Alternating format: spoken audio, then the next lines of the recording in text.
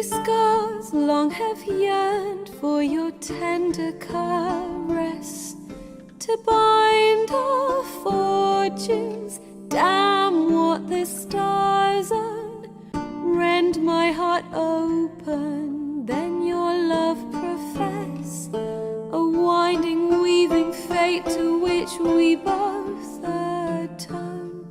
You flee, my dream come the morning. Your scent, berries tart, lilac sweet. To dream of raven locks and twisted stormy, of violet eyes glistening as you weep. The wolf I will follow into the storm, to find your heart, its passion displaced by our ever-growing, hardening into stone.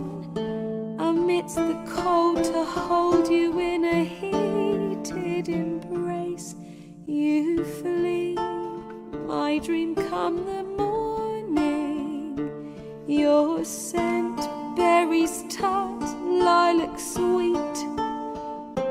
To dream of raven locks and twisted stormy, of violet eyes glistening as you weep.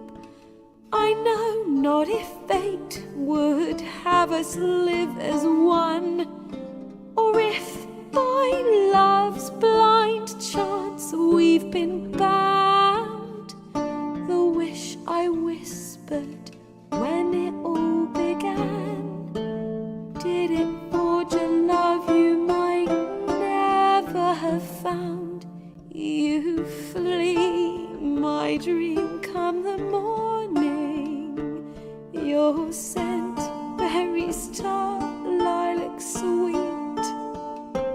To dream of raven locks and twisted stormy, of violet eyes glistening as you weep.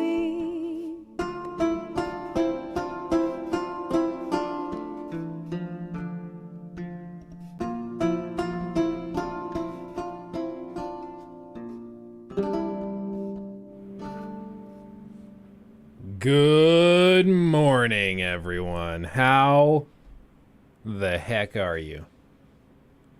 How the heck are you? Are you feeling good? Are you feeling good? I'm feeling good. We have quite the day, quite the event that is today. I have intentionally not looked at any of the reviews. I haven't looked at anything. I woke up, got the baby ready, been doing my bits and bops, but I have not looked at anything. So I don't know. And I don't know if you guys are lying to me in the chat or exaggerating things. So I really don't know. We're going to go into this raw. We're going to raw dog it. What I will say, those of you who were here Friday for the stream, I did predict that I guess what I'm going into this expecting based on what I said on Friday is that this probably sits in the B to B plus range. So that would translate to like 85 to 89. Part of that is because I've seen, like, in the previews, I've pointed out the pop-in. I know I pissed off some people on Twitter because apparently I'm known as the window guy because I pointed out the window pop-in, which I find really fun. Like, do you want me to not bring it up if I see it? Like, what are you even talking about? But we're going to do that. I've seen some technical issues. I've seen some other weird things, but all told, I would guess that this is like a B plus. And what also I think feeds into that is that I don't think companies like IGN or like GameSpot, I don't actually know if GameSpot's even reviewing it. Were they one of the ones that wanted to boycott it? I think Kotaku was one of those that was boycotting. I don't know. But these companies, I think writ large, a lot of them will not want to stake out like an extreme position of being like 10 out of 10 amazing or 3 out of 10 problematic. Like, I don't think anybody wants to do that. And in case you missed it, like there was a podcast. I think it was Legacy Killa HD. He tweeted this out. Let me see if I can find it. Oh, here it is. So what he said is, can't wait for the chaos. Oh, shoot. I have to swap the input. Hold on. I wasn't doing anything with my PS5 last night. Shut up.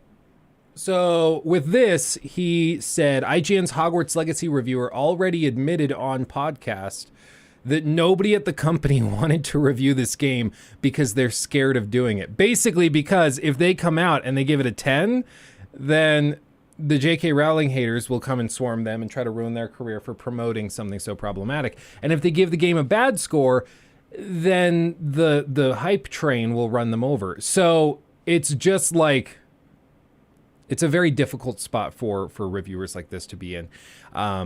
In the past, when I've had games like this to review, like, I don't really give a shoot, so just like, I'll do whatever, I don't care. But with like the big critiques, like when we did the 3-hour critique of Elden Ring, you'll remember that I waited a good long while to post that, and it's because like you got to give it a little time.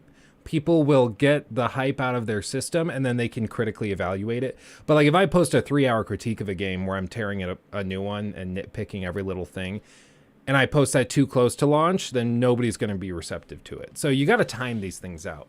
But I mean, all told, my prediction is that we're probably, I mean, if I just split the difference, I would say maybe 87 out of 100 is going to be the average, like tomorrow on Metacritic once everything's gone up. And I think generally positive. I'm guessing they will mention, like, I don't think they could realistically get rid of all the pop-in issues I saw by now. So I'm going to guess there's still pop-in issues that they'll talk about. I'm going to guess they probably talk about the world feeling a little bland, because that's something I've spotted a couple times. But like all told, I think it's going to be generally positive. That's my prediction. Faye, thank you. Now it pops off the moment I say it. That's how it always works. Or Fatih. Sorry, Fatih. I'm not dyslexic. You are. Thank you. Did I get a review code? No. I was in active conversations with Warner Brothers and the team they were working with for review codes. I was in conversations with them, and so was my management team in LA. And they elected not to send a code, which is weird. But, I mean, apparently SkillUp didn't get one either. So this is something that apparently is pretty widespread. And like we could say, oh, so the game's going to suck because they're not sending it to creators. I mean, no, not necessarily. Like, let's be real. I made a video where I like literally made fun, like pretty viciously, of the collector's edition. And like at this point, that video has done like 2/3 or something. So that video probably had a lot to do with the fact that I they lost my emails or forgot to send it to me, because I probably cost them a lot of money. So like, I get it. But also, come on guys, that collector's edition was a garbage. So we'll see. We'll see. I don't know. That, like, you'll never find out. They'll never say it either way, but the hair is shaggy today. Yes, indeed. So, what are we going to do? You play with fire, you get burnt. That's what happens. That's what happens. Who did he piss off at Square and Warner Brothers? Yeah, I don't know. It's really weird. It's really weird. Collector's edition sold out. You didn't cost them any money. Well, there's such a thing as a second and third wave of production, which is pretty common with collector's editions. So, like, certainly, maybe it didn't cost them any money, sure. But at the very least, like, I think now it's a meme that collector's edition is terrible. It's something even like the most hardcore fanboy channels have talked about. It's like, the game looks great, I love it, but that collector's edition looks like trash. So, don't forget about it. Yeah, to be fair, BGS has done the same thing. EA has also not, like, really responded to me very frequently. It's been pretty rare. So it happens. Weirdly, like Ubisoft, I called their last major game a travesty of open world design, and they still send stuff. including that massive jumpsuit that I shared on our Discord. By the way, join our Discord so you can see me in an Assassin's Creed Valhalla jumpsuit that is as unflattering as you could imagine. It's utterly terrible. Take-Two doesn't release enough games that I cover to, like, for me to have an actual, like, history with them. So who knows? Ubisoft, yeah, I mean, say what you will. I worked with Aiden is a member of their like creator relations team, whatever you'd call it, and Aiden is an all-star, and you know, everybody that works over there is just tremendous. How, or should we expect a 3-hour critique? Yeah, no, we already are in the process of working on the critique, so don't worry. Don't worry. Be happy. We're working on it. Did I ever play The Last Guardian? Is it worth playing? I played a little bit of it. I didn't finish it. I won't lie. I didn't finish it. I don't remember why. 5-hour or bust? It really depends on the game. Like, some games I just run out of stuff to say before I hit that point. Like, you know, you just start to sound like a broken record. Because believe it or not, I do tend to cut some stuff out of the critiques. Sometimes for better, sometimes for worse, you know? Like, I accidentally cut out, like, the punchline of a joke I did for that Spider-Man PS4 critique thing I did, where, like, one of my roommates and we had, like, a running joke, because this guy, hold on, Spider-Man, okay, so this guy, Spider-Man PS4, that's what I'm looking for. Yeah. So you remember this guy? Full screen, share screen, too many buttons. Shocker. Well, like in my video, like me and my roommates, we had a running joke that like he's basically Electro. Like we're just gonna call him Electro. And so I was like, oh, I'll just call him Electro the whole video. And then I accidentally cut out the part where I explained that at the very end. So it just looked like I called him the wrong name for the whole video. So I look like a dumbass out of nowhere. So like sometimes you trim a little too much and you cut off some of the meat that you need to make the steak work. It would be like, you know, I've been saying that we should like troll everybody with the Harry Potter Hogwarts Legacy game when we do a critique. And every time we talk about Merlin, we just slightly mispronounce it. So it's Merlin, then Mervin, then Herman, and then Morbin. And like we just steadily mispronounce it more and more throughout the game or throughout the video. It would be like doing that, but never explaining it at the end of it. You know, it would just be funny. Did I take the test to see what house are? Yeah, I'm a Ravenclaw. I've been a Ravenclaw my whole life. My whole damn life. 1K people in chat. Let's fucking go. Everybody got to like the live for Luke. Yes, like the stream. That does actually help. Like the stream and I'll shotgun a protein shake. It's pretty terrible.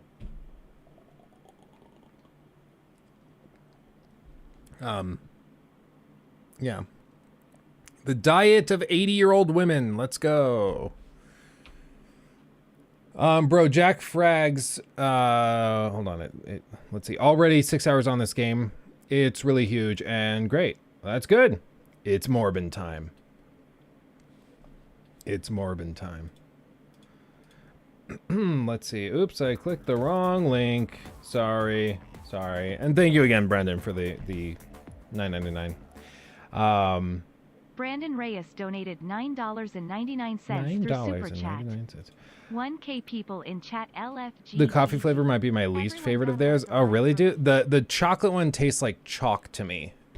It's like I struggle with it. But anyway, okay, let's start with this. You guys are saying ACGs is good. Let's see. Let's show some love to our buddy Carrick. Our buddy Carrick from ACG. Let's see what he had to say about this.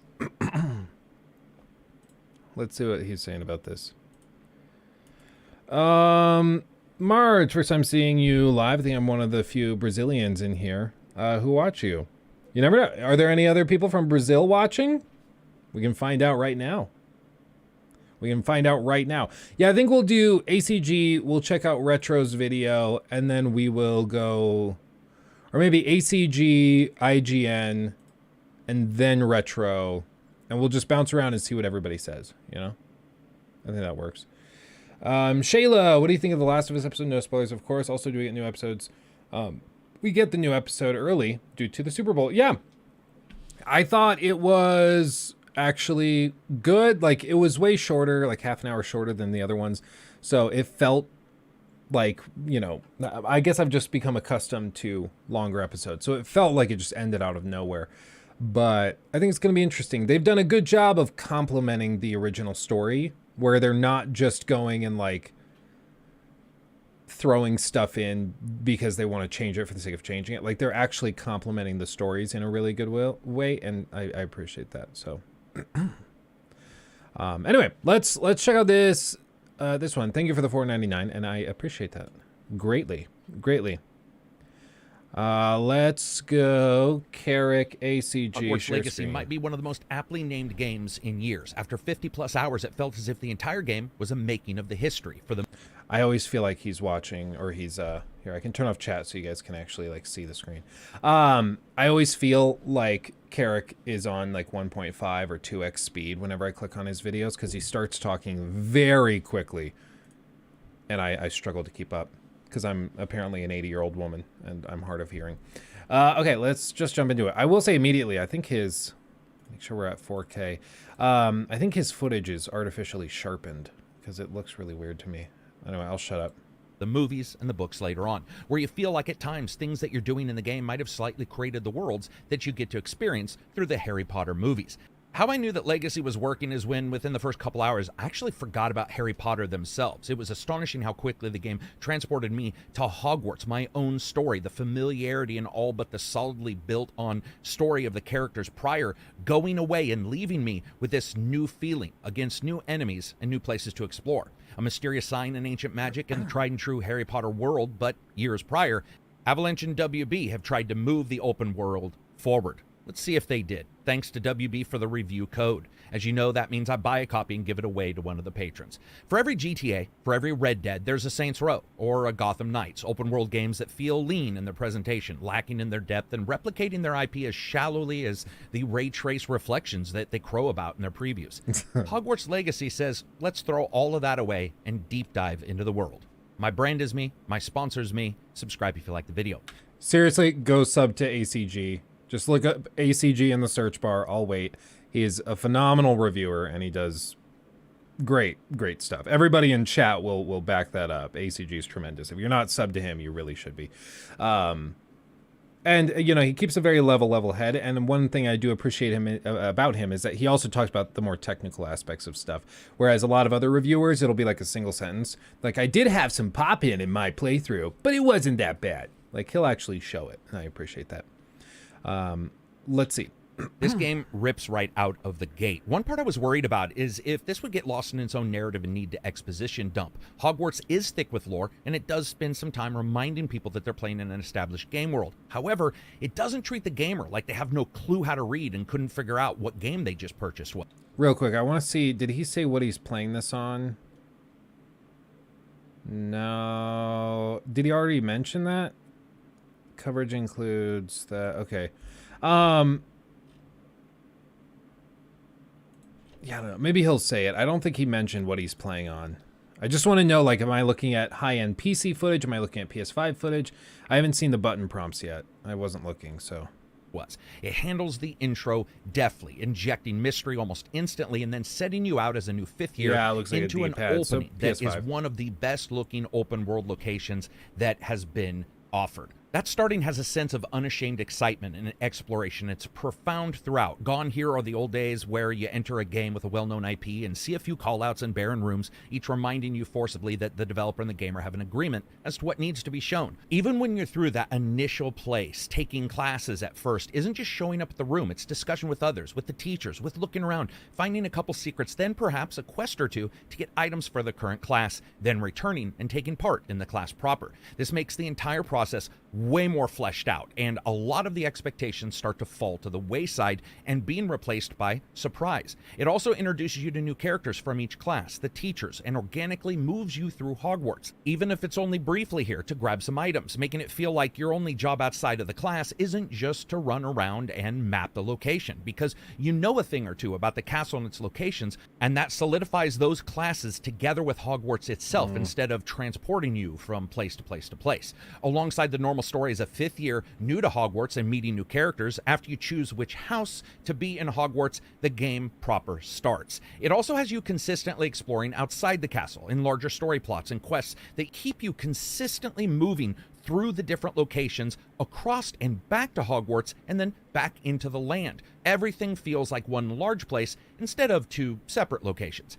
And exploring here is done on foot at first, and then later on brooms and other different items. Finding hamlets with new quests, some quickly done like on other items.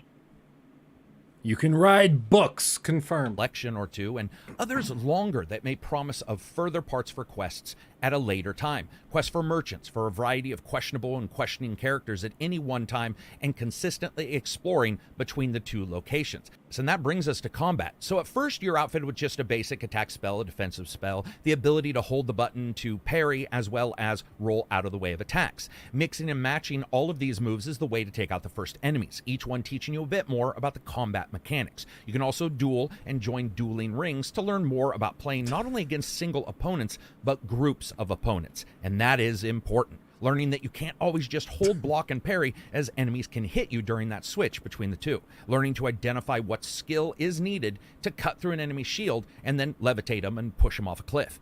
Quite quickly, the game introduces you to combos, mixing of main spells and attack spells to keep enemies in the air being juggled. But of course, that won't always work.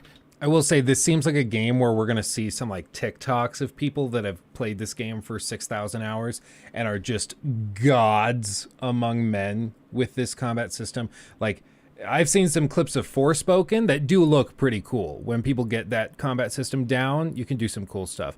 It's too bad the rest of the game is dog water, but setting that aside, I think this is going to be a game like that where the combat initially appears pretty simplistic, but you can do a lot once you get to know it. The first time you try to levitate a larger creature and they shrug. The white outline bugs the hell out of you. That's something, if you remember, the first time we saw the actual gameplay of this, my immediate question, and I actually tried to get the attention of Chandler Wood, the community manager, and he wouldn't tell me, but I wanted to know if you could turn off that white outline or decrease the intensity of it or something, because it's also, I mean, it's on everything. And I think it's just how the game tells you where like your interaction is going to take place. So like I get it, but it is a bit aggressive. Shrug it off means you have to change all the tactics because the entire combat stream isn't going to work the way you expect. I mean, a combo has to start with 1, and if you can't hit 1, you got to rethink things. Spells are applied on the digital pad, 4 per group, with traits that you can unlock later, letting you get a total of 16 mappable spells. Hold on, he just said digital pad. Who the hell calls it a digital pad? It's a D-pad. I get that it's like that's what it stands, but no, it doesn't even stand for. It's a directional pad. It's not even a digital pad. What the hell is a digital pad? Is that the touch screen thing? Is that this? Is that what he means? So did he say like spells are mapped to that? What did he say? What the hell is a digital pad? 4 per group with traits. You got to rethink things. Spells are applied on the digital pad, 4 per group, with traits that... Spells are applied on the digital pad, 4 per group. So that can't be this, because he's talking about like this and the D-pad. I'm so confused. Favorites. Okay, everybody unsubscribe. Yeah, no. I just don't understand. Mr. Mo, if I can ride a carpet, I shall be screaming, I can show you the world. Good, you better. Thank you for the $4.99. He's got to mean D-pad. I think so. I think it's just like, I just had the brain fart where it was like, yeah, D-pad stands for digital pad. I was like, wait, no, it's directional. So I think it's just a slip of the tongue. But that broke my brain for a second trying to decipher this. You can unlock later, letting you get a total of 16 mappable spells across the digital pad and the face buttons. Oh, he said it again. Okay, so it's okay. And this is highly important because setting them up right can be the difference. I love between you, life Jeremy. and death. I love you. You want the face buttons beside one another that facilitate a combo. But then if you face another group of characters where that combo isn't always successful, you may want to move them around. It's almost like wizards in a D&D game, choosing what spells to learn at night in the old days. Here it's the momentary thing, but it actually engages you and fosters a huge amount of experimentation. And if you don't want to, you don't necessarily have to. You can still do a lot of those combos anyway. But the ability to jump in there and change them so easily makes it feel like something that really would occur with a character who's going out and facing enemies that are shrugging off some of his attacks. And that's needed here because the game is not easy. Combat can get you in deep trouble if you are not taking care. Fighting turned out to be much better than any of the videos showed.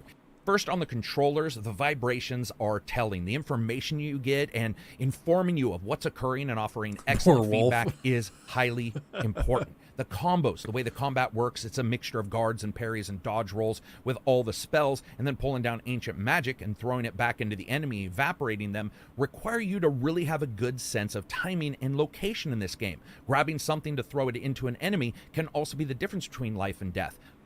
Oh, he's referring to the outline. Yeah, so like, it's why I'm all the more confused. Like, what he's got is the D-pad is here. You can select right to go to like a grid of spells, and then you can assign those spells to one of these slots that you can select by holding down the right trigger and then selecting, you know, square, triangle, circle, X. And so I thought maybe he's calling this the digital pad, which I guess could be the case. So you select with the D-pad, the digital pad, to assign it to your wheel. I don't know. I'm confused. But I mean, we kind of get what he's saying. Anyway. Thank you for the $1.99 at any one time, unsubscribe. Enemies can do pretty much the same to you, and they do. Turn the difficulty up and enemies move more. They attack with speed, and they consistently switch it up. And even the students in the dueling section on the hardest difficulty shows that a major worry a lot of us had with Hogwarts is pretty much, at least at this time, put to bed. It's not perfect, but it is far more original than I expected it to be. Also, these can be augmented by traits. Now, traits are augments to your spellcasting you unlock later on in the game. Con, gotta know how to handle your balls. Oh, God, I love Carrot so much. Oh, he puts little shit like this in his reviews. If you're not watching it and if you're just listening, you won't see this stuff, but it's just funny, dude. He's just a funny person. Like, he's just a funny dude. Augmenting basic abilities, stealth moves, dark arts themselves, and more. You can pick and choose. Like, do you want your fire spell to also send out a ring of fire? Do you really want to pull all your enemies towards you instead of just one of the enemies? Or instead, maybe you spend some points that you can sprint while invisible, augmenting stealth so that you can rain down fire on enemies and build up your special meter to cast incredible, powerful magics that only you have.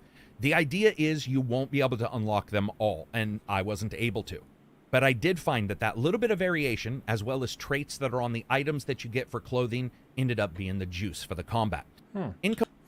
I know some people might take that as a negative. I actually take that as a positive. Like, the fact that you can't unlock everything in a single playthrough.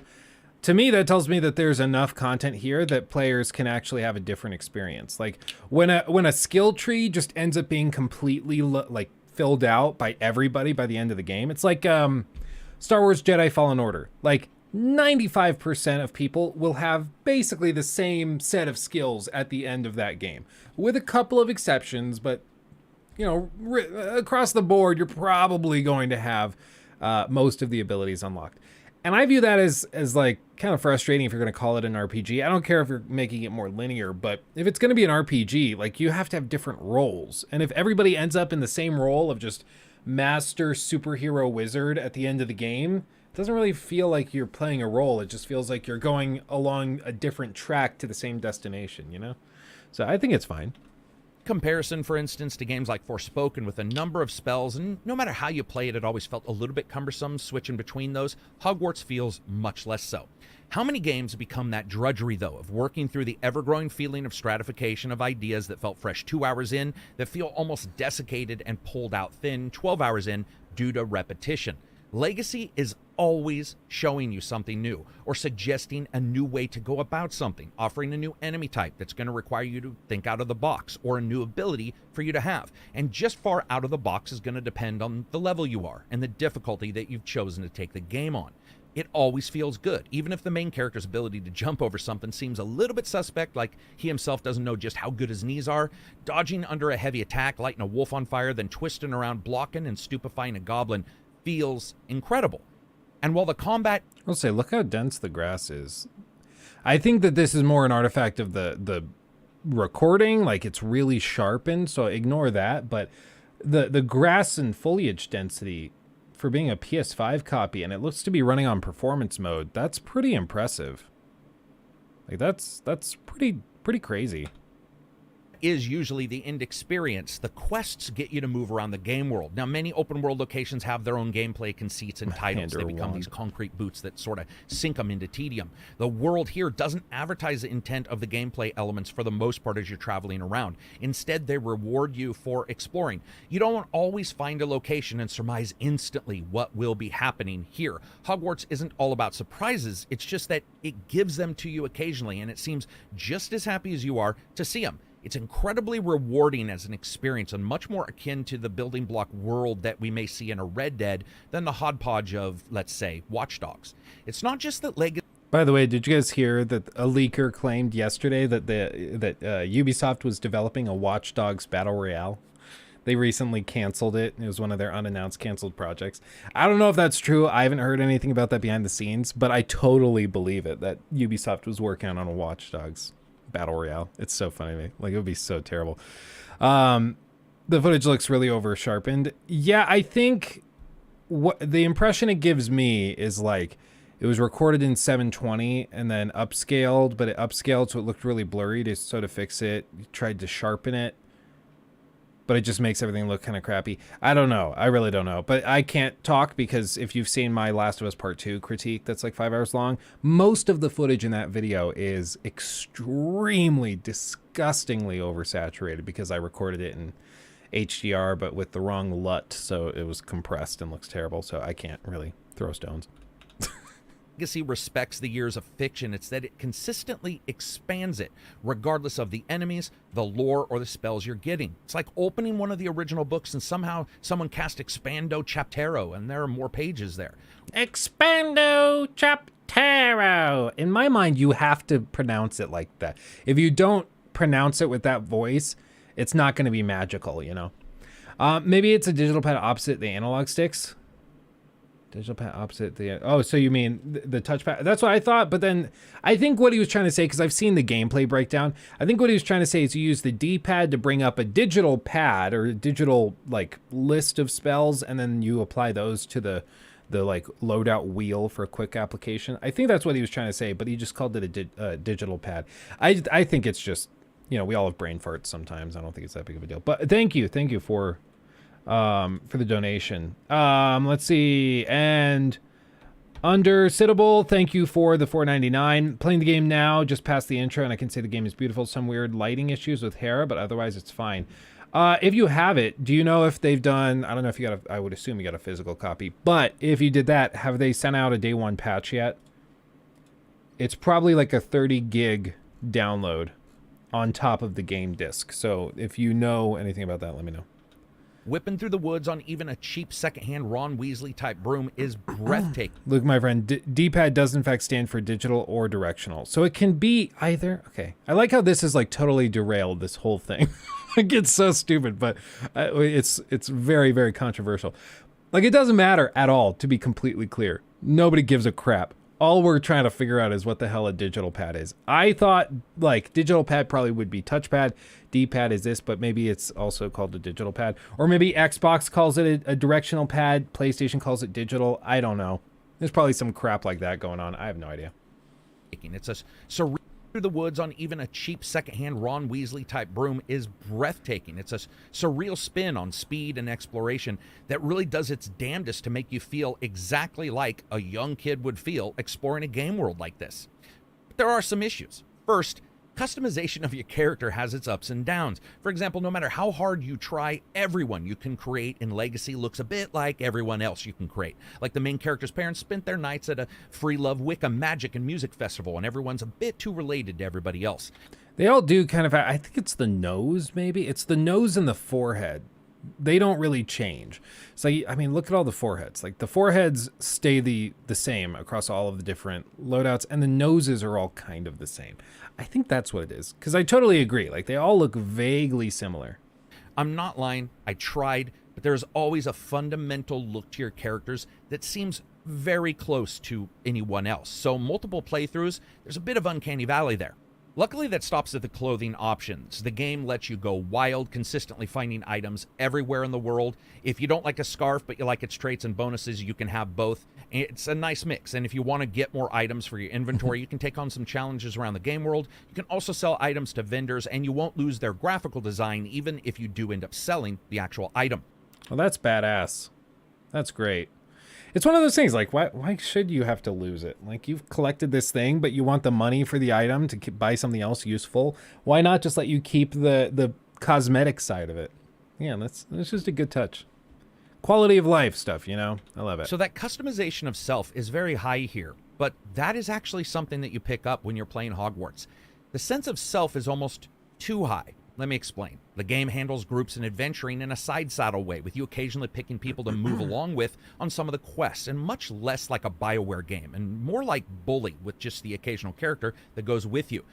It's not that you're solitary all the time, it's just that it never quite gets off the ground when it comes to that group dynamic. What's interesting about Hogwarts Legacies is it's like the mullet of open world games. While nothing within the first hours of the games could really be called business-like, you're at Hogwarts, you're a student, the life there is a little bit dangerous. That was weird. There's a broom. Look at the broom. It's going to disappear. You ready? Really be called business-like. You're at Hogwarts, you're a student, the life there. Luke, you're nitpicking shit. Come on. Am I supposed to not mention that? With that, like, would you want me to sit here and just pretend like I didn't see that, and I just sit here and twiddle my thumbs and shut up to try to, like, comfort you? Lay off it. Go dry up. Yes, it popped out. Is it a big deal? No. But when I see that crap, I'm going to tell you. Like, come on. It's a little bit dangerous at various turns. You're still taking traditional steps of a new student. You're learning, taking classes, talking to teachers, even if some of that is involving you being drugged to dangerous places. But then you go out into the back 40, and it is party time. The large open world parts of Legacy are incredible, and they offer a great contrast to the inner locations within Hogwarts, from finding hidden cemeteries with callouts to various characters and groups and monsters and magics of the Harry Potter histories, to riskier steps, diving into the Forbidden Forest, trying to burn down 100 trees to take out that one last spider that's leaping and digging into the ground, ready to trapdoor you from behind. Then you're back at Hogwarts, raising animals, creating your own potions, taking more advanced lessons, learning the weaknesses of enemies originally thought impossible to defeat, and then trooping out there to do so. How does all this look? Well, Hogwarts looks pretty phenomenal. It's made leaps and bounds ever since the gameplay trailer we saw recently, with pop-in something that occurs here and there, but certainly not as much as I expected. It isn't perfect, but regardless of the graphical setting you choose, more on that later, Hogwarts shows that the best looking games aren't just that they pipe in some ray tracing so a rock looks a bit more rockish, but understands theme and atmosphere. Thank you. Dear God, it's so infuriating to see that, like, nowadays the new meta is just cranking ray tracing and stuff, and people act like that's just, like, the solution. Wet Donkey, thank you for the $9.99. Love this, James. Thank you. You guys being here makes this fun. Like, if you guys were not here, weren't active, weren't chatting, it wouldn't be fun at all. But the fact that you guys are here, you know, keeps this engaging and fun for me and hopefully for you as well. So thank you. And Jesus Christ, we have 1,700 people in here. Good God Almighty. I'm not going to think about that because it will freak me out and I will start crying. So if you are here, like the stream, and maybe I'll still cry. You never know. The show's just starting, guys. It's the day is early. Maya's, oh, thank you. Thank you, man. Sorry, I'm leaning in because the font's really small on my screen. Your channel helps me pass the time while working. My go-to gaming YouTuber. Oh, thank you so much. And thank you for the 6. I mean, that's very generous. Thank you, guys. Thank you, thank you, thank you. Very generous. But yeah, I mean, going back to all of this, I totally agree. Like, it's much more about themes and settings. Like, did you guys see the, I think we watched it on Friday. It was that PlayStation, like, Sony pony hardcore dude who was, like, down the rabbit hole, and he was simping so hard for PlayStation that, like, he couldn't even acknowledge that Hi-Fi Rush looked good. He tried to say it had terrible graphics because it wasn't, like, lifelike and realistic. Like, that mentality is going to get you some games like Forspoken. Like, it's going to get you some bland, crappy stuff. Whereas, like, choosing art style, choosing art direction above all else is really what's going to make the difference. Christopher Voigt. I think it's Voigt. I'm assuming. Thank you for that. Sorry, he said it had fake graphics. Oh yeah, it was like fake graphics. Yeah, it was something like that. It was really, really funny. It was just really funny. And then like at the end of the video, he was like, actually, you know, I'm not even, the point of all of this is that this game just is not meant for Xbox. I mean, if this was on PlayStation, it would do way better. I was like, so do you want it? Is this your way of saying it looks good and you wish you could play it, but you can't let yourself admit that the game looks good on Xbox? It's just so weird. It was so funny. If you haven't seen that, again, Friday stream, it's probably going to go up as a stream clip on this channel, so make sure to subscribe to this channel if you want to see that when it goes up later this week. But dear God, it was so funny. It was like, you are stretching, my friend, to try and excuse this. And that means flying through the grasping trees of a swamp with fog rolling in. It should feel powerful, mysterious, dangerous, and creepy. And this game's delivery of the atmosphere is exactly that. Good. Real quick, everybody in chat, surely one of the 1,800, Jesus Christ, of you probably knows this. Again, I'm just not going to think about it because it will break my brain. For those of you who have checked out other reviews so far, has anybody posted a PC review? Has anybody posted a PC review? If you do know of like they have, okay, do you know who did it or what outlet talks about it? Because I'd like to see what PC footage looks like as well. I think that'd be great. Pranav, thank you for the 10 pounds. Appreciate you, Luke, and can't wait for your deep dive of this. Hogwarts would not be the same without you. Oh, thank you, my friend. That's very generous. Thank you. And I can't wait to delve into it as well. I'm all of this stuff with like the open world design, with the way they've structured exploration, all of this, I cannot wait to dig into with an Excel spreadsheet and a stopwatch in hand. So you better buckle up. Buckle up. Jay, thank you also for the 100, I think that's rupees. I'm sorry, I'm getting better with the currency symbols, but I'm not perfect. Hey Luke, love your content. A bit off topic, but would love to see you play Choo Choo Charles and hear thoughts. Jay, it's funny you bring that up because that's actually on the schedule for later this month, was for me to play Choo Choo Charles and do like a serious breakdown of it. So it's funny you bring that up. That's funny. But yeah, that's something I have planned on trying. Let's see. Jack Frags has a PC one. Game Riot has a PC review. Okay. So Jack Frags and Game Riot. Okay. Interesting. I mean, I'm glad they're sending out PC codes, because was it Gotham Knights that didn't send out like any PC codes? There was one recent game that didn't send out anything for PC, and it was really weird. And then we got the PC version and it was really broken. So I'm glad we're seeing some reviews. We'll check that out as well. Starts from the very moment, as I talked about before. The game begins throwing your character into this incredible location that harkens back to Harry's trips to find out just how many Horcrux one bad guy could have. It's a cliffside repository, locking mysteries behind its doors and consistently making you question just how much you probably want in. One time in high school, I wrote a paper where I tried to use the word repository, and I accidentally wrote suppository. It's a different thing. Because if a prize kills you, it's not a prize, it's a surprise, and it's a bad one. Luckily, there aren't really any bad surprises in this game. Let's be honest, as gamers, I think a lot of us feel lied to just a bit, just a smidge, a little bit of Vaselinus Obscura cast on a vision of some title that gets a downgrade in its graphics when it's released. I can't say that any of that really happened here. What an outfit. Have you guys ever worn long johns like that? I went on a hunting trip one time when I was like 15 with my uncle and grandpa, and I got one of those because my mom was like, oh, it's going to keep you really warm when you're out there. Because it was like, it snowed, I kid you not, like 4.5, 5 feet overnight when we were up there hunting. And I remember like clearing and shoveling the campsite out, and then I hit something and I reached down and it was just a moose leg, like from the knee joint down. I was like, oh my God, this is a leg. Like, it took me a second. I picked it up and it's just a severed leg. And I like freaked out. I found the rest. So I did find all 4 legs. So we were okay. But yeah, these things are super uncomfortable. I don't like them.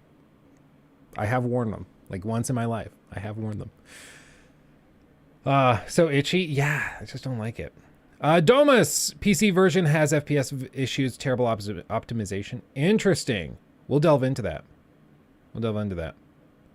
What's wrong with long johns? I don't know. Maybe it's the type I was wearing, because I don't remember. I think they were like Walmart long johns. So like they weren't comfy. They were really itchy. It was just wasn't a great fit. I don't know.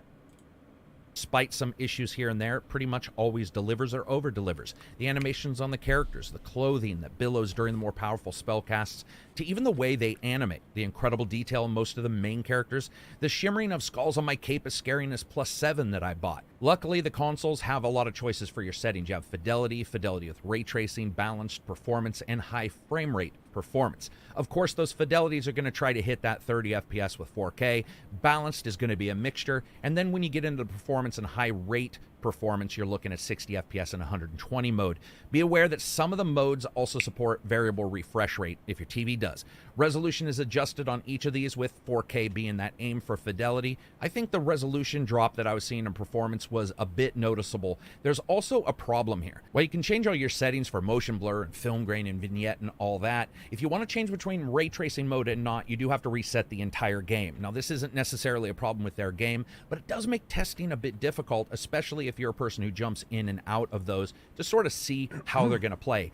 Still better than Callisto Protocol. I don't know if you guys remember, but Callisto Protocol, you had to go back to the main menu to change literally any graphical settings, like beyond brightness and gamma. Like, it was horrible. It was so, and it was worse because the game performed really badly, so you needed to tweak it, but you didn't know what you needed to tweak until you loaded in after like 2 minutes. It was bad. It was really bad. I would suggest if you do that, you jump in and you really play a good deal of the game, whether you go from fidelity to performance, and especially with that ray tracing mode, to really get an idea of what's being delivered to you, because depending on where you are, the frame rate hit on the ray tracing can be quite noticeable. If you do have VRR, you are going to be a step above the game for everybody else. But here's one big problem the game does have, and it hit me a fair number of times. It has a frustratingly tight FOV. The enemies are tantalizingly mobile, moving side to side, leaping and dodging and surrounding you. It's not hard to feel like your fifth year is just one gigantic one-carrying butt in an ass-kicking contest. In the castle, this can also become disconcertingly close. Feels like you're performing a number of different felonies or offenses with that camera. Inside buildings, it's frequently popping in and out as your character is very tall for that FOV. Casting spells against enemies on a cliff face above you can also feel really wonky. Does anyone know if you can change that on the PC version? Because normally the reason that's constrained on console is because the wider the FOV, the more it has to render at one time, because it's a wider FOV. So normally on console, they'll lock it or keep it much more narrow. But on PC, it's common for them to give you a slider to open that up, because it's like, yeah, if you can run it. Like, who cares? So I'd be interested if this is something that's also on, if you can tweak this on PC. Unfortunately, I didn't get to see if the PC version has the ability to change that FOV, but in the consoles, it is pretty tight, so be aware of it. Regardless of what frame rate the game runs at, it's the atmosphere that just always works well. Hogwarts is filled with secrets and puzzles and shout-outs to histories, mysteries, and consistent Hogwarts fiction. It's always giving you something, and you can get lost in the castle. There's a possibility, well, it's probably a certainty, that you're going to be in there and get lost at time, even if you have the location tracking system on. There's secret rooms you can find, instructors' rooms with magical chalkboards slowly marking out the day's lessons with arcane symbols and mathematics that seem almost tantalizing familiar to cause you to sit there and stare at and try to figure out what's being done. And while I don't think Hogwarts is up to the comparison of a Red Dead 2 or GTA 5 in terms of pure world and wildlife and scope, the fact that I'm mentioning it beside them when so many titles in the past wouldn't and shouldn't be mentioned in that comparison, I think proves enough about Hogwarts' quality. Speaking of quality, let's talk about the presentation for voices and sound and music. The voices are excellent. First, yes, the character has the ability to turn the tone up and down on that character during the customization. Please leave it. Trust me, whatever artificial system they are trying to use to change the character's voice makes you sound like a robot talking from the bottom of a well. Even the main character honestly normally has an odd timbre and a bit of a processed sound that can pop up. That's just a warning. That being said, I overall dig it. I dig the explanations. The inflection that the character usually gives is hitting right. There's a couple where that inflection is a bit off, but overall I think the writing is good. And you get full drawn-out conversations with a lot of characters in the game, a huge number of them. Even the side narratives, the bit moments where you hear two characters fighting on the side is almost always interesting or adds something to the game world. However, it's the professors that take the cake here. Each one is nuanced, and while they may not all resonate with the instant concrete memory of, say, a Snape or otherwise, many are really good. Professor Ronan, he's quick to joke, always looking like his brain is inhabiting a body ready to break into dance at any moment. This mannerism that he has is of someone still mystified by magic and finding curiosity in the same activities that the students do, and that nets him a win right away. And most all of them are that good. The game's lip syncing is very good for the most part. There are a couple that are inflicted a bit with thick face. It's the animations that rock, though. I won't spoil it here, but sometimes a bad guy is a bad guy because he just looks like it. His face just couldn't make it through real life because no one would ever think he was happy. You have some of that here where the venom, the hatred, the disdain are so instantly noticeable that the vocals are simply there to add nuance to how much someone hates you. And that really worked well. A little less so was the sound. Now, 3D tracking, it's well done, but it takes a bit of fiddling. The game offers a number of lesser settings like cinema and speakers and headphones, but some of that adjusting may need to be done within your system, the PlayStation, the Xbox, or the PC settings. I found that it was relatively easy to dial in, but you may want to go in there and adjust those settings to see if everything works. The battles in Hogwarts are almost always consistently group affairs with enemies pouncing and pawing and popping into existence and getting punched out of their shoes around you. So having good 3D audio is going to be important. I tested it with the soundbar, home theater, as well as headphones. They all worked fine. I was able to discern enemies behind me as well as around me. I will say that the alert bell that goes off when you use your magic user vision to find important items in the game world is a bit of a mixed affair. Here, understanding the timing is very important. The longer it takes to ring and alert you of something, the farther away that item will be based on distance. That makes sense. However, especially inside of Hogwarts, it can be difficult to identify those items if they're above you or below you, and you can find yourself looking around a bit more than you probably should. That being said, walking along the beach across a treacherous cliff is breathtaking. You can hear individual... Double breathtaking in this review. He said it twice. That's pretty... Ooh. Ooh. PS5 shits on your 10K PC.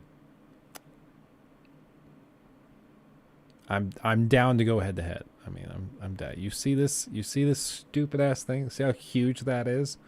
My graphics card's bigger than your entire damn console. Chill out. Thomas, I'm still not interested in the Potter universe, but this game does look good. Can't say I'll buy it, but it looks good. Well, good. I mean, and it's just a matter of like I do think that the lore and the world adds a lot to it. So I don't say that you are.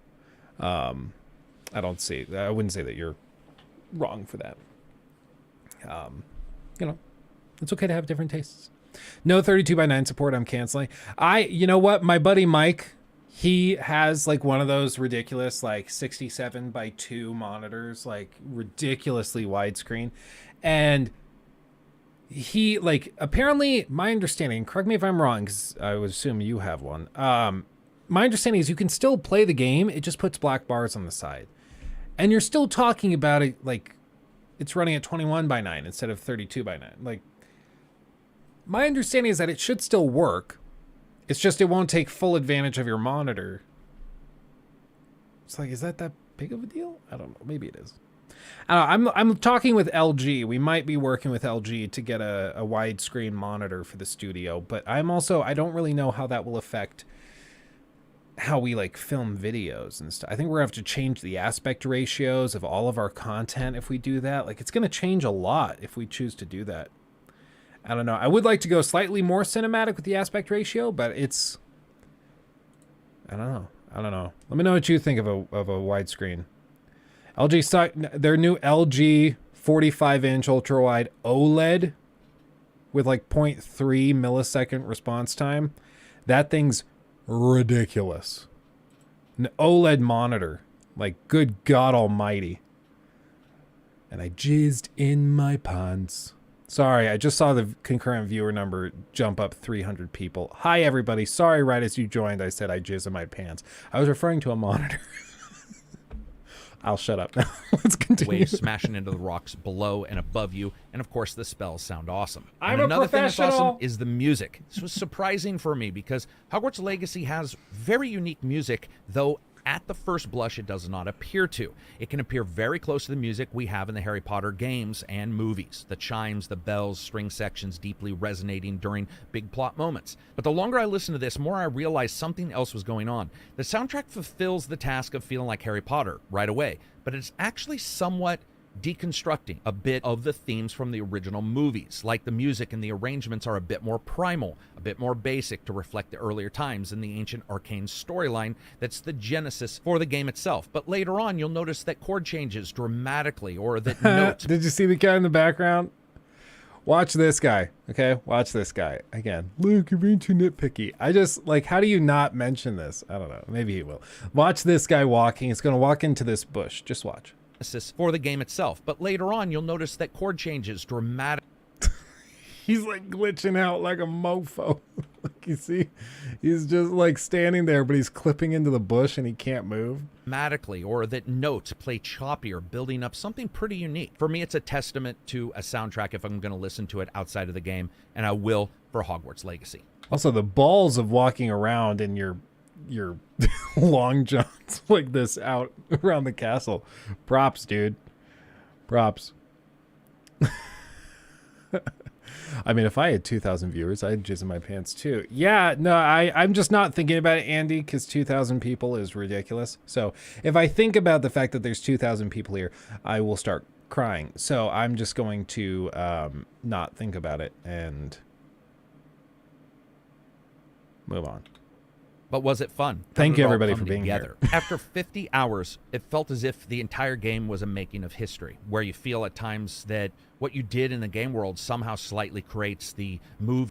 How do I see this stuff? I don't know. I just see it. Like, I don't call out every little thing, because, like, let's be real. When you're playing the game, you're not going to notice this. You think I'm lying about not noticing or mentioning everything? Well, back here, there was a rock that popped in that I didn't mention because I didn't want to seem like too obtuse of a dick. But watch as he runs up here.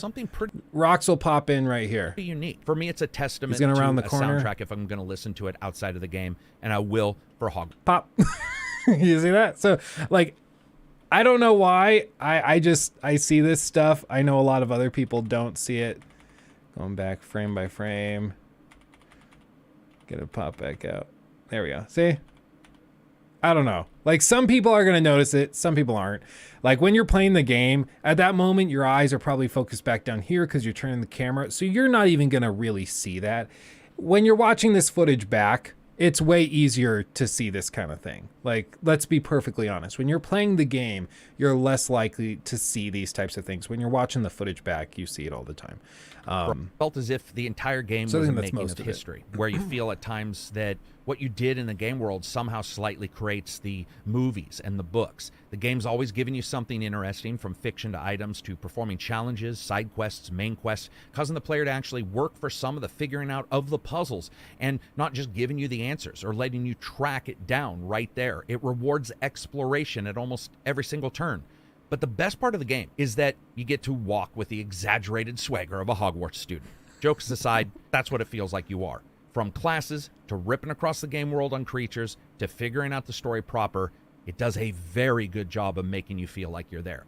I would have loved to have seen the game have me group up with other characters far more often. I would love to have had more choices and responses to characters and quests, most follow into a good or a bad kind of feeling, because that's sort of what you need to do to finish the quest, at least when it comes to main stories. I also think that the game would have really benefited from a deeper customization system for the characters' faces and looks. And I get it, you can't have kids with beards and mustaches looking like they're taking a polyjuice prolactin inhibitor and testosterone shots, but that's why I think more adjustments to the faces and the looks would have helped to really make me have the ability to create a character that looked unique and not somewhat exactly like they want them to look underneath.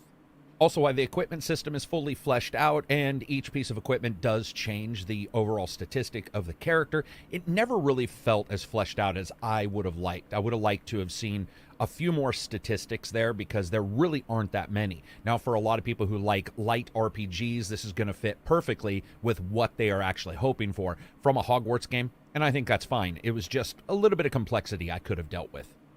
But regardless of that lack of surprise, the big surprise was exploration, combat being fun, and the game having a bit more difficulty than I was expecting, especially if you set it up high. So as you guys know, I rate games on a buy, wait for sale, rent, or never touch it again rating system. This is well worth getting right away. Fatigue in open world games is an illness everyone gets, like a cough in a smoggy city, and you try to fight it because you like the food there. Hogwarts is more than 50 plus hours, never once making me feel fatigued. It's a testament to how satisfying the activities can be, how surprising the story can be, how mysterious the exploration can feel, consistently surprising you bit by bit, like a fairy tale that you yourself have been writing and telling at the same time around a fire somewhere. It has its issues, but even when it does, they feel pretty fresh. The quests are enjoyable, many of the smaller ones requiring you to do a bit of your own thinking and footwork, which made them feel so much better than I expected, as was most of Hogwarts Legacy. So anyway, that's it for me. If you guys... Interesting. I mean, that's very positive. Very positive, I think, is the main takeaway from that one. Let's see. It was... What's his name? Jack Frags. I want to see what this looks like on a cranked PC. Okay, I'm going to skip forward out of the intro. And welcome. I don't want any spoilers, so I'm going to just go to an open world section. I'm going to mute it, and I'm going to turn off closed captioning so that we just see the graphics, and that's it. I don't want any spoilers, okay? So this is just like that. I can't get rid of subtitles, so don't read the subtitles if you can. But this is 4K cranked PC footage from Jack Frags. Way better than the PS5 performance mode. Already, just the raindrops on the cloak. Way better. Good God Almighty. Yeah, see, this is way better. This is crazy how much better this looks. Like, the PS5 version, I think, is passable. Like, you can absolutely sell that game in 2023 on the PS5 and be fine. But this actually makes it look like a high quality hardware pushing game. Oh, look at that. Oh, weird. That was weird. Don't even tell me you guys didn't see that. Watch the driver. There's something clipping into the back of the coach. You see this? It's like the coattails. The coattails are going from in front, clipping into the back of it, and then back front, back front. That's weird. But like, good God Almighty. Yeah, where's the guy that said the PS5 can shit all over my $10,000 PC? Where did that guy go? Like, good God Almighty, this is crazy. But I mean, you'd expect it. You'd hope for $500 that the more expensive PC would outperform it. You'd definitely hope that. But yeah, this is very, very nice. And this is after the compression. What about facial animations and stuff and cutscenes? I will say the bokeh, the depth of field, looks really, really nice and soft. It doesn't have the artifacting around the hair like some games have. The Decima engine had that problem a lot. Every Square Enix game has that problem where the hair gets all freaked out whenever you go into a cinematic like that. Ooh, in here. Let's go to the castle. Again, no spoilers. I'm not going to go to any narrative section. This is all stuff from the previews.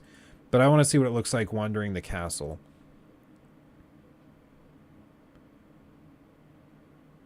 I mean, it looks pretty good. The cloth physics also are great.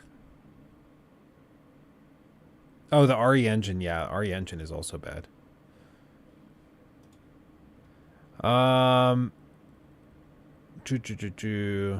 I wasn't even looking forward to this game, but these gameplay videos and reviews are making me kind of want it now. I mean, they're just saying, like, at its core, it seems to be a pretty competent open world exploration game. It has a decent narrative, and, you know, that I think probably leaves it at like an 8 out of 10 for most people. But the fact that it's a Harry Potter game, for a lot of people, the world of Harry Potter adds an extra point or two. So for a lot of people, this is like the 10 out of 10 game of their dreams, because it's a good game, maybe not amazing, maybe not great, but it's a good game that has the story and the world that they find fascinating and that they're passionate about. So that cranks it even higher in its evaluation, right? Let's see.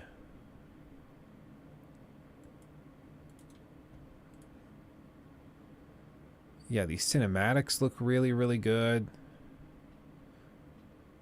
That's crazy. Curious how the Switch version will run. I think it'll probably look like The Witcher 3 on Switch. If you haven't played The Witcher 3 on Switch, don't. It's like, I kid you not, it is running at like 360p. You can't really read any text on screen. It's blurry as hell. It's bad. It's like real rough. So I would guess it probably runs similar to that. But this game is also Steam Deck verified, and I want to know how this runs on a Steam Deck as well. Has anybody posted anything Hogwarts Legacy Steam Deck? Maybe IGN mentions it. Yeah, I don't see any of those guys talking about it. Let's go. Let's just see the IGN one. We were gonna do it. Let's see. Maybe they mentioned the Steam Deck. Can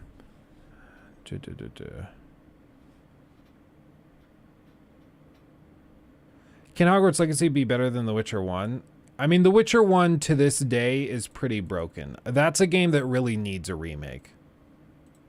And I don't think that's even controversial to say. Like, it's got quality world building and stuff and laid the foundation, but anybody who's going to tell me with a straight face that it's like, it's playable to modern audiences, I'm going to laugh at. Levioso. Leviosa. A levitation charm? Levioso! Like many, I've been waiting for a truly excellent Harry Potter game since I was in the 3rd grade. There have been some decent attempts, but none that come close to truly Needed Hagrid so dirty in that one. So dirty. What do you think he said? The actor said when he saw that. He's like, is that what I really look like? Oh, God. Fulfilling the fantasy of receiving your own Hogwarts admission letter. With Hogwarts Legacy, I'm happy to say that magic has finally been captured. Its open-world map absolutely nails the vibe of Hogwarts School of Witchcraft and Wizardry. It has spellcasting combat that's stupefyingly good, the characters that inhabit it are charming and unforgettable, and it is positively brimming with countless diversions to soak up dozens of hours of your time. It may not be the most impressive technical achievement, and it is certainly cursed with a lack of enemy variety, but none of Hogwarts Legacy's issues can cast a descendo charm on this triumphant visit to the wizarding world.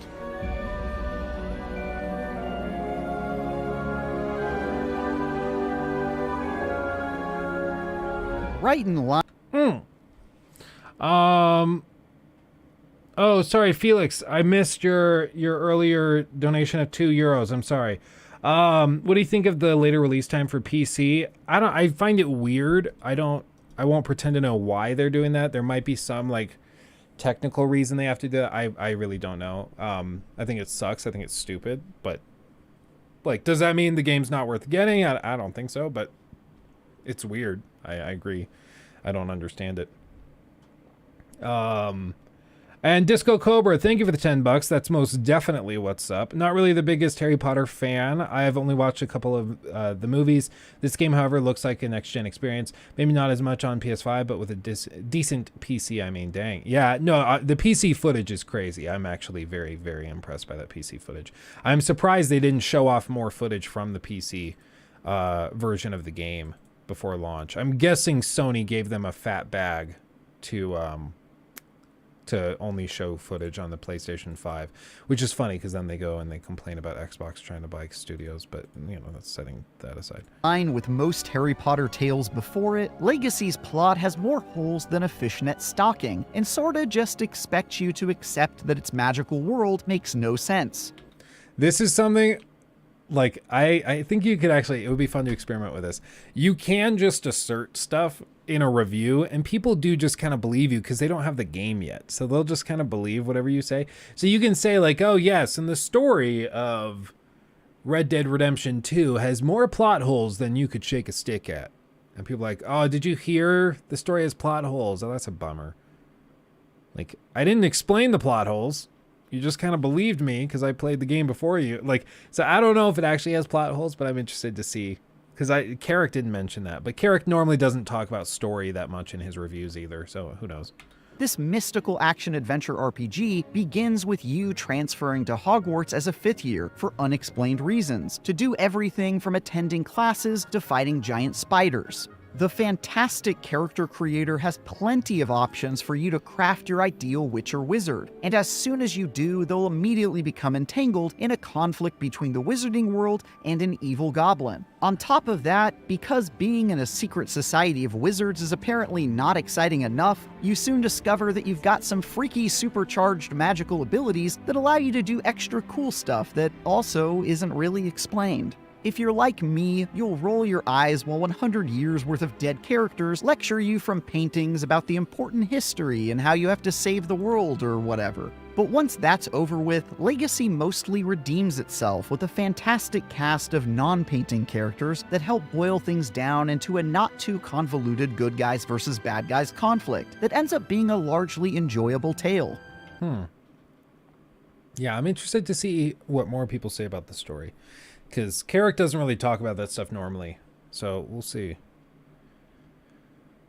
We'll see. I don't think this reviewer is a fan of the IP like us. Well, remember, I mentioned this at the top of the stream. Apparently, this guy went... I don't know if it's this guy reviewing for this subsidiary of IGN, or if it was somebody for like IGN Spain or somebody, but one of the IGN reviewers assigned to the game said that nobody within the company wanted to review this game because they were terrified of the potential consequences, whether they liked it or disliked it. Because if they rated the game highly, then the J.K. Rowling haters would swarm and try to get them canceled and destroy their career for promoting a problematic thing.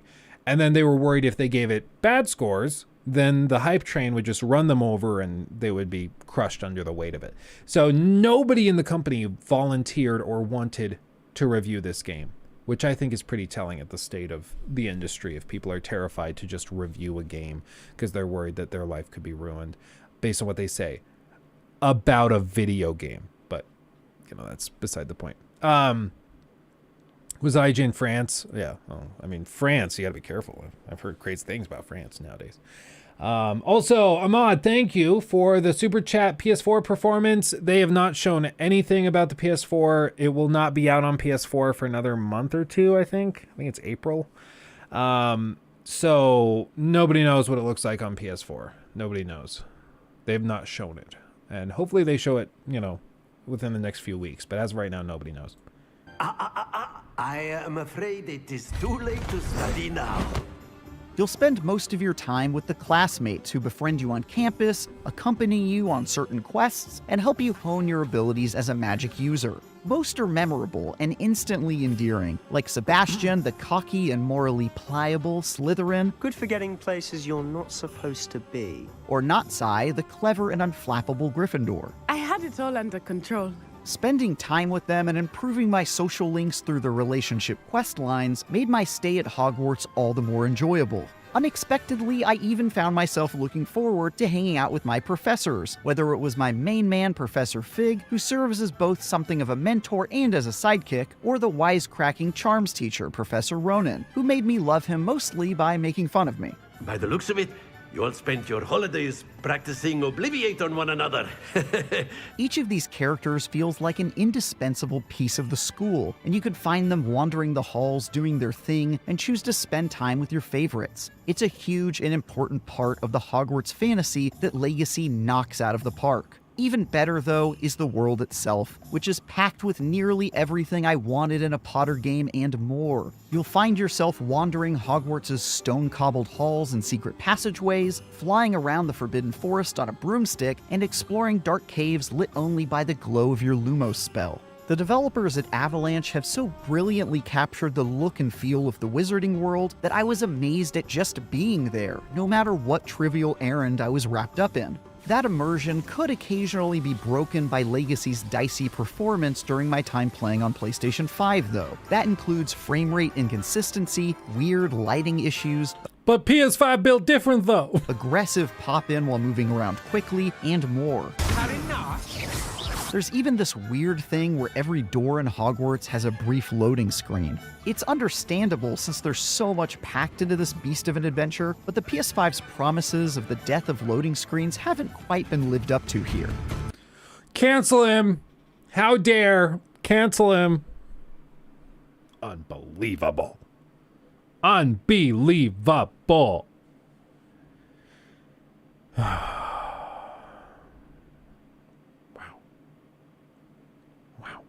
expect more loading screens on PS4. Yeah, I mean, I think the PS4 is probably going to be you get to those doors and then you sit there for probably 20 seconds while the hard drive spins up. Yeah, and the Xbox One, to be completely fair, the Xbox One will be probably worse because the Xbox One is even weaker than the PS4. But as someone who finds the wand-whipping fights in the movies fairly dull, I was very concerned that... Okay. Many of them are dull, except for the one in, is it Order of the Phoenix, where Dumbledore and Voldemort go at it?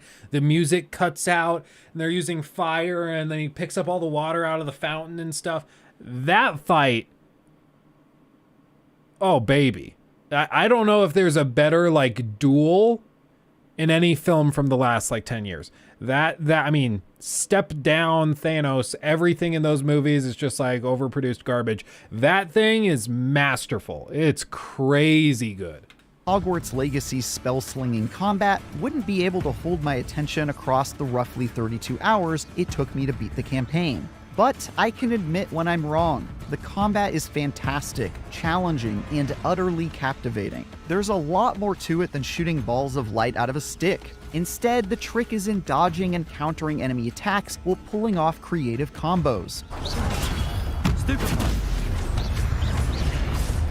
For example, you can pull enemies toward you with Accio, light them on fire with the close-range Incendio, then blow them away with the explosive Bombarda spell. Chaining together abilities to make your opponents look like complete fools never stops being amusing, especially as you unlock talent tree perks that enhance your skills with modifiers that make your elemental spells fork to nearby enemies or transform into AoE attacks. Many of the combat encounters are legitimately challenging too. I'll admit I died my fair share of times while trying to show off a new set of spells or by neglecting to see a goblin sneaking up behind me. Improving your skills and figuring out which spells work best for you is a really entertaining process, filled with experimentation and the occasional maiming. There's even a perfect parry mechanic, which begs to be mastered by tryhards like me looking for that extra dopamine hit that comes from a timely block at the last possible second. You'll also be forced to change up your tactics regularly, since many enemies have color-coded shields that can only be broken by spells of a particular type. For example, enemies with a red shield won't be damaged until you hit them with a fire-based spell, which means you'll need to keep a few of those handy. And my first thought with this was, what about people who are colorblind? How does that work since they're color-coded? There are built-in colorblind settings and visual tweaking stuff, so they took that into account, which is really cool. While the combat system never stops being entertaining, I recognize that guy from Shadow of War. I actually was just playing Shadow of War like yesterday or the day before for an upcoming video, and yeah, no, I had the same thought. creatures you fight do run out of tricks up their sleeves. You'll see the same familiar faces a lot, as you spend an enormous amount of your time fighting dark wizards, Quite conductive, aren't we? spiders, Incendio. and goblins. Every once in a while, they'll trot out a troll enemy or nondescript magical suit of armor as well, but the enemy's legacy throws at you can wear thin pretty quick. Maybe this is just the God of War 2018 to whatever the sequel's gonna be. And the sequel will come out swinging with crazy variety and all sorts of stuff. That's the hope.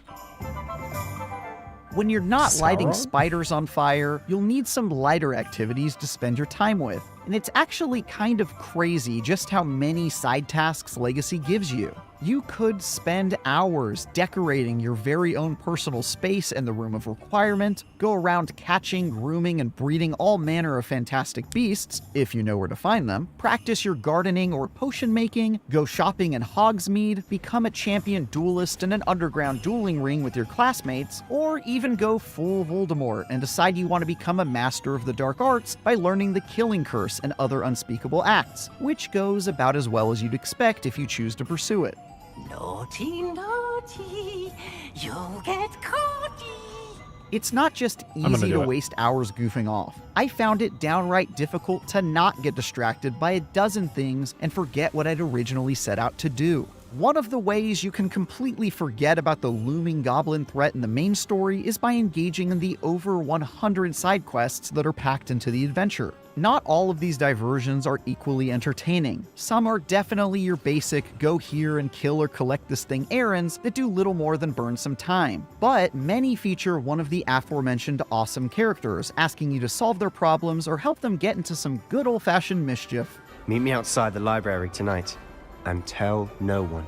It also helps that you're often appropriately rewarded for your efforts, whether that's earning some gear to upgrade your stats, cosmetic items to improve your swagger, or best of all, new spells. The ultimate carrot in a game where you're often limited only by what magic you know how to cast. For example, one side quest gives you the Alohomora spell, which in classic Metroidvania fashion allows you to literally unlock doors and get into places previously inaccessible to you. That's badass. Collecting spells goes a long way to opening up the map and giving you a better bag of tricks during combat. And it's refreshing to see that this guy's actually, he seems to be good at the combat, which is good. Like, I saw some people like had clipped on Twitter some clips from the gameplay it was like, I think leaked gameplay footage, because it was somebody that was like clearly bad at the combat. They were just spamming the basic attack over and over and over again, not using any special spells to break shields or anything.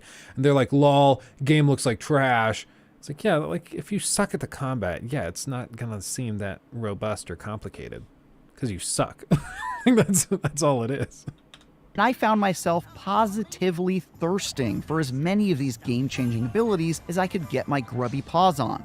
The gear that you'll find doesn't really allow you to create full-on builds per se, but you'll gain some resistances and buffs to your character and can spend some time upgrading and modifying your best items for minor improvements. None of it is particularly game-changing stuff, but it managed to capture my attention enough for me to spend a good chunk of my time looking at my equipment. Of course, the real loot game is about the cosmetics, a fact that Legacy seems to be keenly aware of since they find ways to hide cool-looking clothes all over the place. These items don't have any gameplay impact, but pimping out my Slytherin legend to outshine all the kids from the lesser houses is more than enough of a motivation. Best of all, you can overwrite the appearance of any gear you've got equipped with the look of anything you've acquired so far, which is just fantastic. I do love that. In nearly every way, Hogwarts Legacy is the Harry Potter RPG I've always wanted to play. Its open-world adventure captures all the excitement and wonder of the wizarding world with its memorable new characters, challenging and nuanced combat, and a wonderfully executed Hogwarts student fantasy that kept me glued to my controller for dozens of hours. What are the odds that Troy Baker is in this game somewhere? Or is he the main villain? It's probably the main villain. I don't know. He's in everything. It's certainly weighed down by technical issues, an unexciting but inoffensive main story, and slim enemy variety. But even those couldn't come close to breaking the enchanting spell it cast on me. For more, check out our review. I mean, you got to give it to him. Like the one point that I think everybody kind of misunderstood when we were talking about this game last week, I brought up like Days Gone, you know, because the last example of a studio that went from the minor leagues effectively into the major leagues, going from making like smaller games that were pretty well received but nothing amazing, to working on a massive game in the form of Days Gone. The last example is probably like Days Gone, because Sony Bend had worked on like some smaller Uncharted stuff, helped on development for a couple of things, but they'd never done their own like crazy game. And then they come out with Days Gone, and while I think Days Gone is good, it also had major technical problems, because that's usually the first like domino to fall, is technical problems. And so the game itself can be pretty good, but the technical problems rear their ugly head. So it seems like that's a problem here as well, but you know, what are you going to do? Billiam, thank you for the $5. 2 questions. Are there multiple save slots, and is there an inventory limit like Cyberpunk and The Witcher? If anybody knows, let me know. I don't know. If anybody knows. 4 character slots. Okay. 4 character slots. That's pretty good. Google says it's running on Unreal 4. Very impressive, but not very mod friendly unless there's a lot of proprietary file formats used. Possibly. I don't know. I mean, looking at that PC footage, it looks very, very good. It looks very, very good. There is inventory limit, but you can increase that through tasks and missions around the map. Okay. How do I feel about the reviews so far? Well, Esker, like where I'm at right now, it kind of is in line with what I was expecting. Like a B to B plus open world adventure game. I'm glad to hear that they stuck the landing so well when it came to theming and the world design and everything else. It seems like they really did a good job of making this feel like its own thing while also feeling familiar. And one of the things that's been universal so far that we've seen is that people really like the combat. And that's awesome, because I think that was what a lot of people feared, is that they would get their hands on it and then it would just be like stupid easy. And so it's cool to see this. I love that. They're making Twitch drops. You get skins in game from watching Twitch. Oh, that's cool. That's pretty cool. No game is better than Flop Spoken. Surprised to see such high ratings, actually. Congrats everyone on the game, living up to expectations. And Luke, thanks for the stream and very pleasant to play through. Yeah, well, Victor, I appreciate that. And I got to give it to him. This is why having a skeptical outlook can be so nice, is because if you go into it expecting it to be like okay, but like not great, maybe not even good, just okay, and then you get a game that actually is really seemingly pretty good, you're all the more impressed and hyped about it. And I think that's awesome. Read the pinned comment from IGN. Oh, I closed it. Hold on. Did they pin a comment being like, we're sorry. We're sorry. We're so sorry for liking this thing. What did they say in the pinned comment? Hold on. The elephant in the room is Hogwarts likes great J.K. Rowling's comments. Transgender people have sour taste in the mouths of many former, current and former Harry Potter fans, both IGN and the world at large. This has driven some to call for a boycott of the Wizarding World altogether, including Hogwarts Legacy, though Rowling was not directly involved, and there are good reasons, both in-game and out, to believe the developers at Avalanche don't necessarily share her views.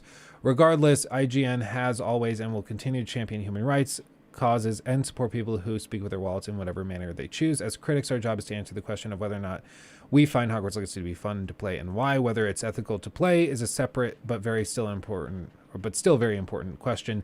So just as in virtually all cases, we're choosing to expose and address the views of the franchise creator separately from our consideration of the work of hundreds of game developers and evaluate Hogwarts Legacy as it stands, leaving behind the scenes context to be considered in addition to that evaluation rather than in place of it, so that it can be weighted according to your values. Yeah, no, I mean, I think that's baller. It's what I describe as the get out of jail free card for reviewers. Like, not to say that you shouldn't be able to do this. I'm saying, like, this is my approach too. I make gaming videos on YouTube. Why should you give a crap about anything I say other than video game stuff? Like, it doesn't make any sense to me. So for this, like, if my job is to review a game and talk about the quality of the open world design, the quality of the game itself, that's what I'm going to do. And if you want to ask my question on all of the other stuff, I'm happy to answer it. But my job is to review this thing and tell you what this is. Is this good? Is this bad? It's like, or I was talking to Jacob yesterday. And the way we talked about it, like, if I go to a restaurant and I order a bowl of soup, okay? The waiter comes out with the soup and sets it in front of me. And is like, yes, this is a soup that lots of people really love and enjoy. And they start to sleep. Oh, by the way, the guy that made the recipe for that soup and that gets 10 cents every bowl, he's like a well-known Nazi collaborator. Anyway, enjoy the soup. You're going to be like, what? And then it's like, yeah, no, he's pretty hardcore, a pretty hardcore Adolf fan. And so, it is what it is. But enjoy the soup. You'd be like, oh, okay. But like, if I'm a soup reviewer, I can evaluate whether the soup is good or not regardless of the other extenuating circumstances. I can say this soup is one of the best soups I've ever tasted in my freaking life. The guy that made it is a soup Nazi, but the soup is amazing. Do you want to buy the soup? That's up to you. It's an amazing soup. If you buy it, like, this other thing happens, I can mention that, but like, does it really matter when we're evaluating the soup? Not really. Like, the soup is either good or bad, independent of those externalities. And so, like, if you want to bring up the ethical question, that's very fair. And if you want to boycott Hogwarts Legacy, more power to you. You're standing up for what you believe in and you're voting with your wallet. That's awesome. I support you in doing that. But I'm a freaking video game reviewer, and so I have to review the games and tell people what the game is like. Maybe the game will suck, and I'll just say, no, whether you support this person or not, whether you like the soup Nazi or not, the game or the soup sucks. Like, maybe that's what I'm going to come to as a conclusion. But my job is not to lecture you on ethics. My job is to review a stupid video game. And that's it. Like, this is not, like, super serious at the end of the day. Let's see. Hold on. Michael is posting this. Oh, they're pissed. Looks like Kotaku writers confirmed that Warner Brothers chose not to get them an early review copy. I thought Kotaku was boycotting it. Did I just miss that? I thought they said they weren't going to cover it. Okay, but okay. Other journalists are very unhappy about the overwhelmingly positive reviews and the lack of spending a good deal of these reviews talking about J.K. Rowling's harmful views. Finding reasons which pubs are willing to take the Faustian bargain instead of doing right by their readers. Does not deserve to be reviewed on its own merits. Every single critic that couldn't even write a paragraph on dealing with the bigots' disgusting views on the trans community have failed at what they were supposed to do on an intrinsic level and should quit writing. I mean, you're going to start to see people are going to come out and start to try to get people canceled. I'm not being hyperbolic. If you can't engage with the politics laid out by its creator, even if the creator is not involved, you are not a critic. You are simply an advertisement. No, you're critiquing the product. You're just tasting the soup and saying whether the soup is good or bad. The soup won't taste better or worse based on other things. Watching gaming outlets jump through rhetorical hoops to justify coverage on Hogwarts Legacy isn't surprising, but it'd be more honest if they played it straight and just said, our shaky business model doesn't allow for us to ignore any game that might sell 10 million copies. Games like Elden Ring justified salaries last year. If Hogwarts Legacy can provide a fraction of that value, websites that live and die on SEO will have no choice but to engage with it. Morality and ethics did pretty.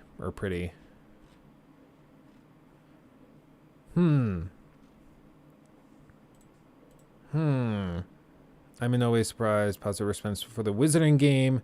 From many outlets who have reviews up today, there's a lack of responsibility in reviews of the game to acknowledge the harm that comes with supporting it. A thread. I don't know. I think with all of this, just at the end of the day, like, customers at this point are just kind of fed up on the left and right side of the political aisle. Everybody's fed up with Puritan approaches to things. Like, don't tell me what to do. I won't tell you what to do. Like, I could agree. For all you know, I might agree that buying Hogwarts Legacy is ethically problematic. I could, like, you don't know. But my job is to just talk about the stupid video game. That's what my job is. That's it. That's it. It's really not that much more complicated. And no, I don't think that little Susie, who loves Harry Potter because she got into the movies when she was 9. I don't think little Susie is a transphobe for asking her parents to buy her Hogwarts Legacy. And if that's a hot take, then, sue me. I don't give a shit. Let's see what Retro said. Hogwarts Legacy is finally here. After years of... By the way, Retro Raconteur, if you have not subscribed to him, Retro right here. Retro, I did a collab with him. I don't know what he's going to be moving on to after Hogwarts Legacy comes out, because he exclusively covers this. He previously did, I think, Animal Crossing, he said, and then he moved on to Hogwarts Legacy. So I don't know what game or topics he's going to cover after this game has been out for a week or two, but you should definitely go sub to him. I know it says the live channel's not subbed. I'm subbed to him on my personal account, but you absolutely should. Here, boom. Live channel, sub to him right now. Do this. Ring the bell. There you go. See how easy that was? Go show Retro some love. Tell him I sent you.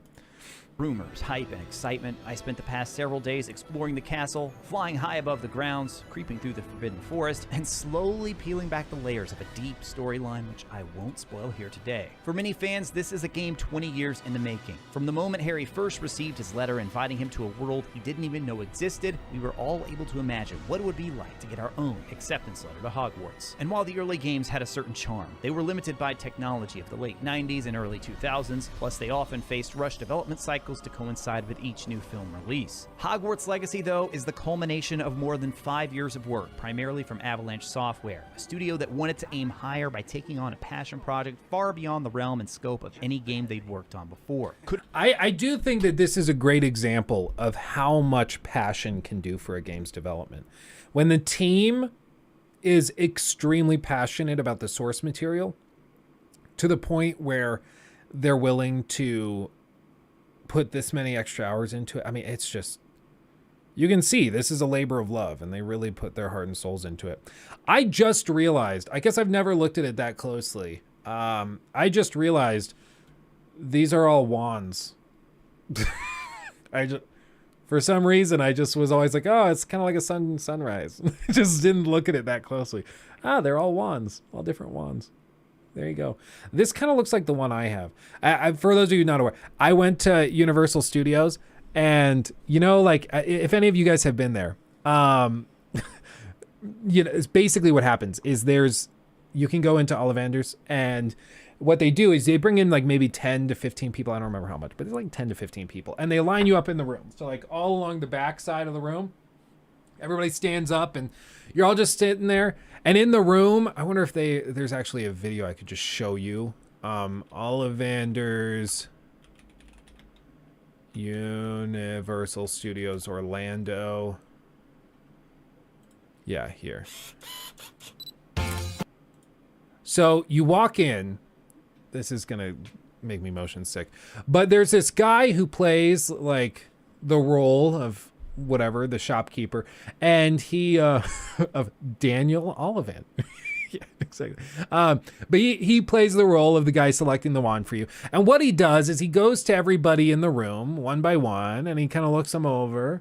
And then what he normally does is he selects a child to come up, and he will select a wand for them based on their personality. And it's like a little show. So like he picks he's going to pick like a little kid. Yeah, see, he picked like a little boy. The little boy comes up, he asks him some questions, and then he goes and he tries to pick a wand, the right length. He gives it to the boy and asks him to like do something with it. And so he says like, oh, you got to cast it now, boy. And so he'll try casting it, and then it causes like the lights to flash, and then he tries another one, and all the drawers will swing open and stuff, and wind's blowing in the room. And it's a super cool experience. Yeah, ring the bell. And so you do that, and then they ring the bell, and it makes you feel like a wizard. When I went at like 22 years old or 22 years old, they picked me. There were children in the room. There was like another little boy. There was like a little girl.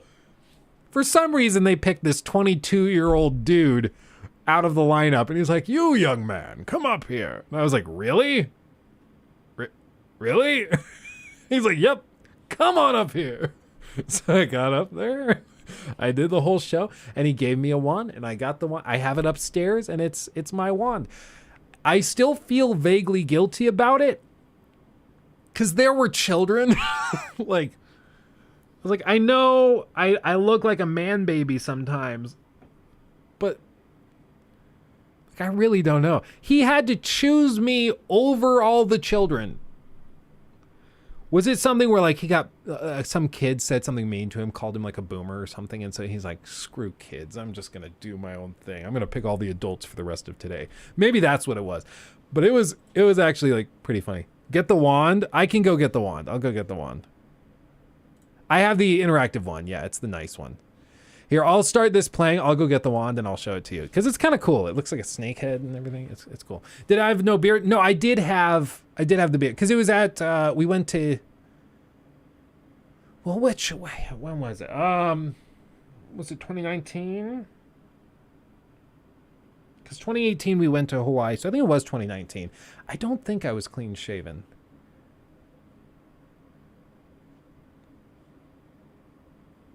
Yeah, I don't think so. I don't know. It's been a minute, but I'll go get it. I'll let Retro take over the stream for just a second. I'll be like two seconds. Could a developer whose last game was Cars 3 all the way in 2017 actually deliver on the lofty expectations of such a rabid fan base? A truly global fan base that spans across lines of age, culture, not to mention hardcore video game players plus non-gamers who are interested solely because it takes place in the Wizarding World? Well, I've now put about 20 hours into the PS5 Deluxe version thanks to an early copy provided by WB, and here's what I'll say now based on the time I've had with the game so far. Hogwarts Legacy is the best Wizarding World game ever made, and it's really not particularly close. It's truly a love letter to fans of the iconic world of Harry Potter. Everything from the menus to the sound effects and music, the shops and signage, the classes and teachers, they've all been done with such great respect to the original lore. But not only is Hogwarts Legacy the best Wizarding World game ever made, it's also a pretty darn good RPG in its own right. Surprise though, it's not perfect. No game is, of course. There are issues here that I expect may hold it back among some of the more hardcore gamers out there, and we'll talk about those here today as well. The teacher's gone when the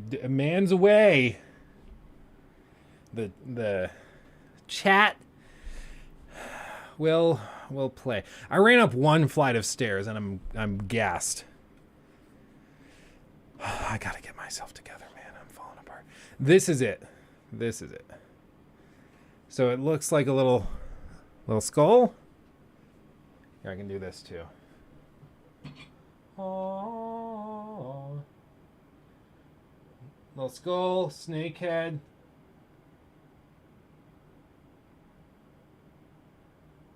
And like I said, he picked this out for me by hand. And I feel very fortunate. So, it's heavy too. I mean, it's meaty. You can't do just like the Voldemort. Like, you actually have to kind of hold it. It's meaty. And this does have the extra little thing. So if you're not familiar, if you go to the Universal Studios Orlando place or LA, because this has the extra special like reader thing on the tip of it, you can actually go up to various points in the park and you can do like the motions, and it will actually like open doors and cause like the water fountain to spray water everywhere. Like, you can actually do some kind of fun stuff with it. It's fun.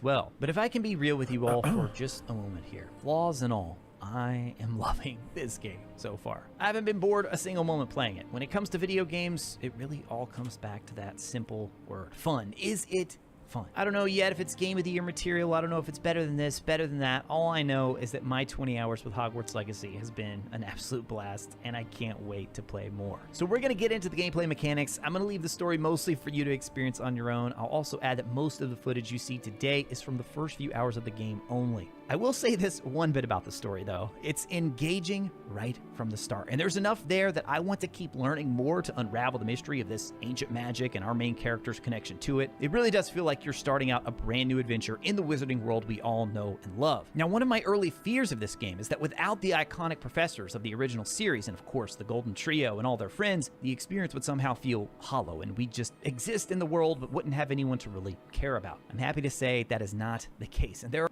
Yeah, it does seem like they did a good job of writing it. Let's see. Does anyone know how you get to decide the house at the beginning? I'm assuming it's shown off in the Jack Fragg's gameplay, because he posted like the first 6 hours. So I'm assuming it's shown in there. I don't want the spoilers, so I'm not looking at it, but I would guess so. Is that Voldy's wand? No, I don't think so. There are wands that they sell that are not character specific. I don't know whose wand this is. If anybody knows if this is somebody's wand, a character's wand, you should let me know. But I don't think it's anybody's wand. Unless it's like a minor character that never got like a clear shot of what the wand looked like. But if anybody knows, you should let me know. Also, it's custom. Good. See? This is the Luke wand. This is Luke's. This isn't anybody else's. You see, I was selected at Ollivander's shop. I was chosen. Those kids didn't stand a chance. I was chosen and given. Oh, God. What core does it have? I don't think they said. I'm assuming a Phoenix sinew. I don't know.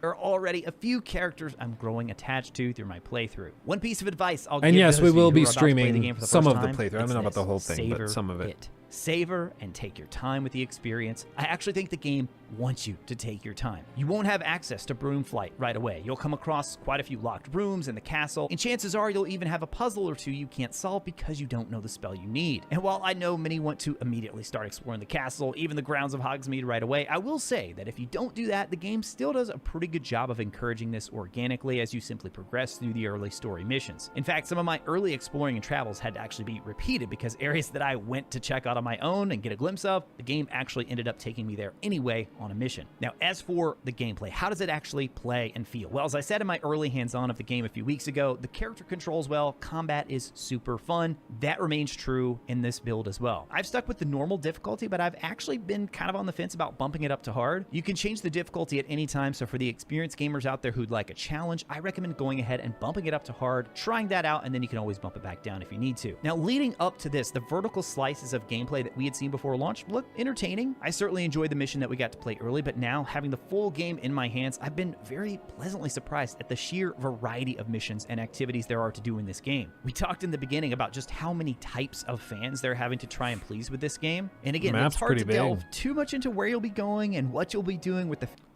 Craggrowshire.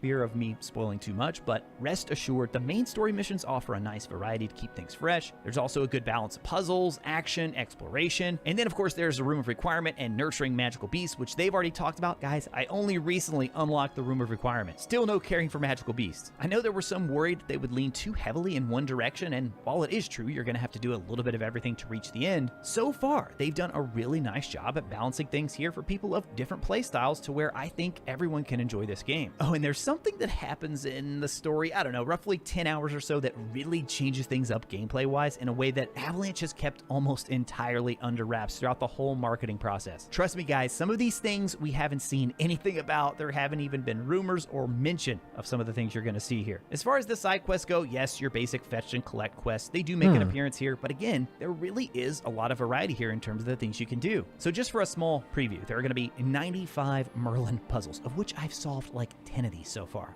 95 Morbin puzzles. That's pretty good. That's a lot. There's 20 ancient magic hotspots, 18 infamous foes. I haven't experienced a single one of those yet, despite being 20 hours into the game. Actually, I take that back. You know what? I just did my first ancient magic hotspot. So there we go. One of them so far. Of course, that's going to vary. Yeah, I wonder how difficult the Mervin puzzles will be. Sorry. I stepped on a Lego. I wonder how difficult the Moreland puzzles will be, because they could be difficult, just meant to like you know, the types of puzzles that are just meant to like pad out gameplay time, and they're not difficult, they're just tedious. My hope for the Morden puzzles would be that they can come out and it at least challenges you a little bit, because you know, when I think of Mormon, I think sorry, I stepped on another Lego. When I think of Mormons, I think of like a masterful wizard, because like if you're reading the books, like every time that they mention Morton, it's like like this guy knows what he's doing. So I would hope that the puzzles reflect that, you know, in a way where you also are like, Melvin knows what he's doing. These puzzles are interesting. Stuff like that I think could be really, really fun.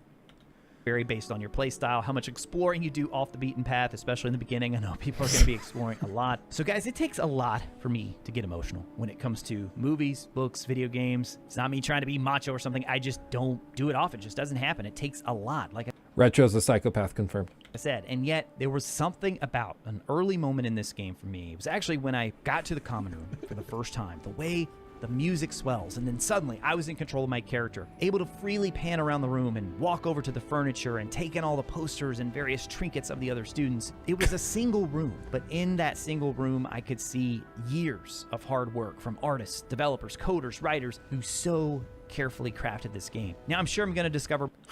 Interesting take, bigot. It's like people, it's going to be so... Like, this is the thing. I think you can actually, like, do a lot of good with activism and stuff, but I think being an activist by way of hate and shitting on people doesn't achieve the ends. It actually will do more harm, and you'll actually make things way, way worse. Like, way, way worse. And I think that, like, you're going to end up with a lot of these people on Twitter who are just like, oh, they take a clip of, like, a person having a really heartfelt moment, sharing their like, really loving moment. And they're like, oh, and this is just a childhood dream come true. I felt like a child again, and I just wept with joy. Cool story, bigot. Cancel them. It's like, that doesn't... If you actually want to make the world a better place, I don't think that is how you do it. I don't think you overcome bigotry with more hatred and bigotry. I think you overcome it with love and compassion and showing that the world can be a better place. Kind of like, you know, bringing up the Mormon things again. I've had many Mormon neighbors because in Colorado, there's a ton of Mormons. And the thing about Mormonism, if you've ever been exposed to it, or maybe you are Mormon, the thing about Mormons is that they smother you with love in a very good way. Like, they will not convert you by preaching about, you know, hellfire and damnation. They will just be the most kind and loving people to you for years. And eventually you're like, you guys are wonderful. I love you guys. And then you'll start to think maybe they're onto something. And that's how they convert you. And with this stuff, it's the same exact thing. Like, if you actually want to make the world a better place, I think you have to do it with love. I don't think you can do it with hatred and cynicism and vindictive like snarls. I think you've got to do it in a better way. For more things in the coming days that I love, maybe even more issues or critiques, but make no mistake, Hogwarts Legacy is a game for the fans. Chase, thank you for the 5. As someone in Utah, that Mormon joke got me good. Good, I'm glad. And a game made by the fans. And so when it comes to that, the characters in and around Hogwarts, this starts to touch on one of the not so good things I've seen so far in the game, and that is the NPCs. And I don't mean the NPCs like Hogwarts teachers or the ones who give you missions or even many of the named students you'll meet up with along the way. No, I'm talking about the NPCs that are just sort of there to exist with the goal of making the world feel more lived in. And some of the time, to be fair, this works really well. I've particularly enjoyed how some of the students will linger about after classes and you can go and approach, and almost always they'll have a couple of lines of dialogue for you to interact with each one of them. But try hard. Do you remember in high school all the students that would hang back after class to talk to the teachers? My sister, she had one history teacher that she loved. Like, this guy was just, they were like that. They were very close. They were very, very in tune. She was fascinated by him. He enjoyed talking with her. And she, like, during study hall, the, like, last hour of the school day from, like, 2 to 3, she would leave whatever her study hall was and go to his study hall and just talk to him for, like, an hour about history and stuff. And I never said at the time, but I was like, you're such a brown noser. You know what you're doing. Like, yeah, I'm sure you find history interesting and you like to learn about the people that came before so that you don't repeat their mistakes again. But come on. Trying a little hard. Thank you, Danilo. Thank you for becoming a member. Appreciate you. Did that with my English teacher, to her credit. Sparked a passion for writing I never had. For me, it was, we had one teacher who was the, like, supervisor for the chess club, Mr. Luce. And, you know, he's a great guy. We had a great time with him. He took us to chess tournaments and hosted the chess club and everything. And in his study hall, he was just like, he would zone out. He would just go to a different realm. And he would just sit at his computer facing away from us, like in the corner of the room. And then we would have his big table, you know, and he was a math teacher, so he was usually grading papers and doing things, or tests and things. And so we would just hang out in there. And normally we would play chess. But I remember one time we played We called it Egyptian rat slap. I don't know if there's another name for the game, but it's where like you flip around cards on a deck and you flip the cards, and if it's like 2 of the same card, then you slap it, and whoever slaps it first gets the stack, and your goal is to get the whole stack of cards. And then you can have like sandwiches where it's like a 2 and then like a jack and then a 2, or a 2 and a queen and a 2, and then you slap it because that's a sandwich. So we played that. It's really, really fun. But yeah, I don't know what the official name is. We called it Egyptian rat slap. That's what everybody in the school called it.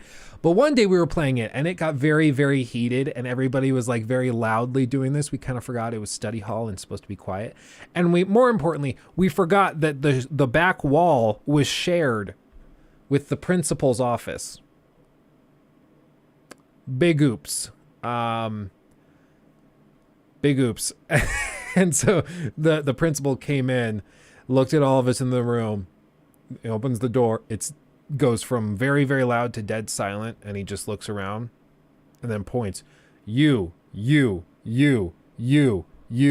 you, come with me.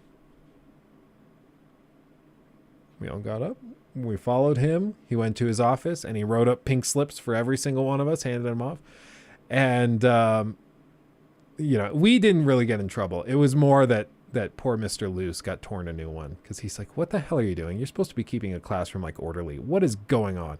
It was hardcore. So from then on, Mr. Luce was much less chill, because I think he read the riot act after that. But yeah, we got in trouble. That's the first time I ever got in trouble in high school.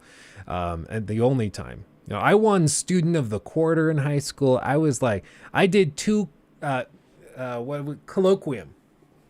I did 2 colloquia where I went in front of the school and I give like lectures on something I was researching personally. Like at one point I played 3 games of chess on the stage of the school against teachers at the same time while blindfolded. Like I was the tryhard in a lot of ways. So I will say I'll dish it out, but I deserve to take it a good amount as well. As for a lot of the so-called random NPCs, I guess, for lack of a better way of describing them, there's a lot to be desired. Now, I'm not saying I was expecting full-on conversations with every person you meet, but there are a lot of times you'll find NPCs just stationary, staring off into the distance, and they won't really interact with you or anything you try to do. Even if they had just like a single line or 2 of dialogue that happens if you maybe linger for too long, I think that would go a long way toward making it feel a little bit less awkward. And if you're just kind of running through and only interacting with the things that you clearly see you can interact with, it's not a big deal. But sometimes you'll pass by a group of students and they're having a nice conversation, and then other times you'll pass by and there's just someone doing this. Now, even though this is probably my biggest... He's tripping balls. Dude looks high as a kite. I've seen this look on a lot of people's faces. I live in Colorado. This is a common thing. You see this a lot. This guy is flying. He's on another planet. Oh, man. Yeah, I want to be on that potion. Can I have what he's having? Good God almighty. It's like my brother Jacob, who edits, our videos and does really good work. I went to a dispensary with him like 6 months ago or whenever it was. And he walked in, and normally people walk in and they're like, yeah, I'm just looking for like an edible, just something, nice to help me relax. Or like, oh, I like to smoke. Do you have something that's maybe, not too crazy, maybe like strong, but not bitter, like whatever they say. He walks in, goes right up to the bud tender behind the counter and says, I want to see the devil. What do you have that'll do that? And that's exactly like whatever gummies they gave him were like stars of death. Like these things will like cause you to melt. Okay. Like your skin will look like a wet newspaper because you're just melting. You're so vegged out. That's what this guy popped. This guy popped some like stars of death or something. Biggest issue so far. It really hasn't detracted from the overall game for me, at least not yet. It's still definitely there, and something I'll notice occasionally as I'm exploring the castle or even in a place like Hogsmeade. As far as the castle itself, guys, I mean, it's incredible. It's incredible. I don't know what more I can say. We kind of felt this was going to be the case from everything they'd showed so far, and they wanted to do the castle right, and I think they've done just a phenomenal job with it. Again, I'm still not finished exploring everything. I haven't collected everything. I haven't found everything. Now, one thing I would encourage you to do early on when it comes to exploring, I would turn off the mini-map. You can customize it. Hogwarts Legacy includes... Okay, this is what I was wondering. Show quest notifications, show minimap. You can turn that off individually. A wealth of options for customizing. Do they give the you HUD, an option for a compass? The damage numbers, and of course the mini-map. Now, most of the options are available in this menu here, but you should also look through the accessibility menu options as well, because there may be a setting there you'd like to tweak that too. though. So why turn off the mini-map? Personally, I just found it way more immersive. You don't have all those little icons popping up. You can actually turn off a lot of those as well on the main screen. But what I found that I like to do is I'll pull up the big map or quest log and then mark my next quest. And then by pressing up on the D-pad, this is going to give you a little... Up on the digital pad, yes. golden trail that kind of exists like in the world, and you can follow this instead of having to kind of look down at your map, go back and forth, and follow those weird yellow dots to all the little points of interest. One thing I would love to see them add is sort of a dynamic HUD option for many of these elements, specifically for your health and spells. Essentially, a dynamic option would let you freely explore the world with no HUD whatsoever. As soon as you pull out your wand to start fighting, the spells and health would auto appear and then auto hide once again when the battle is finished. Now, as far as performance goes, all the footage you've seen so far is running again on a PS5 in performance mode, and you're going to have 3 modes to choose from: fidelity, fidelity with ray tracing, and of course the performance mode. You can also choose to cap or uncap the frame rate. Now, if you have a high refresh rate display that supports VRR, you'll also have the added options of a balanced mode as well as a high refresh rate mode. Now, the build I would also use to... I will say this is really random. Auto hide once again. I'm so sorry. This whole thing, you know what this reminded me of? This is so freaking obscure. I will be shocked if anybody knows this. I'm pretty sure... Yeah, here it is. Does anybody know Jeremy Bentham? Has anybody heard of Jeremy Bentham? He was like a philosopher. Has anybody heard of this? Let me know in chat. Jeremy Bentham?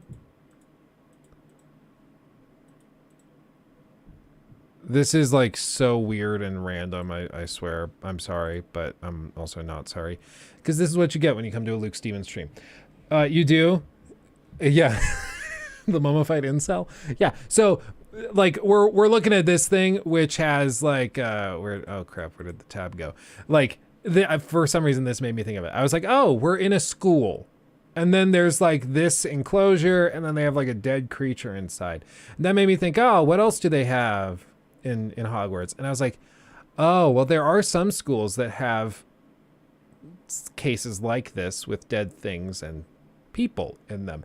Jeremy Bentham was like I guess you'd call him a philosopher. But he decided to donate what he called his auto icon, which is just a fancy word for his body, to like this school. And they kept it inside this case. I'm pretty sure this is a school. It might be a museum nowadays. I think it was moved, but it was kept in this glass case. Now, that's not actually him. That's not him mummified or anything, okay? Like, this is a wax head. This isn't him. This is a wax head. And then it's like his skeleton, but the clothes are stuffed with straw and stuff in this enclosure. You see, like, there's students sitting over here.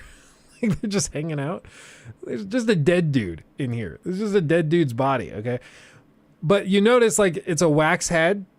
Well, that's because they tried to preserve his head, but the guy that tried to do it after he died did such a terrible job that he just, like, totally destroyed it.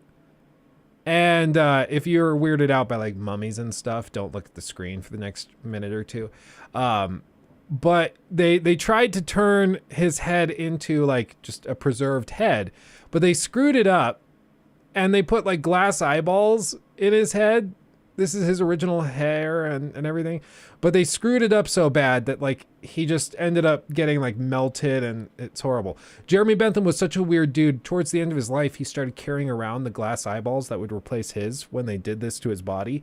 He started carrying them around in his pockets because he wanted them on his person whenever he died. And so, like, they just have this body preserved. I don't think this is him, but they just have this body preserved. And for a while, they kept his actual head down next to him, but students started to steal it as part of, like, a fraternity prank. They would steal Bentham's head and then hide it in their fraternity house and stuff. It's insane. So I'm sorry, that's very, very random. But when I saw this enclosure, I was like, I wonder if Hogwarts has any like weird old professors' bodies just posted up in display cases or anything. So yeah. Anyway, new meaning to giving head. Jesus Christ, Nathan. Man, I was having a pretty nice dinner until this moment. Yeah, sorry. I like, this is what you get on a Luke Stevens stream. Random little factoids and pieces of information that nobody needs to know. I will tell you, I'm a mean player when it comes to trivia because I know a bunch of really random, weird stuff. How is that information useful that I just gave you? I don't know, but I have that info in my brain. I don't know why, but I do. So take it or leave it. I don't know. I don't know what else to tell you. Finished. Now, as far as performance goes, all the footage you've seen so far is running again on a PS5 in performance mode, and you're going to have 3 modes to choose from: fidelity, fidelity with ray tracing, and of course the performance mode. You can also, you know what? As long as you do a better job of preserving my head than those guys did of preserving his head, then I think we're good. Choose to cap or uncap the frame rate. Now, if you have a high refresh rate display that supports VRR, you'll also have the added options of a balanced. Yeah, new people coming to the stream, they're like, what the hell is Luke doing? I thought he was looking at Hogwarts Legacy reviews. He's just looking at some dead dude's head that was melted and boiled. Like, what the hell? Mode, as well as a high refresh rate mode. Now, the build I was playing on did not include the day 1 patch, which I've been told will add the fidelity ray tracing mode, so that's why you won't see it shown here. Hopefully we get a full breakdown on this game from a site like Digital. That's important to note. So all of the PS5 footage we've seen so far with the pop-in and stuff, and the PC stuff with the pop-in and the weird glitches, all of this is apparently before the day 1 patch, which is going to be like 30 gigs. So a lot of this stuff may be improved. It might be. Digital Foundry, because I'm really curious to see how all these modes perform in terms of the actual numbers and not just me looking at it from an actual visual standpoint as I've done here. For me personally, I found the performance mode with an uncapped frame rate to be my preference. My TV supports VRR, I've had that turned on, but I have to say I've also been tempted a little bit by that balance mode for that slight increase in visual fidelity. My guess is that this is probably like Ratchet and Clank did, where there's like this 40 FPS mode, but with VRR it looks a lot better than 30. Now, I did try and bumping it up to a high refresh rate a little bit, and I just found that the details suffered too much with that one, so I went ahead and took it back down performance and then uncapped the frame rate, and I've been happy with that so far. All right, the big one I know a lot of people want to know about: glitches and bugs. Now, to be truthful, I have noticed a number of them during my 20 hours with the game. It's an open world game. They're bound to be there. You're going to find them. Most of mine have been visual, such as robes or like hair clipping through areas that they shouldn't, inconsistent or flickering lighting, and then probably, I guess, the most severe bug I've encountered has been this weird sort of camera shake that I think is triggered by something that's happening near a specific Merlin puzzle that I was trying to solve. So I've actually returned to this puzzle a few times because I haven't been able to solve it yet. I think I need a different spell, and I think it's happened to me twice now. Definitely more than one occasion where it looks like the thing, like the camera effect that happens when like a troll stomps and it causes the screen to shake, like the ground is shaking, but for some reason it's shaking repeatedly, just over and over again. Hopefully that's patched. But this is why I like Retro. Like, he's certainly a fanboy of Hogwarts Legacy stuff. He's covered the game a lot, but he'll still call this out. Like, a lot of other creators would run into this and just wouldn't mention it because they're like, they'll probably fix it.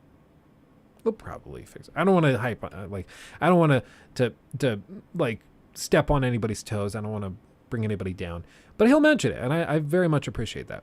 Where the camera just kind of starts shaking. Fortunately, none of it has been game breaking, and with the camera shake, I was able to correct that by just kind of leaving the area and then coming back, and it was back to normal. That's a cool visuals map. in this game are really interesting. I have seen some people on the previous footage I've shared that say it looks absolutely stunning. Some people say that it looks dated, and I can honestly see where both sides are coming from. There are times, especially outside, when you're flying around, when you're looking at all the scenery, I mean, this game looks downright stunning. In the common rooms, in the castle, the furniture, all the details here. I mean, the artists should really be commended for an absolutely outstanding job they've done to bring the Wizarding World to life. The castle architecture, common rooms, spell effects, and many of the outdoor environments just look truly spectacular. But then at other times, there are things that look dated, or you expect to see a certain effect, such as water dripping from a wet cloak, and you don't. Again, I think what a lot of that is, though, is I think that's PS5 limitations, because we saw that footage on the PC, and good God almighty, it looked good.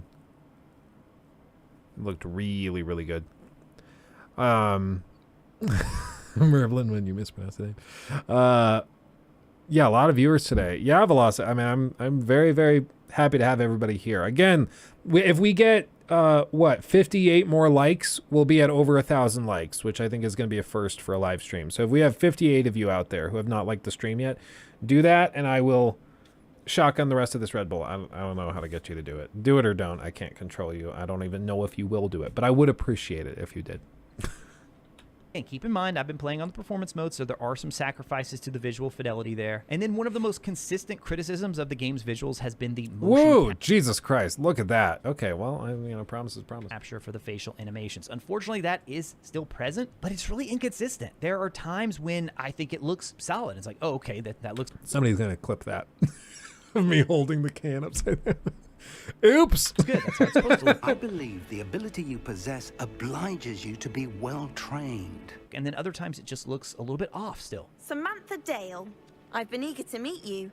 You're the student everyone's been whispering about. Now, as a fan who's followed pretty much every news drop about this game, I can't help but wonder how much of this is a result of the unique development environment Avalanche had to work in when it was time to do a lot of this motion capture. They participated in an Autodesk presentation where they discussed the challenges of remote work and how many of their plans just had to completely change due to not being able to record and capture many of these actors in person. They had to... That is fascinating. I didn't really think about that, but yeah, totally. This game's motion capture stuff came out right in the middle of a lot of lockdowns. So yeah, they were busy trying to juggle all of this. Like, how do you do motion capture remote? How does that work? That's tough. Huh. Come up with all sorts of creative workarounds to get it to work. The door loading issue that I mentioned in my preview is Avalanche Software. So it's a different Avalanche than made like Mad Max and Just Cause and stuff. It's a totally different company. Very common misconception, but it's different. The last game that these guys made was Cars 3 Driven to Win. And before that, they worked on like Disney Infinity and stuff like that. So it's not the Mad Max Avalanche. If it were, that'd be pretty cool, but it's a different company. But it seems like they actually lived up to the hype, and it seems like they actually have done a really good job. So it looks like now they've been blown into the stratosphere, and now people are going to be talking about them very, very positively, which is awesome. Thank you, Kappa Claus, for the $1. Appreciate you. Thank you. That was very generous. But yeah, very, very good. So now we can take them seriously. Yeah, well, and like with all of this, it's just so frustrating because we've talked about like healthy skepticism, and like people started like commenting on stuff when a review leaked last night that was generally very positive. People were commenting and being like, "Lol, so much for being skeptical." I was like, that again tells me you don't understand what skepticism is. All skepticism is waiting to believe something until there's evidence adequate to believe that position. Like that's all it is. So I'm just being skeptical of believing that this game is worth your $70. Now the reviews are coming out and are very positive. So now I would say the evidence that this is worth your money is overwhelming, and it would be unreasonable to think that this game is actually secretly bad and everybody's lying about it, right? So I think at this point, the evidence points pretty clearly in a positive way. Like, you can still be skeptical and end up with a positive conclusion. If you think that skeptical just means that you're being negative and that you don't want to like something, you just don't understand what skepticism is. Like that, you think it means cynicism. And it's extremely common because people, for whatever reason in our culture, look down on skepticism. They want you to just like go along with the tribe and agree with everybody because that's easier to manage. They don't want people trying to think critically or independently. So there's that conflation that happens all the time where people swap it out. Let's see. Important, there is an exclusive reward if you watch Avalanche's stream tomorrow. So it's best to tune in. Interesting. Weird. Avalanche's stream tomorrow. Maybe we'll stream it. That's interesting. Let's see. To be fair, Open Critics rating is really high. Yeah, I think that's what we were saying, right? But your skepticism hurts my feelings, Luke. Yeah, I mean, it's people were like joking about it. They're like, in all of these skeptical look videos, you've been explaining what the term skepticism means, like, a lot. And I'm like, yeah, I was doing that because even after I do that, there's still a handful of dumbasses who come back and conflate it even still. And it's just because they don't really listen. I think that's most of it. But secondly, like, it's just the idea of skepticism, healthy skepticism, is not one that's really prevalent in at least American culture. It's not really a thing. Please do members only streams. Yes, we do need to do that. We've been a little swarmed trying to get stuff tackled, but yeah, we're going to be doing members only streams a lot more frequently. We did one in January. I wanted to do 2 in January. We're going to do 2 in February. So for those of you who are not members yet, it's the little join button that you'll see below. And that lets you become a member. You get access to all of the emotes. You get the badge next to your name in chat. So you get access to that. And you also will get invited to those members only streams where only members get to attend. As for when, I think we had a huge turnout when I did that surprise stream on Thursday. So I think what we'll do is we'll do one this month on like a Tuesday evening. And then we're going to do another one like a Thursday, but around this time, to try to, catch both people that might be able to pop into a members only stream. So we'll do that. How do I join? Just the join button underneath. There should be a join button for you, and then you hit that. Or I think, is it in the description box as well? No. It is not. Hold on. Let me hit play. I'll link you the join button here in just a second.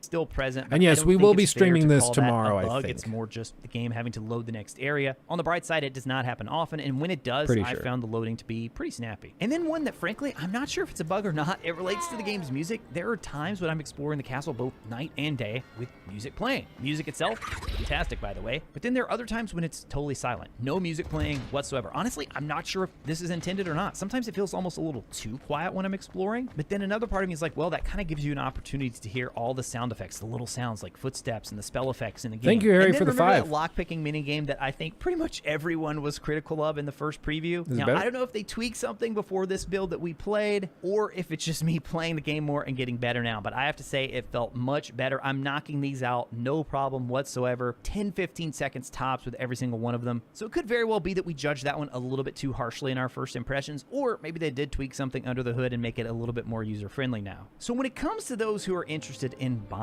Hogwarts Legacy, I see Kappa, thank you for the 2. Appreciate you. 3 different categories. First, we have those who love games and the Wizarding World. Then we have those who just primarily love the Wizarding World. And then we have those who mainly love video games and just may be interested because... I pre-ordered on Amazon. I can't play Skyrim anymore. I need this game now. I need it. You're close. Very close. I pre-ordered on Amazon. Do you guys think they're sending the code tomorrow for the early access, or did I get screwed? I think Amazon probably, I would think that they would send it, but I've had issues with Amazon in the last year. I don't know where you live, but in Colorado, at least, it's been a problem. They've been, like, you'll get something with 2-day shipping, and they'll ship it off, like, it'll show up 3 days late. It's like, why am I paying for Prime? Like, what are we doing? Anyway, thank you, Sanjita, for becoming a member. Because of something they've seen in a trailer about this game. So for that latter group there, it really all comes down to how you feel about the issues I've mentioned. Now, I fully admit, guys, being such a long-time fan of this series, it's hard for me to look at the game from that objective point of view. I simply cannot separate it from the world that's meant so much to me for so long. And for those people like me that are fans of the Wizarding World, Hogwarts Legacy is an absolute must-play. It's a beautiful example of what happens when you take a chance on an experienced and passionate development studio with true fans of the source material who maybe just haven't had that chance yet to try something new, something bold. While they may not be a Rockstar or From Software, at least not yet, they put their stamp on the industry in a way that fans of the Wizarding World won't soon forget. In fact, I would say with Hogwarts Legacy, WB and Avalanche have set off a new phase of Wizarding World fandom. They have laid the foundation for future Wizarding World video games and one that can be built upon for years to come. Enjoy your journey and first playthrough of Hogwarts Legacy, and as always... For real, I do think that this is gonna jumpstart another wave. I mean, Harry Potter is still ridiculously huge. For a franchise that hasn't had like a major entry that's been like explosively popular in a decade plus, it's pretty crazy. It's pretty crazy. I'm excited to see Mr. Maddie's review because he doesn't follow Harry Potter stuff. Yeah, it's going to be interesting. I don't know. Like I said, I think for most people, they'll probably land on... like, people who are not fans of Harry Potter are probably at like an 8 out of 10. But people who are fans of Harry Potter and really like this stuff are going to give it like a 10 out of 10. Like, it's going to be their dream game. Because it'll be the 8 out of 10 plus the extra 2 points for the setting. So, that's what I think, at least. And we'll see. We'll see. In the UK, I personally need to have Prime if I want to watch South Park, since Paramount Plus is bought through a Prime membership. Living in the UK isn't great right now. Or you get a freaking VPN. If you go to nordvpn.com/Luke Stevens TV, you can actually save money on this. I don't remember what my code is exactly either. I think it's nordvpn.com/Luke. I think. I don't know. Anyway, what was this? Hold on. I have too many tabs. I don't know what's happening. Oh, God. Okay, there we go. And the link's broken. Love that. Love that for us. Okay. Close your porn, Luke. Oh, don't worry, I did that before the stream. Yeah, way ahead of you. Yeah, under every clip from previous Harry Potter games, the top comment is always wishing for a game like Hogwarts Legacy. Well, I mean, it is funny because it is in many ways like, I know we dunk on Yong all the time for saying that Cyberpunk was the game of his dreams, but like this game for a lot of people is the game of their dreams. Like literally, people have had dreams about getting a Harry Potter game where they can do this, and you know, I think that it's just funny that we've actually finally arrived. Let's see. I'm looking for a PC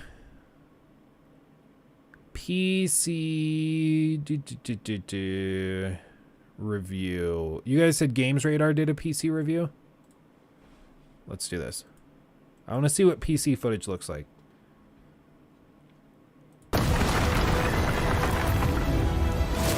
Shadow of War. So Josh has been playing Hogwarts Legacy for us and reviewing it. And if you could review it in one sentence, if that is possible, what would you say? Yeah, Hogwarts Legacy is an ambitious action RPG that maybe stretches itself too thin as it Thank you, Paige. tries to, give you the experience. Oh, and did I miss another one too? Jeez, I'm not professional. Commander Chief 11, thank you for becoming a member, and also Paige, thank you for becoming a member. I'm so sorry, Commander. I don't know. I suck. Anyway, thank you guys for becoming a member. Appreciate you. Experience of becoming a student at Hogwarts School for Witchcraft and Wizardry, and saving the wizarding world from an ancient evil. Yeah. So we could talk for hours about this game. There's so much. One of the things that you said in the review is like, if Avalanche can be accused of anything, it's that the studio has tried to do too much all at once. As a Harry Potter fan, I'd be like, that's great, but it's not necessarily the case. Longest sentence ever. Yeah, semicolon, semicolon, dash, dash, semicolon. Is it? For me, while it pays a lot of sort of, fan service to the books, to the films, I think it when I say it does too much all at once, like Hello? you know, it's not only does it have a you know, a complicated narrative arc with all of these sort of various elements, it's also a massive open world. It's a big RPG. It's an adventure story, and you know, we haven't had that many sort of magic-based RPG, action RPG sort of games, at least on this sort of scale. And for Avalanche to sort of... Sounds good. Sounds good. Babe and baby are here. Hey, baby. How are you? Really? So we went to Target? You went to Target? Oh no, Mama's gotta grab what we got at Target. You stay here with Dad. Stay with Dad. Oh, do you want to say hi to everybody? Bye. You want to say hi? Hi, everyone. Hi. Hi, yeah, yeah, yeah. Oh, yeah. Did you go to Target? Did you go shopping? Ooh. Do you want to say anything into the mic? Do you want to say anything? Can you say hello? Good job. Oh. Oh, you want to say something else? Nah. What's it? What's it? You show Daddy what we got. Oh, you got a hat? Oh. So handsome. So handsome. Oh. Neon yellow. It got dinosaurs on it. For the pool. Yeah, he likes to go swimming. He's kind of an outdoorsy guy. Oh, do you have hat hair now? Oh, so handsome. Oh, yeah. Oh, yeah. So handsome. Yeah, you been having a good day? Yeah? Nikki's pregnant, by the way. She's not just rubbing her stomach. I had a big lunch. Here, there you go. You want to check out everything? So I have to repaint the cabinet because of chips last night. I did see that this morning. I don't know what happened. Handsome. Yeah, the real streamer is here. Anyway, guys, it was fun. I'll just leave. Well, now that the real guy's here. Have you watched the day before? I can't read. Have you watched the day before gameplay from IGN? Was it the one they released like Friday or Thursday? If so, yes. That was hilariously bad. Harry, thank you for the $5. Put this in the toy fund for your son. Thank you, Harry. I will do that. Lockie, you gotta spend $5. He's like, easy peasy. We bought a book at Target today. Oh, a book? There you go. Yeah, it's got glitter in it and everything. He does love his books. He's a big... Yeah, he's a bookworm.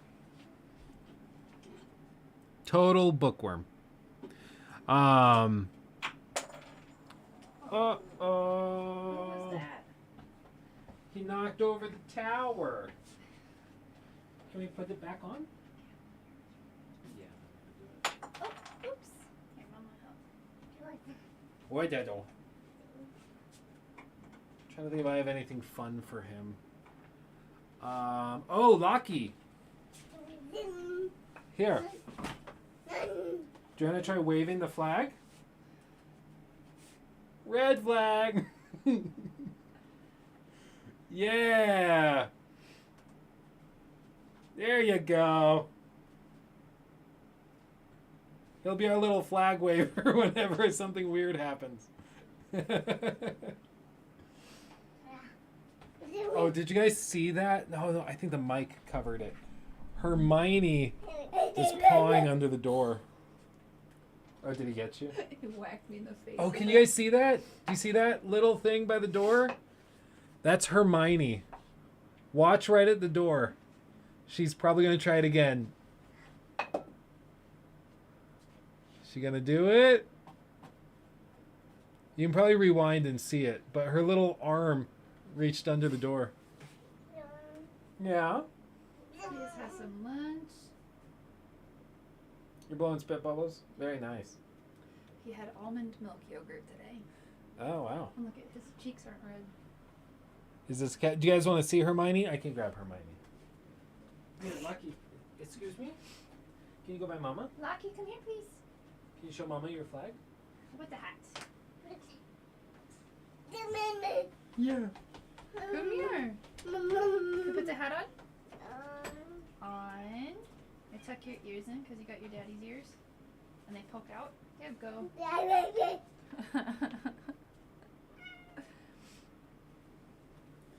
This is Hermione cat.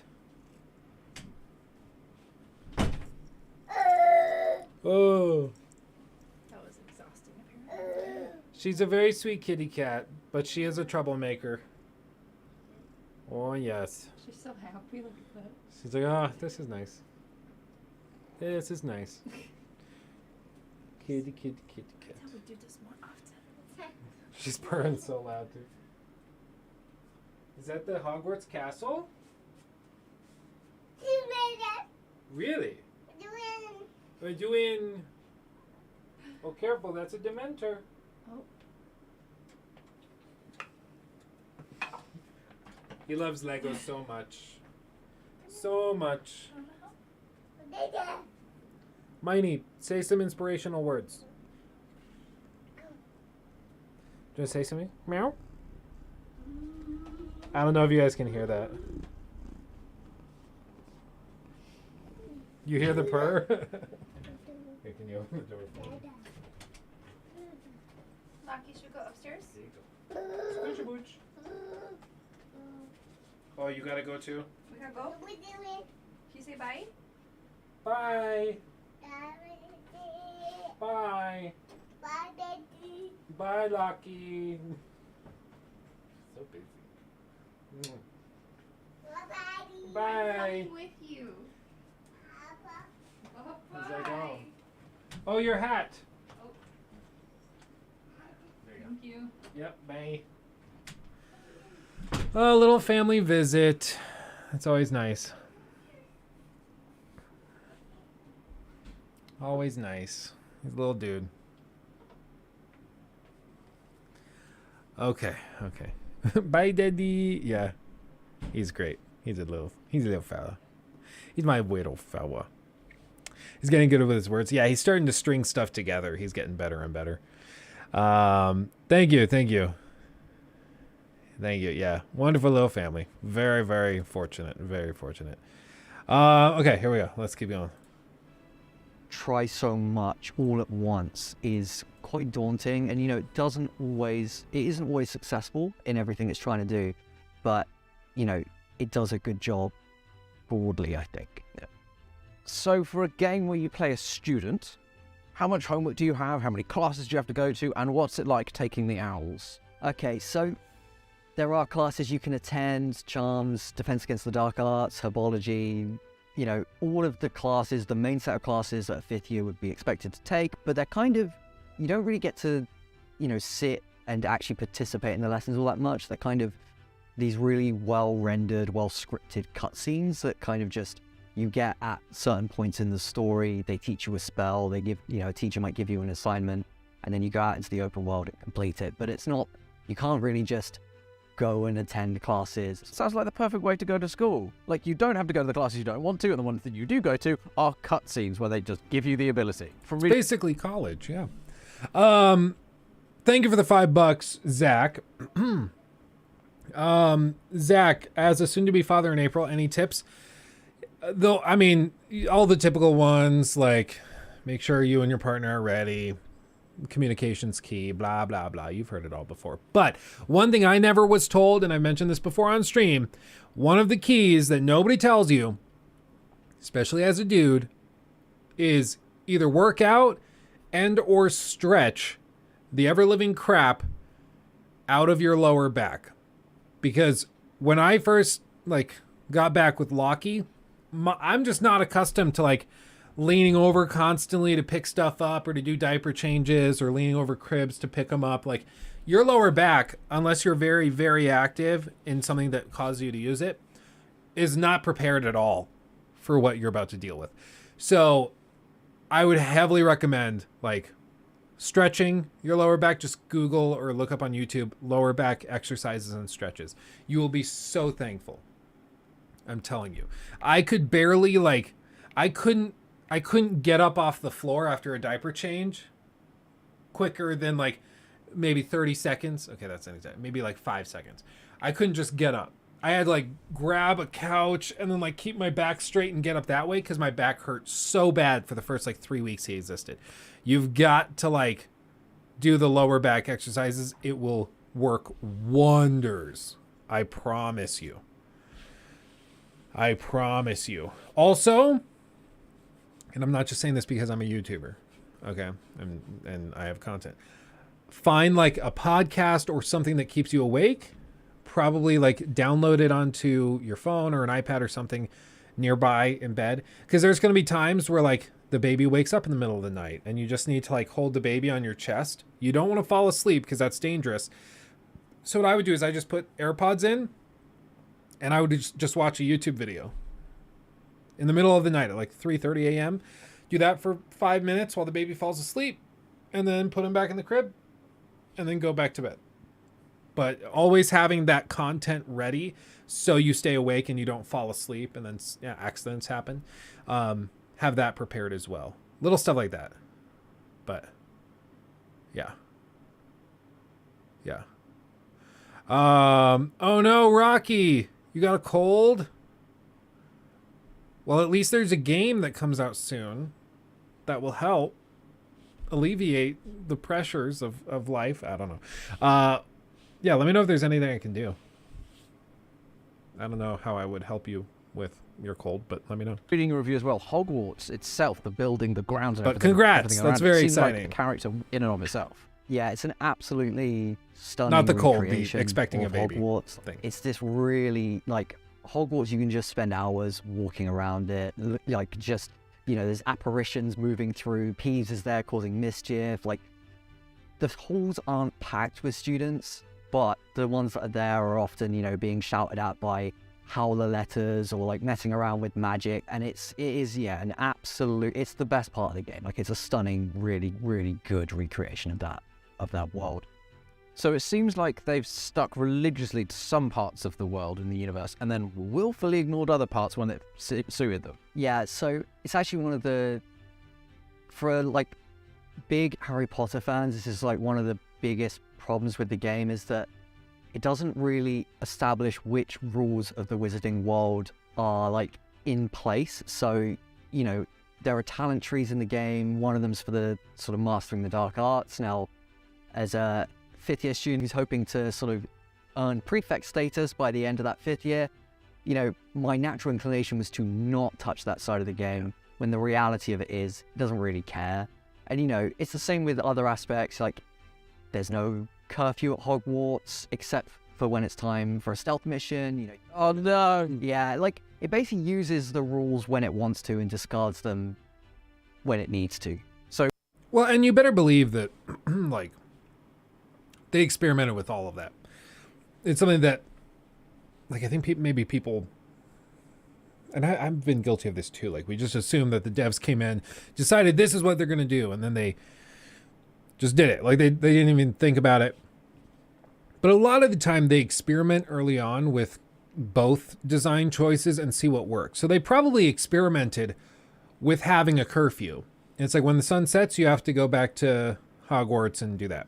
And what they found probably was that players testing the game were like, honestly, it's kind of frustrating because I was exploring, having a fun time, and I wanted to explore Hogsmeade, see what it's like at nighttime. And then the moment night came, I had to go back, and it just wasn't very satisfying. It felt like it constantly interrupted my exploration.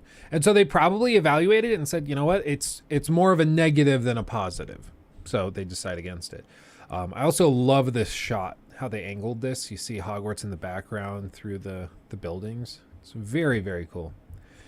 Thoughts on Fallout Miami? If they can get it out and if they finish it, I'm very excited. It seemed like Fallout London. They've been working on a bunch of those mods forever, though. Needs to. So when we first started seeing the footage of this game, we knew the killing curse was going to be in there. What kind of blowback is there if you use a killing curse or you kill somebody or do something like, are you going to get detention? Yeah, so there are 26 spells in the game, 3 of which are the unforgivables. Now, you don't have to learn these, like they're optional to learn. Okay.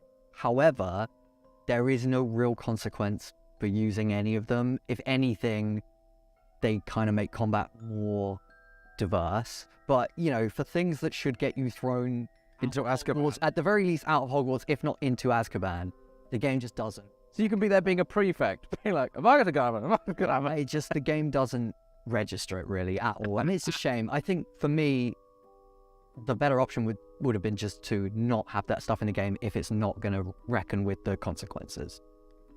So what I was most interested in is, how is the combat? Because it's not easy to do. No.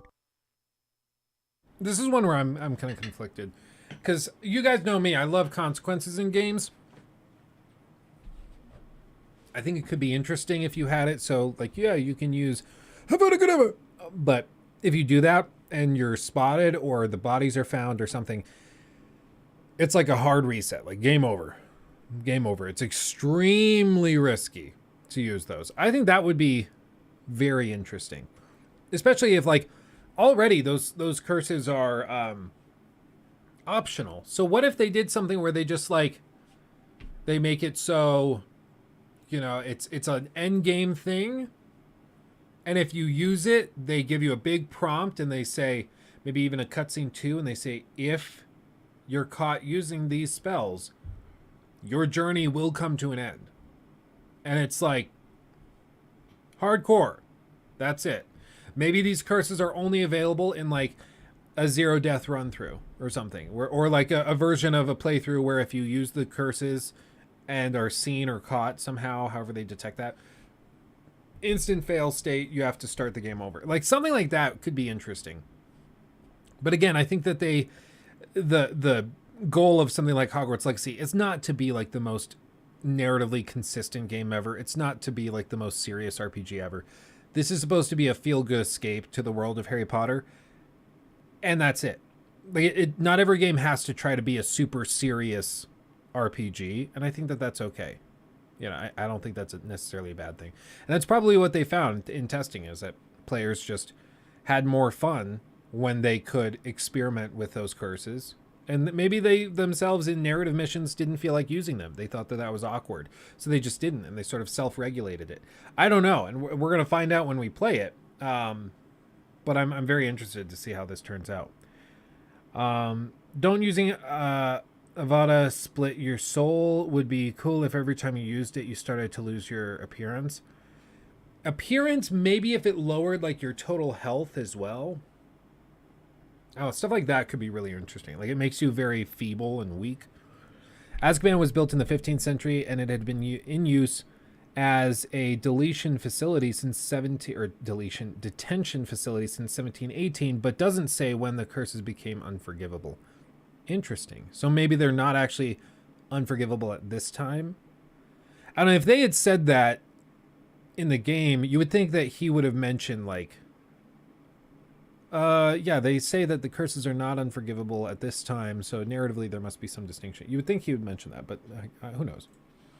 Magic-based combat is never easy to do. You know, few games have really invested in those sorts of systems, and I think Avalanche's done a pretty good job with it. Like, wielding spells is really fun, particularly when you get sort of towards the middle to latter end of the game where you've got like a big, you know, library of spells in your arsenal, ones that you like and the ones that work well together. Exactly, and especially like the combat spaces are like packed with enemies, and it is super fun to like juggle different spells and juggle different enemies, and you've got, you know, you're surrounded and you're sort of flicking off different abilities and seeing how that impacts enemies, and they sort of all start to combine, all the spells combine and merge in really interesting ways. And for me, like, it is a combat heavy game and it can be quite challenging actually, which surprised me.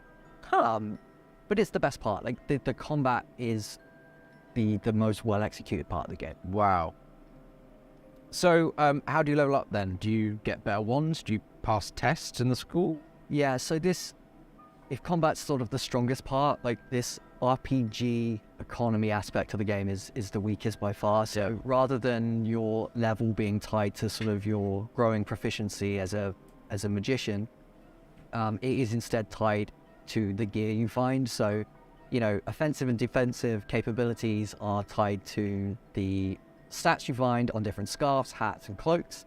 Now, thankfully, I mean, most of these look like absolutely ridiculous, but thankfully you're free to transmog any clothes that you have. It doesn't matter if you destroy them or sell them, you can still always transmog whatever you have to whatever you're wearing, but thank God, it is a bit hollow, like this idea that you get more powerful as the clothes become better. It just doesn't really quite work within the fantasy that Hogwarts Legacy is sort of tapping into. Oh well.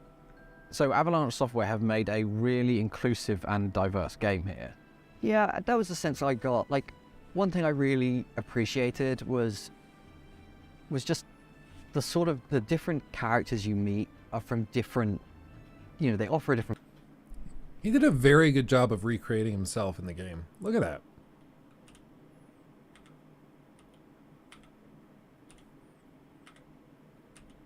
It's pretty good.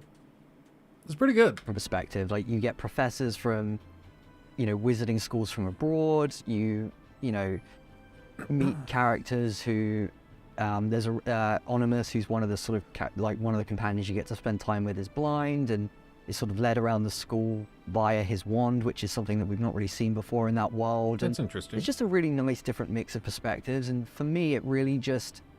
It sort of better reflected the community that's sort of built around Harry Potter in the last, 25 years, 20.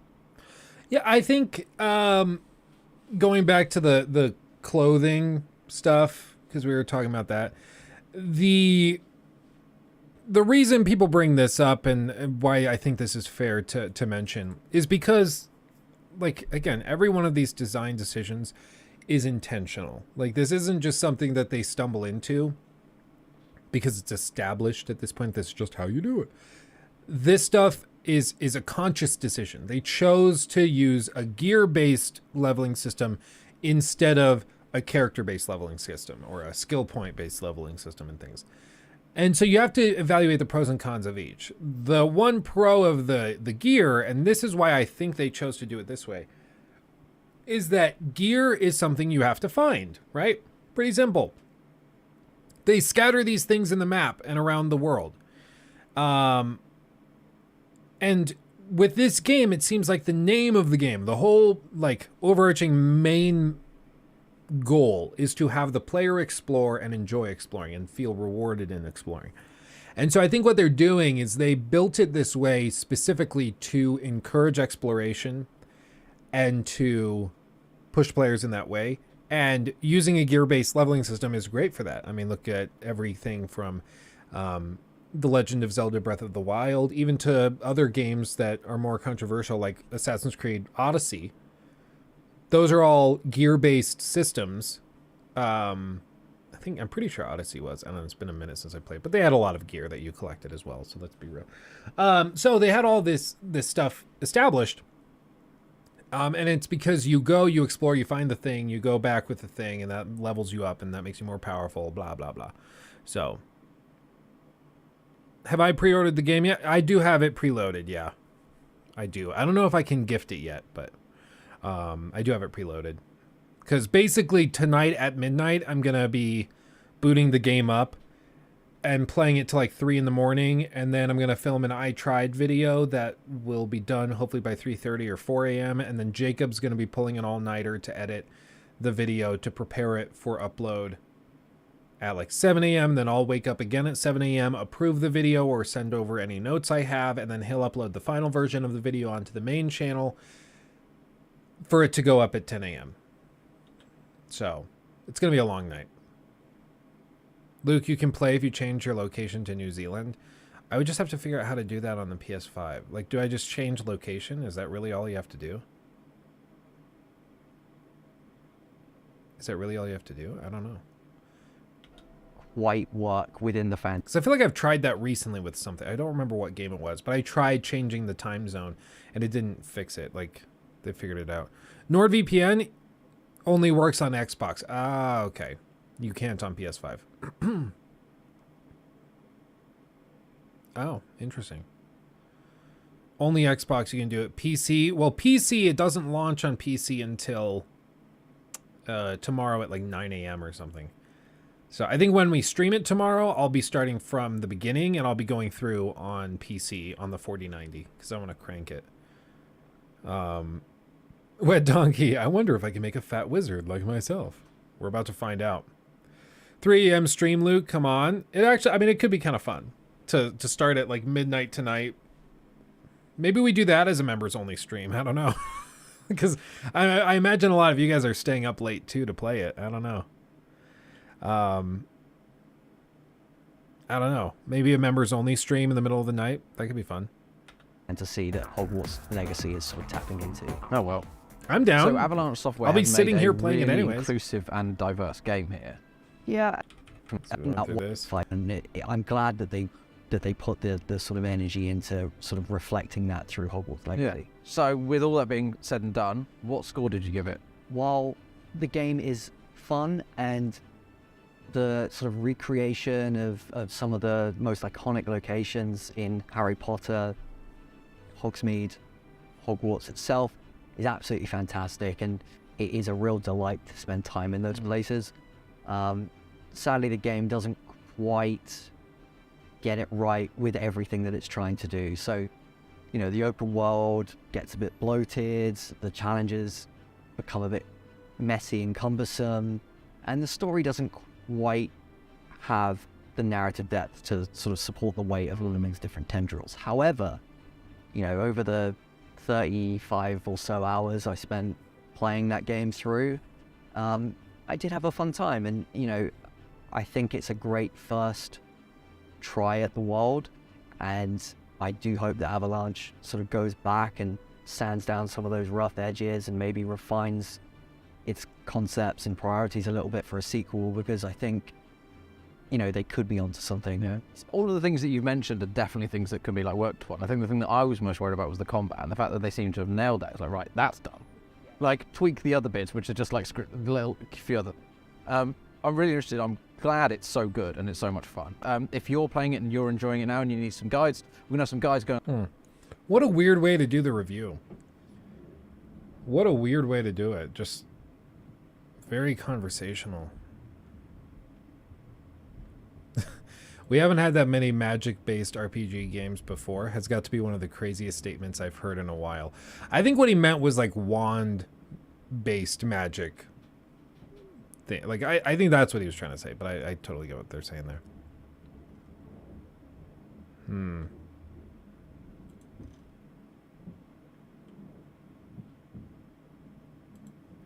Can I cast a bubble to trap an enemy and then cast a gust of wind to blow them away? If not, why not? Why do enemies have health bars?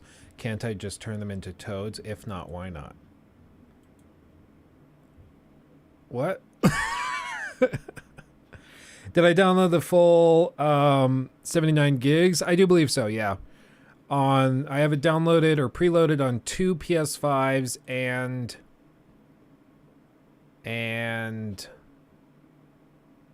no, is it? I don't think it's available for preload on the PC. Let me check. Hogwarts Legacy. Hogwarts Legacy. It's scary because it still just says coming February 10th, even though this is the deluxe edition. It's mildly terrifying. How many copies did I buy? Well, no, because it's one on the PlayStation and then one on Steam. So 2 copies, but it's downloaded to PS5. I don't talk about it because it feels like a weird flex. And I don't want it to be a weird flex. But, like, I own 3 PS5s. And I know that makes me seem like a dick, because I know a lot of people don't have a single PS5. But I have one on, like, for the studio, so I can play stuff on stream and have it here ready to go. And this is a digital one. And then up in the living room, family room, where I have the big projector, we have a PS5 that I have hooked up to an Atmos capture card thing there, where I can play on the big screen and still record stuff. And then we have one in the bedroom because Nikki wanted to be able to play games with, like, the baby, and especially with a new baby on the way. I was like, yeah, no, those late night, like, sessions where we wake up with the baby at 3 a.m. and we're up for an hour. It would be awesome to just have the console up there. So we have 3. And that seems like cringe. I get it. For us, it's actually weirdly practical. But yes. That's why it was so funny when I got those comments. People were like, lol. So you have to buy the game like everybody else now. Welcome to the club, dude. Sucks to be normal. And I was like, really? I'm not even for one, like, am I bummed we didn't get the review code? Yeah, I would have liked to get it, but it's whatever. But like, I'm not butthurt about it. And also, like, I really don't care that I have to buy the game. I was going to end up buying the game multiple times over anyways, because they would only send one review code, most likely. And I have to buy Rocky a copy of the game. I have to buy whatever platform they don't send it to me on. Like, I still am going to have to buy the game probably multiple times. So it's just, it's silly. Off topic. Should I get a Switch? I don't know. I would wait to see if you think that Breath of the Wild or the sequel to it, Tears of the Kingdom, looks good. Because if it doesn't look good and if it's like, kind of bland, or just samey, then I think the Switch is probably something to not bother with for a while. I would save up for a Steam Deck, honestly. I got the copy, Luke, don't worry. You already got a copy? Dude, the whole point was I bought it for you. That was the whole point. Jesus. Let me buy you things. God damn it. Oh, man. One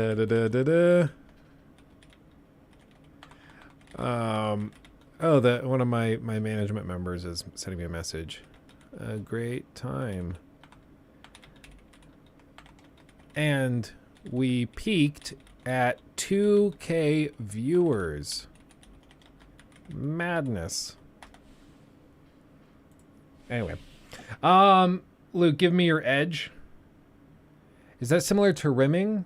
Or is that different? Sorry, I'll see myself out. Yeah, this thing, I'm not even like, I would happily put my money where my mouth is. Like, I actively dislike using this thing. I would rather use the standard DualSense controllers than this thing. I actively dislike using this controller, and I know that's weird, but I just don't like it. I actively dislike it.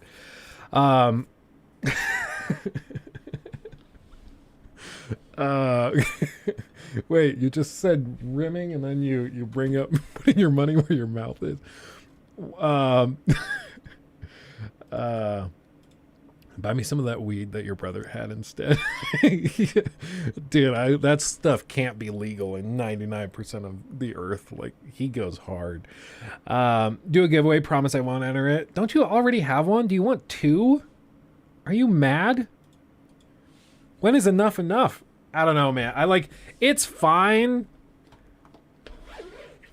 It's just, for one, these edge buttons are actively annoying. I accidentally press them more times than is reasonable. The paddles on the back, there's only 2, which means you can route them to like circle and maybe X. But the great thing about the Series 2 Elite is that there's 4 paddles on the back. So you can route all of the right buttons to it.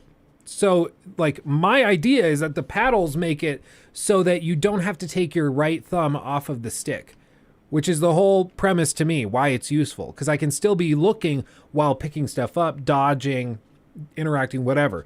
I can keep my finger on the right stick, and I don't have to move it off to press a button. But with only 2 paddles on the back, there's 2 buttons that I still have to take my thumb off. So it's just, like, it's kind of pointless to me. And these function buttons on the edge, the whole reason it's called an edge, I still have not found a use for them. It's a total waste of space. And even if you route them, like were to route them to the other 2 buttons, you still have to take your thumb off the stick. So it's no faster to do this than it is to just do that. It's actively infuriating. Like, across the board. And the battery is 500 milliamp hours less than the standard. This thing has a 1500 milliamp hour battery.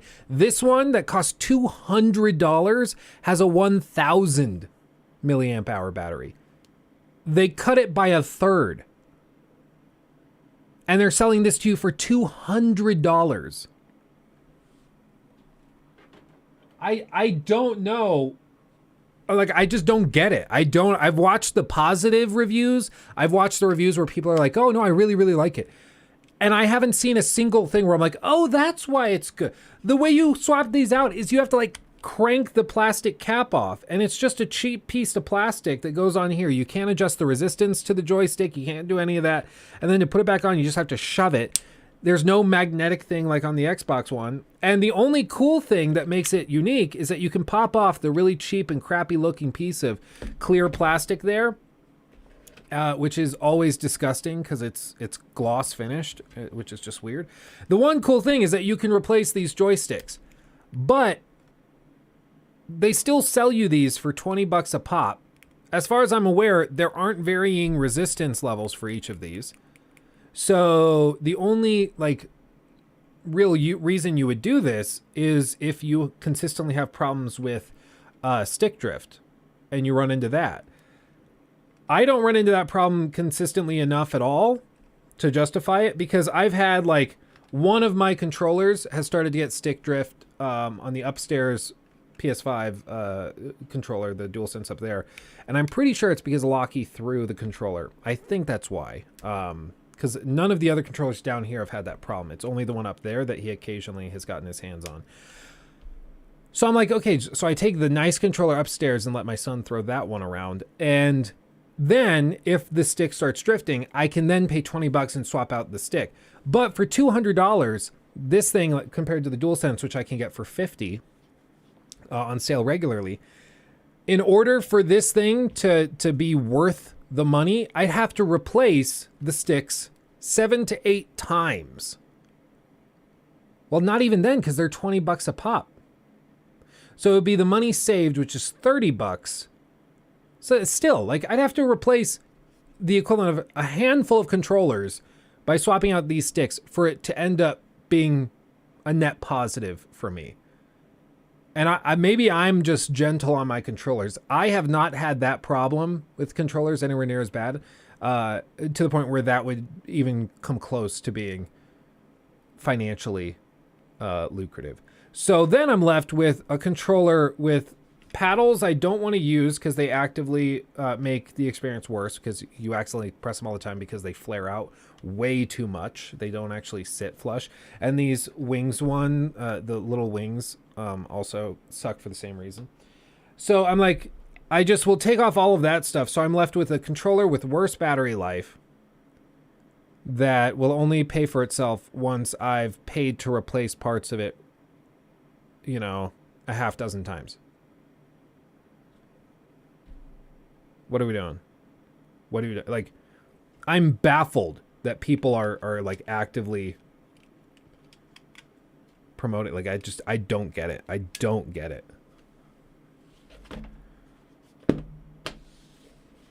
The case is nicer than the Xbox One, though. I'll give them that.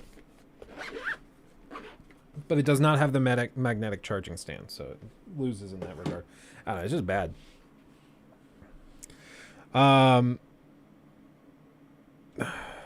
You should watch Fextra Life's review. I'm down. Fextra Life. Fextra Life review, spoiler free. In this Hogwarts Legacy review, I'm going to be talking about my review impressions from the game. I've played about 30 hours or so far. I am not even... A lot of these people have said they're 20 to 30 hours in, so that makes me think that they probably got this code like late Saturday, I'm assuming.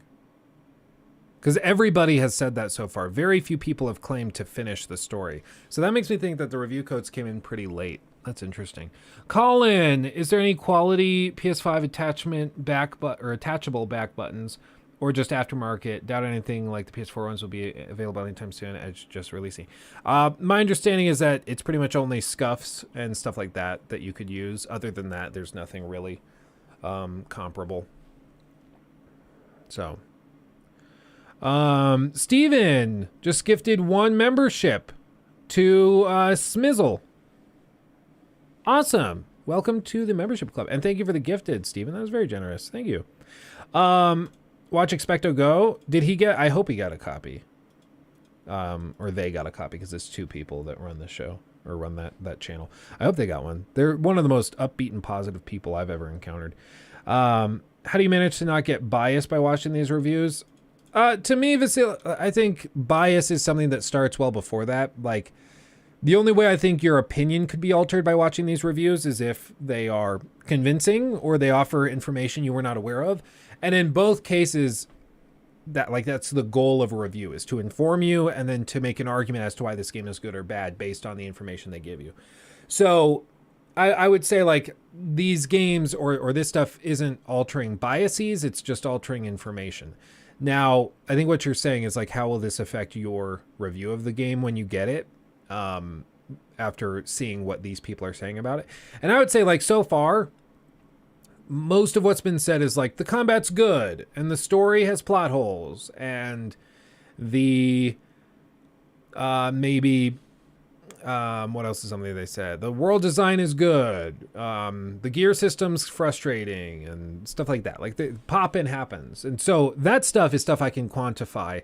I can say, is there pop-in? Yeah, there's still pop-in, even after the day one patch. Is the story filled with plot holes? It is or it isn't. There's no matter of personal opinion there. Either the story has plot holes or it doesn't. Whether the story is good or bad is more subjective, but plot holes is something we can quantify.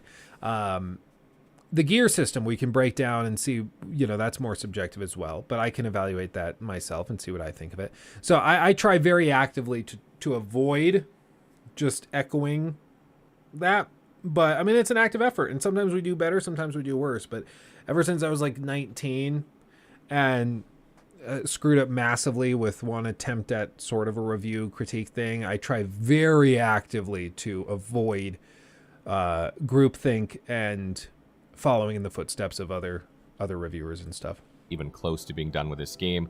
Just want to disclaim that here, but I am far enough that I did feel like I could give my impressions on the game, what I like about it so far, what I don't like about it. So, oh yeah, by the way, good point of bringing that up, Pitch Black. Everybody, the members get early access to the critiques as well. So by like a week is the goal, at least. So if you are a member of this channel or the main channel, you will get to see the critique of this game early. So strap in for that. Before I get into my impressions, though, I want to quickly note that we've tried to keep this video as spoiler-free as possible. I know this is a game that you go in blind and just want to experience the game for yourself. So the footage that we're showing is kept to like the first hour or two of the game, probably gameplay footage you've already seen. If you've seen anything crazy, nothing, I don't want to spoil anything for you guys. I am not that person. So feel free to watch the video with very mild spoilers from the very beginning of the game. Nothing story related obviously would be included, but just gameplay. And if you don't want any spoilers at all, you can just, listen to me and not watch the screen. So the first thing I want to talk about in this game is the immersion. This is something we've been talking about for the weeks leading up to the launch of the game. It's the thing that's drawn me to the game. It's the thing that's drawn a lot. I'm sorry, I got an email from YouTube support via Google Docs. I click on it. It's from Kier the Amazon 302 at Gmail, which is like a spam account. It's not even like real. It's like glitching out. And it's like a copy and pasted thing of people trying to make like a fake copyright warning strike, clearly photoshopped. And so they're like fishing for you to click on it and then log into your YouTube account. They can steal it. But this has got to be one of the worst attempts ever. It's from like, 2.ac.30.feb.co.c.a. Like, you have to be pretty dumb to fall for that. Like, that's insane. It's like a really, really poorly done. No, don't like the thing. Really poorly done copyright thing.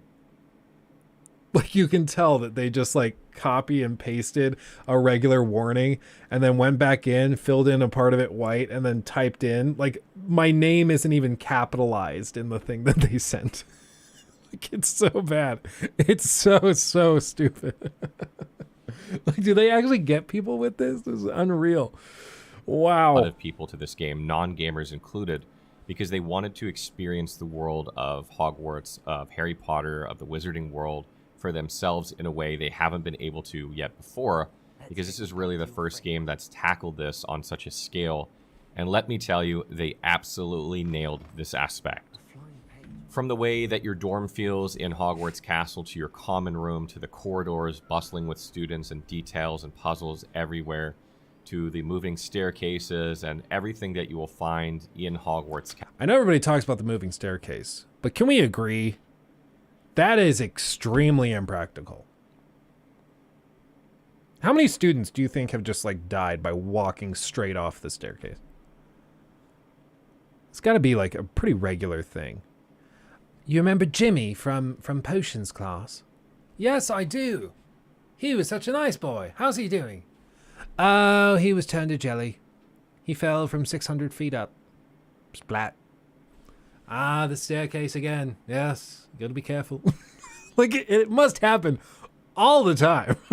Castle, when you first begin this game, it's absolutely mind-blowing. Like, you will never see Hogwarts Castle realized in a way quite like it's been in this game, and I think players, it gives me goosebumps just even talking about it right now.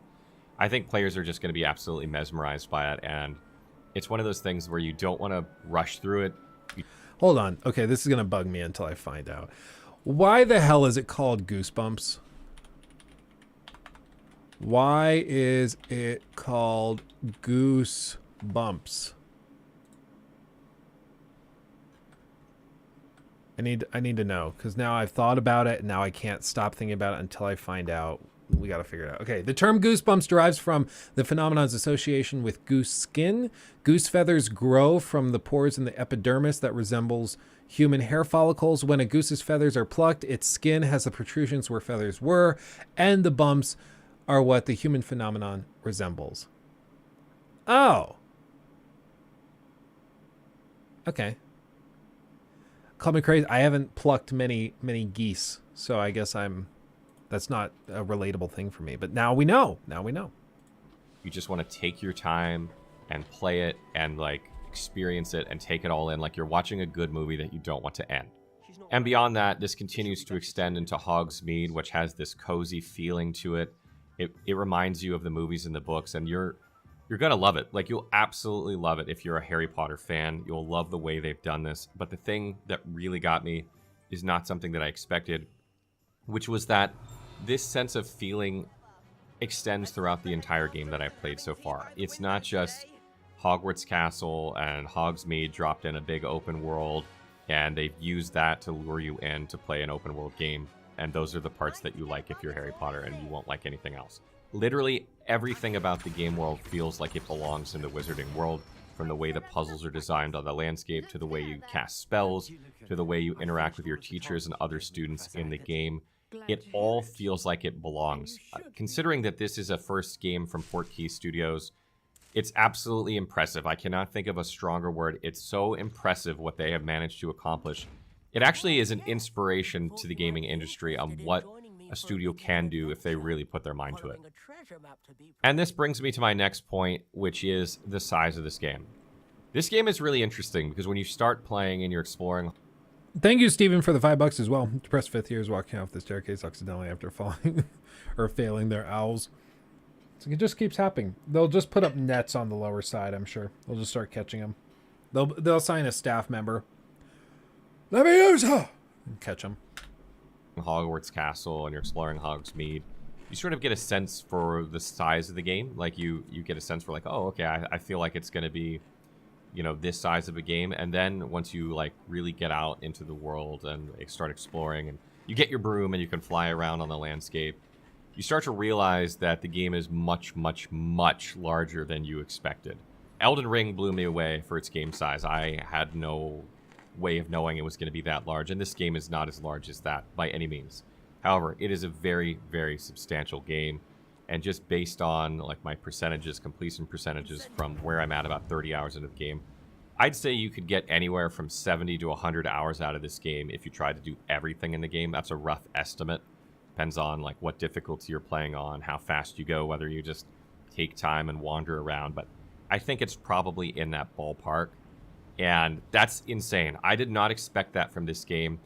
And the other thing is, the quality of that 70 to 100 hours so far has been very good. I've really enjoyed doing the activities that they've placed in the game.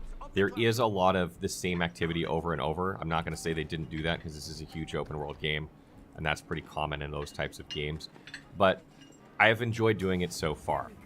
That said, I do wonder over the course of, 70 or 100 hours, like double the time I'm in the game now, if I will still feel that way. A lot of the activities are very samey, like copy-pasted a lot. And I think what's kept them interesting is the feel of the world and my character and how I've approached playing the game. It's more casual and stuff like that. But if you're like the completionist and you're trying to get everything, I think at some point there's probably a good chance it'll start to feel a little bit repetitive. Like, not super, but you might be like, oh, I just want to get through this so I can get done with all of these. And I think one of the reasons for that, in my opinion, and this is kind of maybe my biggest negative with Hogwarts Legacy, is that the itemization of the game is extremely poor. The gear you find...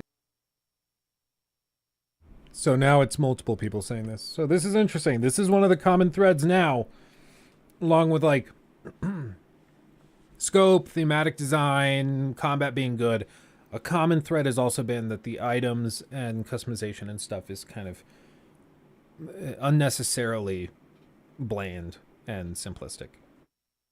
Is almost completely irrelevant. There's almost no stats for your character in this game, and by the time you can get some of the cooler customization for your character, you've done a lot of the activities in the game, and it just doesn't feel like the reward that you get from doing the activities justifies you going to do all the activities. Like, at some point, I don't know how far into the game, maybe 15 to 20 hours into the game, I stopped looking at everything I was picking up. When I first started, I was like, oh, what did I get? Oh, what did I get in this chest or that chest, whatever, in this room or that room. But about 20 hours in, I'd stopped looking. I don't even care anymore. If it's not a legendary item, I just keep moving on. And even then, it's like I'll equip it when I get around to it, because it just doesn't really matter. And I feel like that's unfortunate, because good itemization drives exploration and, staves off that tedium that doing the same sort of activity over and over can bring about. And I feel like if they had had a better itemization system in this game, then the exploration would be some of the best I've seen. But because the itemization is so poor, it kind of takes it down just a little bit. Now, itemization is not the only driving factor. A lot of people aren't going to be playing this game for the loot. I like loot. It's not like that's the only reason I'm playing. I'm a huge Harry Potter fan. Speak for yourself. I'm all in for the loot as well. And I think there's enough other things to propel you forward in this game, including the story and the sense of wonder you get from exploring. But it would have been nice just to have a little bit more, itemization in there to kind of complete the whole package. Talking a bit about the performance of the game, I played on PS5 on performance mode. This is 60 FPS. I had I want to say 3 frame drops in 30 hours so far. The rest of the time it was buttery smooth, which is really great. I tried playing on fidelity mode. This is about 30 FPS. The game obviously looks better from a visual perspective, but it's not as smooth, and it does drop below 30 FPS at some points. So I don't think too many people playing on console are going to use fidelity mode. It's nice for screenshots if you want to get a really good screenshot, but other than that, I don't think you'd want to play consistently at that, dropping below 30 here and there. I think that would really pull you out of the immersion of the game. What the hell is and happening honestly, with the even though the resolution? graphics are not the best that I've seen for an open world game, games like The Witcher are better, or Cyberpunk has better graphics, stuff like that. They're still pretty good, and they're good enough to convey the sense of the world. And also, the Wizarding World is kind of whimsical by nature, so it doesn't have to have a truly realistic feel. So I feel like the art style that they chose for this game is very fitting anyway. The load times on the game are just a couple seconds on PS5, which is fantastic. And I don't know if you know this, but there's hardly any load times in this game. You load when you fast travel, and there's maybe a couple specific locations that you load into. But other than that, when you're exploring Hogwarts Castle and stuff, there's no load screens. Sometimes when you go to open a door, it'll swirl while it's loading what's behind it, but you don't actually have a load screen. So there's not too many load screens in this game. I want to know what it's like on PC with an NVMe SSD. Pretty seamless, which I think is fantastic. I did have a few bugs on PlayStation 5, mostly getting stuck in the landscape, which happens in open world games. And a couple where I was doing a quest and something was supposed to happen in the quest and it didn't, and I couldn't progress. So then I just reload. The game autosaves every 2 seconds, it seems like. So I just reloaded the previous autosave, and then it fixed itself each time. I never got stuck for more than a second or two. And to be clear, I had issues very similar to this with God of War Ragnarok. You guys know I had 2 soft locks in that game. So Like, and they were less clear than this. Like, they were cases where we were in the middle of a puzzle and I thought that I just was being stupid and I couldn't figure it out, but it was actually a bug that was preventing me from progressing. So this type of thing happens. I think I'm definitely going to wait a little bit before buying, see if bugs sort themselves out by the time I get it. Yeah, and it also, I mean, from what the, which one was it, the Games Radar reviewer? He said that that was without the day one patch. So if that's true and he didn't have the day one patch, I would assume nobody did because they would have sent it out at the same time. And that being said, like, I really wonder if like when they send that out. Is that going to go out before tomorrow, or is that day one patch coming on the 10th with the game officially launching? I don't know. I would imagine tomorrow, but we'll see. PS5 has a 5500 megabit per second SSD. I guarantee you PC has similar speeds. Yeah, it has similar speeds, but I remember seeing the showcase that NVIDIA did where they were showing off the transfer direct from the M.2 SSD direct to the GPU and the VRAM in the GPU. And the theory was that that would be far more efficient than what had been used before.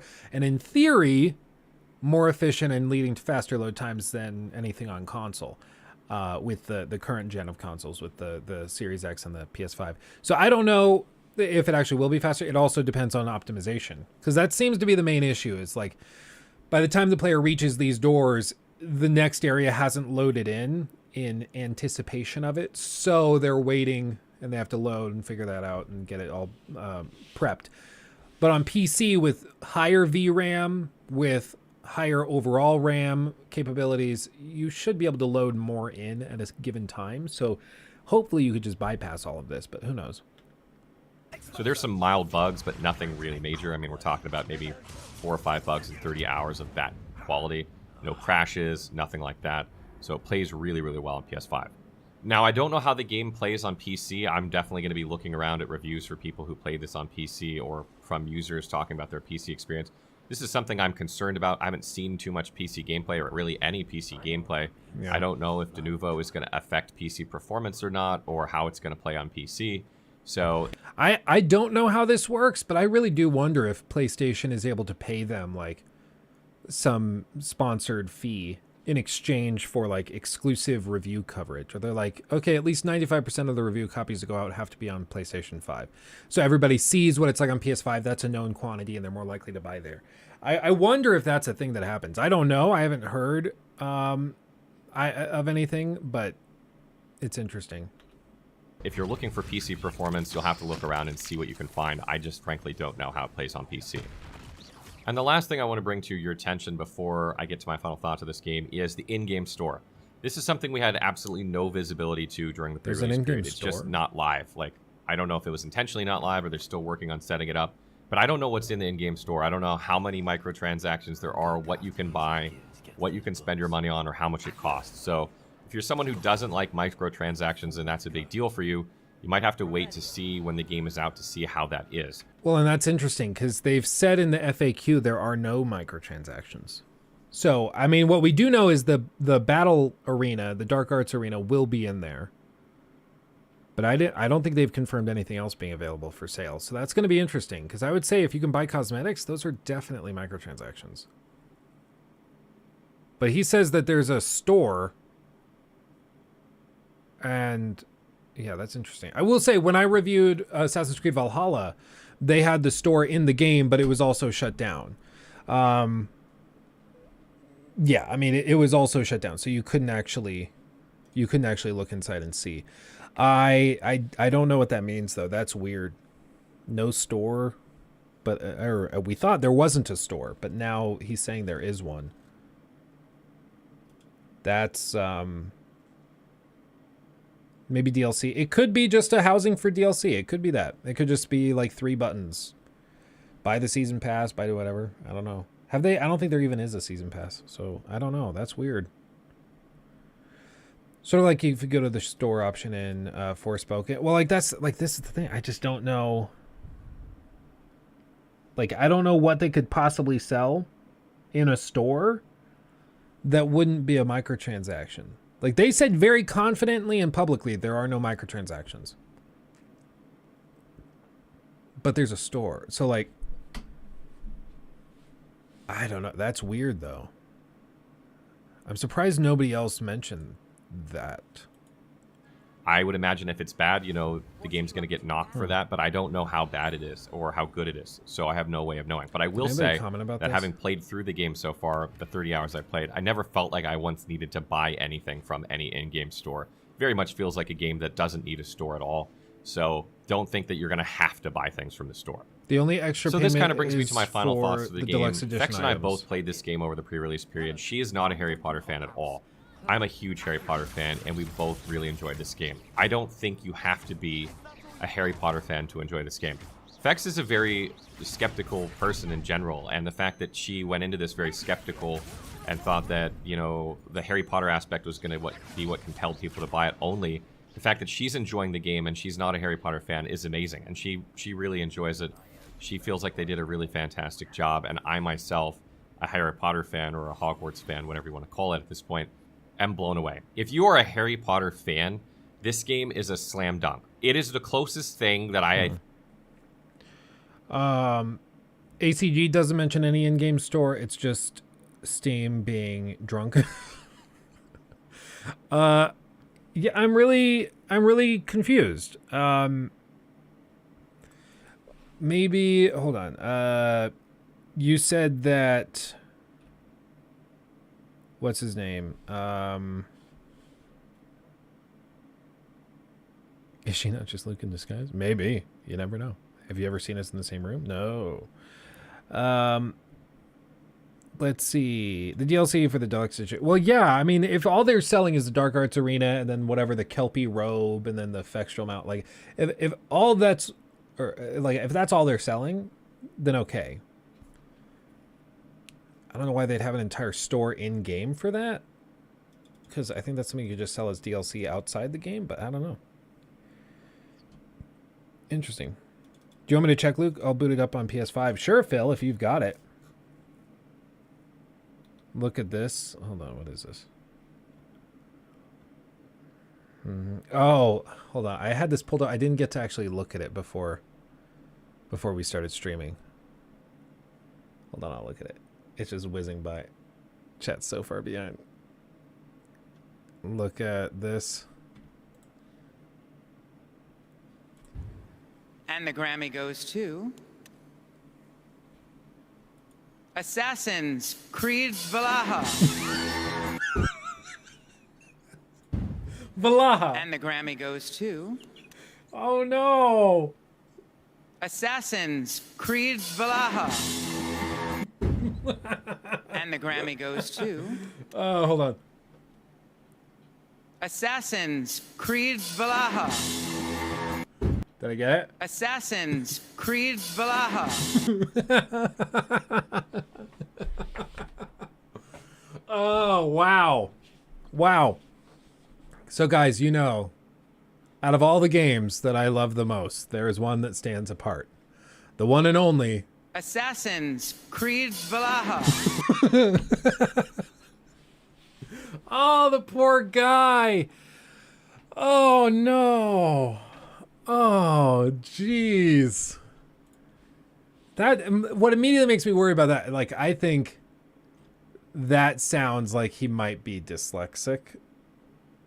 And I don't want to make fun of a guy for being dyslexic. It's beyond his control. I do think it's weird that they would give somebody who's dyslexic a card like that to read at an awards show, but I mean... Oh, wow. Wow. Oh, man. He also, I mean, he doesn't strike me as somebody who plays games, probably. That's really, really fucking funny. I'm sorry. Assassin's Creed Valhalla. Oh, that's never gonna get old. Oh, how has he never read the word Valhalla? Oh, man, that's just so great. That's so great. Oh, Dicey. Yeah, exactly. Red Dead Redemption Edition. Oh, goodness gracious. Okay, what was his freaking name? Radbrad? The Radbrad. That's what it is. Let's see. He's doing... Oh, the poor guy had to finish playing Forspoken. Oh, that's tragic. No, he didn't post anything. Where the hell... Who was it then? Who are we looking at? Who were we looking at earlier? Was it not Radbrad? Who am I thinking of? Hollow posted something. MK Ice and Fire, T Martin.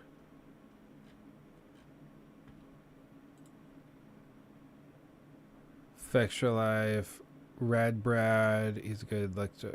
We looked at somebody. I don't know. Jack Frags. That's who I'm thinking of.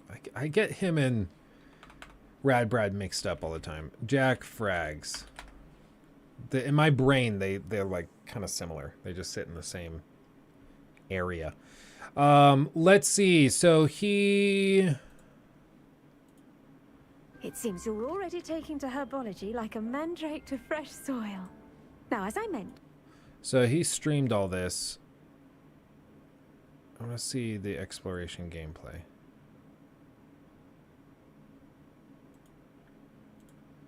This is PC 4K 60.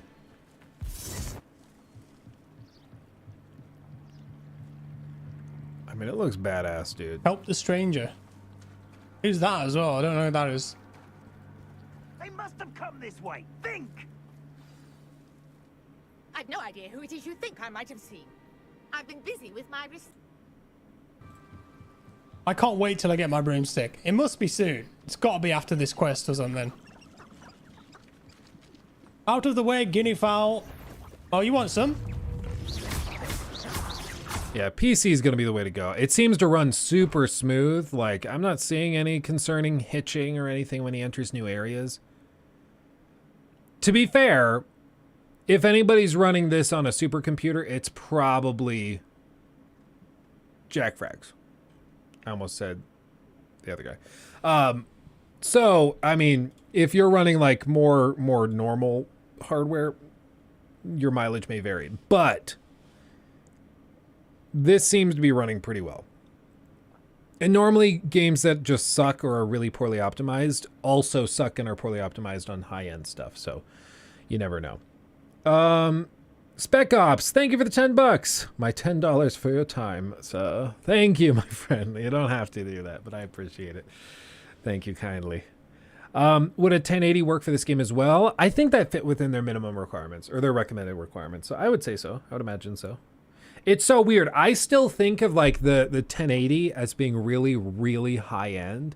And I just spaced that's like, what, 5-6 years ago? Because like I remember shopping around for my first like big gaming PC. I think it was 2017 is when I made like the big investment and I spent like $1,500 on a gaming PC. And I got a 1070. And that thing was like, I think it was $400 when I got it. And that was pretty high end. That played pretty much everything I needed to play in pretty high fidelity. But now I look back on it, I'm like, oh yeah, no, that is like going on 6 years old. That's crazy. Luke, my friend has a 1060 and is quite concerned. Yeah, I mean, that might start to struggle. But I mean, again, at the same time, this thing is Steam Deck verified.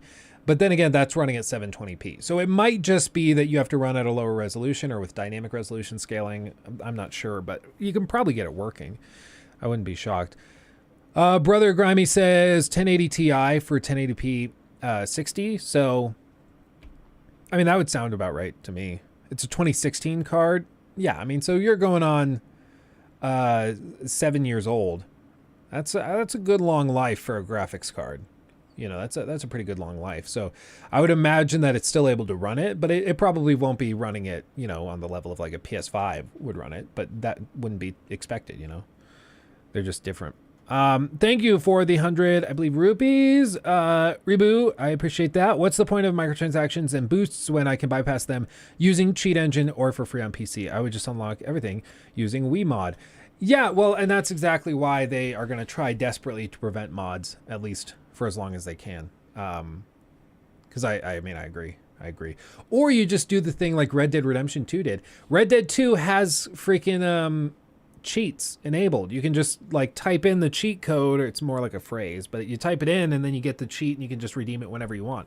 Like you guys saw when we were testing Red Dead 2 out, I think it was Friday, last Friday. We were testing that out and we had an issue where I had like $300 bounties in pretty much every county, every city, because I just went insane. And in order for me to like deal with that, I mean, there's no real way to dig yourself out of that hole other than just going story mission to story mission. But I was like, I want to be able to go do stuff and test stuff out when we're pushing this computer. So I looked up like the cheat code for Red Dead Redemption 2, and there's one for money that you can use. So I got enough money to pay off my bounty, and then I was like, okay, now we can start fresh. Boom. Like, and stuff like that's just fun. Whereas, you know, some of these other studios would probably try to charge you for like a microtransaction of a money bag, you know, and a gold bar that you can convert to regular currency. You know, it's kind of refreshing to just have the old school ability to just use a cheat code. AC Odyssey had also the pay to win DLC you could just unlock with Cheat Engine. I didn't know you could just unlock it. That's funny though, that you could do that. Do you think the Series X will end up running this game better than the PS5, you mean? I don't expect it to run it better. It's probably going to be about the same. I think PlayStation has paid a crap ton of money for exclusive coverage, and all of the reviews are going to be posted with a PS5. And I mean, again, I think that's probably PlayStation paying for that. I don't think it's a coincidence that so many people are showing PS5 footage or playing the game with a PS5 controller. I think that's very intentional on their part. So I would imagine it's probably the same.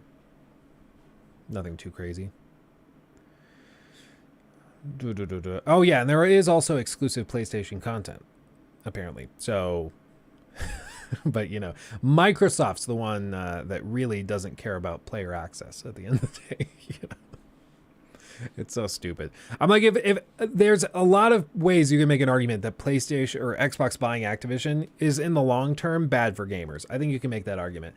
Sony can't make that argument, though. Sony is the worst possible person to make that argument on anybody's behalf, because they've done this for years, and now they're playing or pretending like they care. Like, come off it.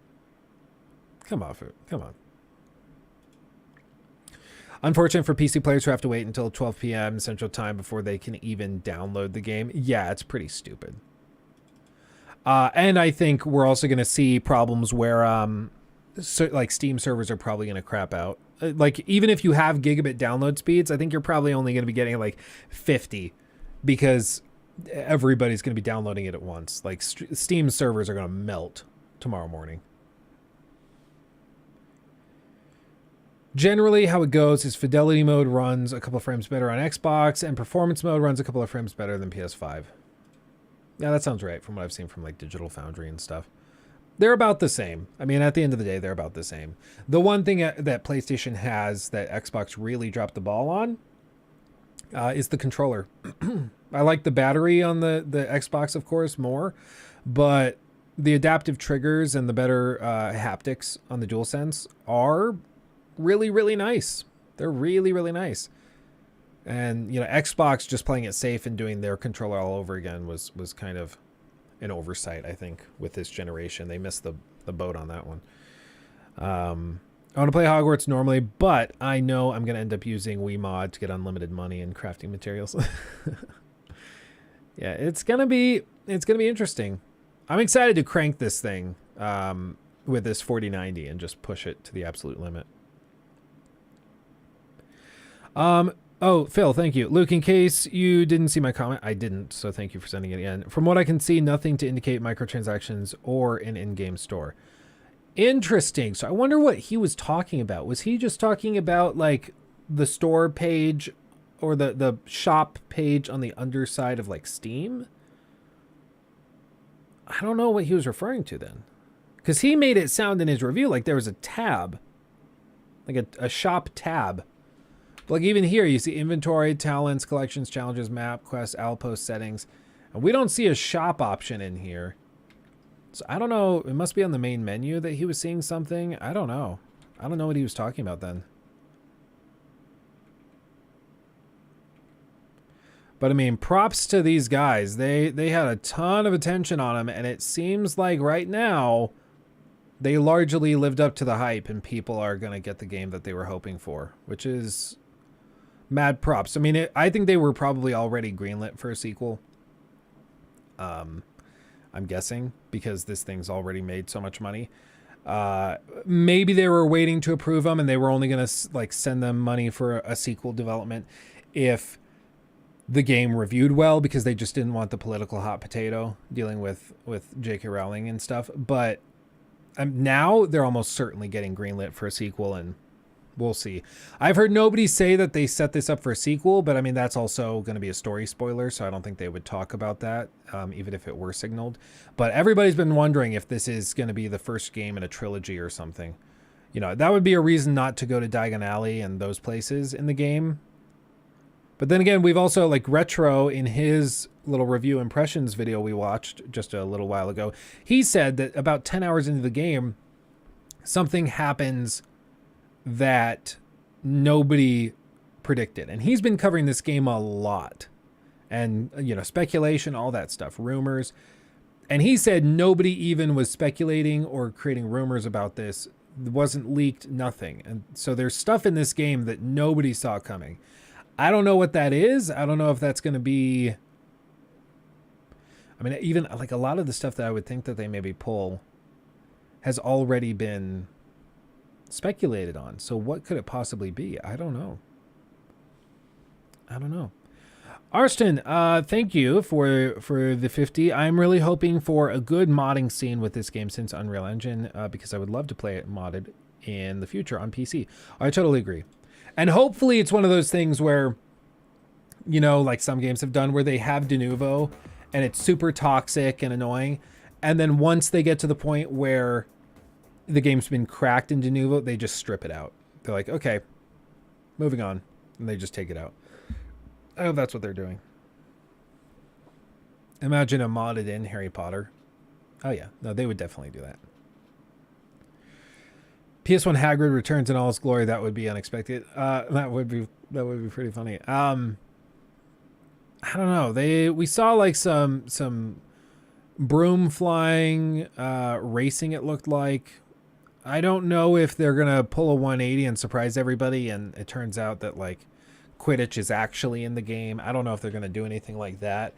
But I don't know what they would be referring to. That it's something nobody's really speculated on, but it's a huge surprise. I don't know what that could be. I don't know. I don't understand the complaints for the UI. It seems fine to me, like every other Western RPG from this decade. Oh, almost certainly most of that is just bandwagon hopping. Because the same thing, like I saw it too. People posted a screenshot of the main menu or the inventory menu for Hogwarts Legacy, and they said, oh my god, it has the same UI and same like inventory system as every other game of the last 5 years. Cringe. Like, if you ask those people, wait, so what's wrong with it though? Why is it a problem? I would bet you 99% of them wouldn't be able to explain anything about it, why they have a problem with it. They just saw somebody else on Twitter or some streamer they follow say that it's problematic or say that it's sucky because it's similar to what Assassin's Creed Odyssey had, and leave it at that. Like, there's no deeper thought to it. There's no reasoning to it. Occasionally run into somebody that can be like, well, the reason it's frustrating is because this is something like, you know, this style of thing has been played out and that's very repetitive. We were hoping for something more original. Okay, but like, just because it's not entirely original doesn't mean it's bad. Like, what's bad about it though? You know, then you get into the nitty gritty of like, well, we're talking about the actual inventory system, but people aren't talking about the inventory system when they bring that stuff up. They're talking about the look of it, the UI, the layout of it, because they do the side-by-side screenshots, show the Assassin's Creed Valhalla screenshot and be like, see, it's the same. Like, just because I mean, there's only so many ways you can do an inventory menu. Like, come on. there's only so many ways you can do a menu. So lay off it. Like, come on. So I agree. Like that type of stuff is kind of insufferable. When people start making mods, we are 100% getting animated anime girls in robes. Oh, certainly. Yeah. That's part of the reason that they're going to try to stop it. For sure.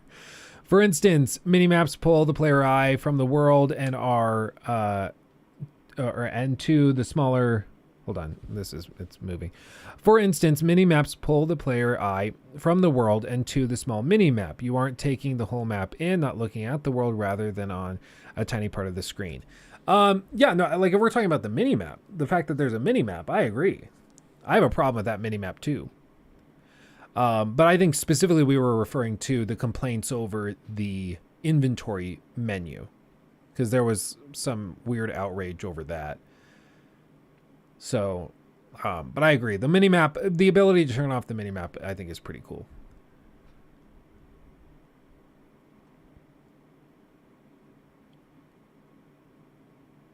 Dynamic HUD mod, and then also a compass, a freaking compass. That's all I want. Because my thing, like they showed it, you can turn off the the mini map, and then you can press up on the D-pad, and it'll show you the little like gold outline along the path to where you should go, and that's great. But if I'm in like a big open field or I'm outside the castle, and I need to run that direction, you know, to like the northeast. If I press up on the D-pad, it'll show me like along the road where I need to go. But I just want to know the broad direction, especially once I'm on the broomstick. And that's where a compass is super useful. But it doesn't seem like there's a compass. Maybe there is one, but as of right now, I don't think there is one. But again, that's minor. I mean, like all these things, we can point out little things that we might find frustrating or that we would change, but that doesn't mean that the game broadly sucks or has problems. Like, yeah, these are little bitty things that we would change and tweak. The game can still be very good. It's like people don't realize that there's a spectrum of quality. Like there's the 10 out of 10, and then there's the 0, this is broken garbage, that like will actively break your PC. And a game will land somewhere on that spectrum for each individual. For me, it might land at like a 7.8 for all of these reasons. There's good things, and there's bad things. Damn, that shadow pop in is bad. God. And this is on PC. But I mean, this is like we said, you know, Days Gone is probably the closest example we could give. And Days Gone had a bunch of visual technical quirks at launch as well. They polished a lot of it out, and now it's not really a major problem for that game. But this is something we've seen a lot with, you know, smaller studios that have never made something this crazy huge. A lot of the time there's weird stuff like pop-in. It's not a huge deal, and it's something that usually they can fix in patches and then also for the sequel. So it's going to be cool. I think it's going to be fine. Oh no, it says the 7th for your physical copy. Oof. Well, I mean, that makes sense though. Or so the app says the 7th. Oh. Dude, I get so stressed out ordering physical copies of stuff for launch anymore. Like, I had, what game was, I think it was Cyberpunk 2077. I ordered that and it showed up like 3 or 4 days late, if I remember right. I was like, I wanted to get this game and then cover it and like actually review it. But now I can't because the game never showed up. And at that point I was very, very broke. So I couldn't even like, couldn't do anything. No, it's not Quidditch, it's racing, to be clear. Before anybody loses their minds. Oh my god, it's in the game. They put Quidditch in the game. No, it's just racing. Just racing. Pop the bubbles. He's having trouble. There you go. Pod racing. Yep.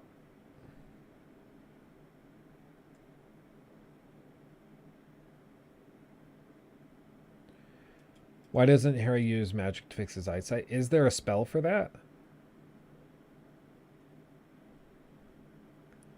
Engorgio. I wonder if that works. People have been wondering. And with all those teenage boys in Hogwarts, you better believe some of those teenage boys have tried that. I don't believe for a second that, you know, you Brits are so sophisticated that nobody had the thought to using Gorgio like that. You guys are dirty too, okay? Probably dirtier than Americans, you know. I see what you guys think about. I know. So you're not fooling anybody. You're not fooling anybody. JJ, hey Luke, longtime viewer and first time commenter, full lurker mode. Oh, you're fine. I'm glad that you're chatting. I'm glad to have you.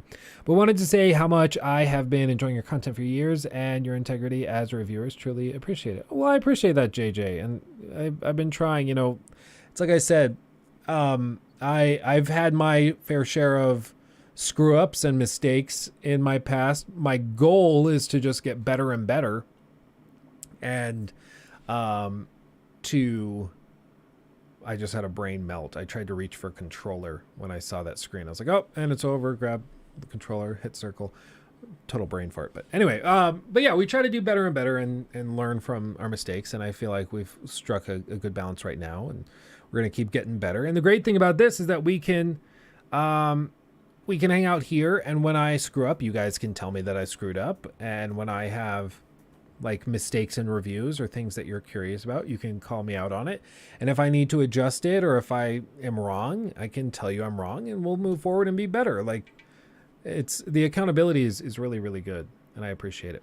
Kenneth, I'm confused. Can you just free aim spells? Whatever the white outline is, those like whatever's outlined by the white outline is where you're going to auto target. So it'll kind of just auto aim it for you.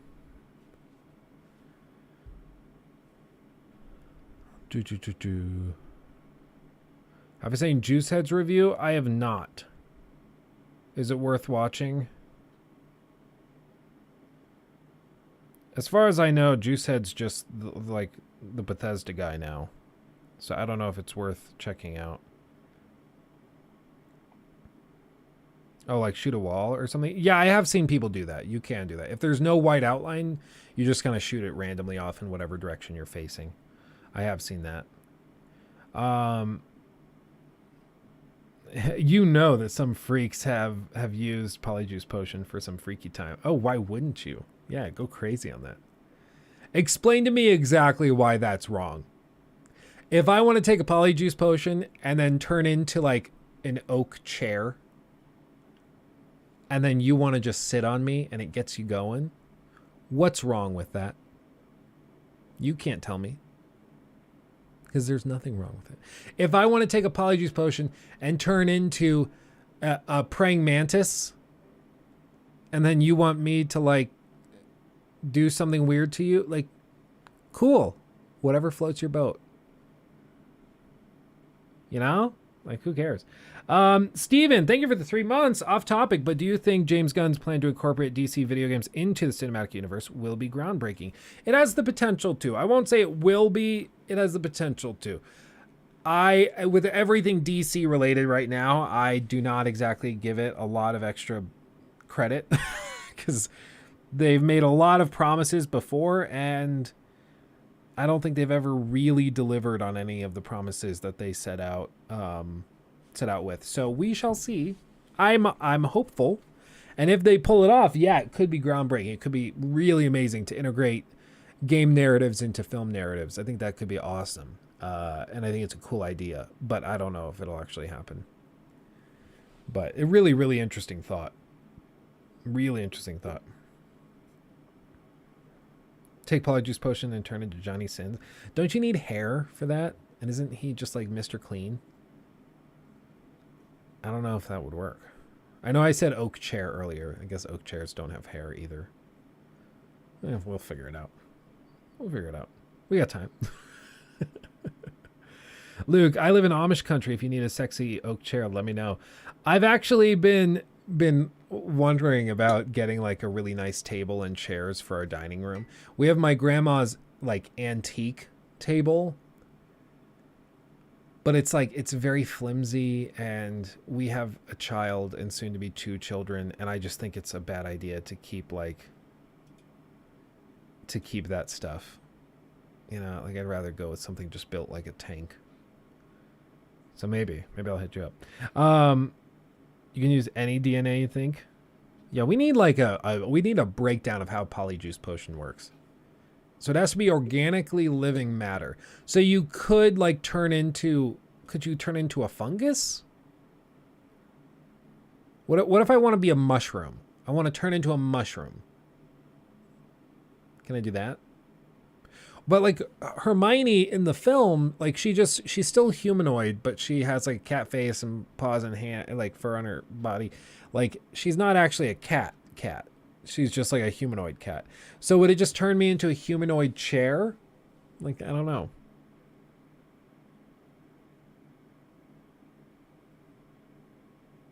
It has to be hair. Okay. So no chair. I can't turn into a chair. It would have to be... And you couldn't turn into a frog? You couldn't turn into a snake? It has to be something with hair. Yeah,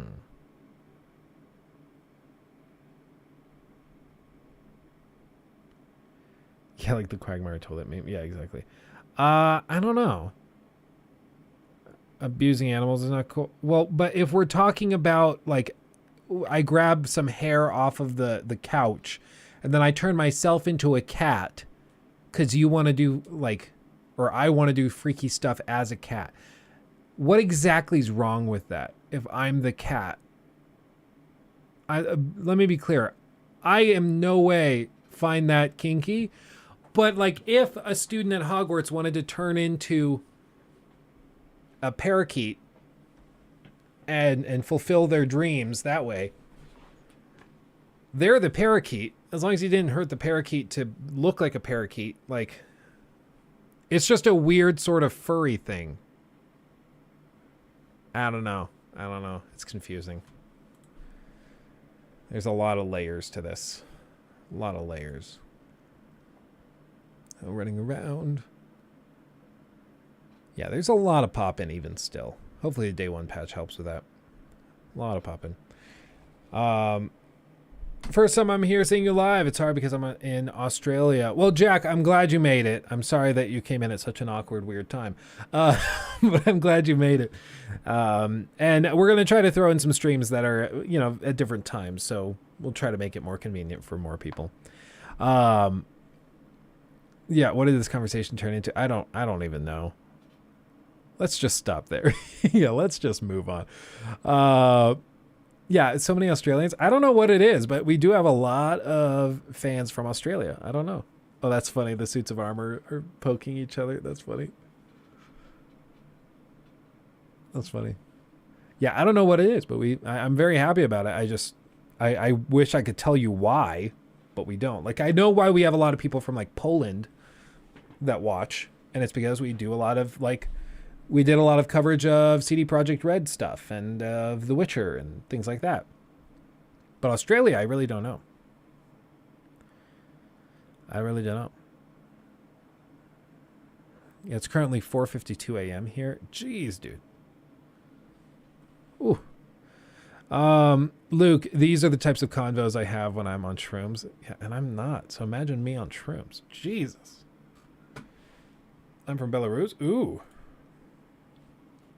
Ooh, baby. Ooh, golly.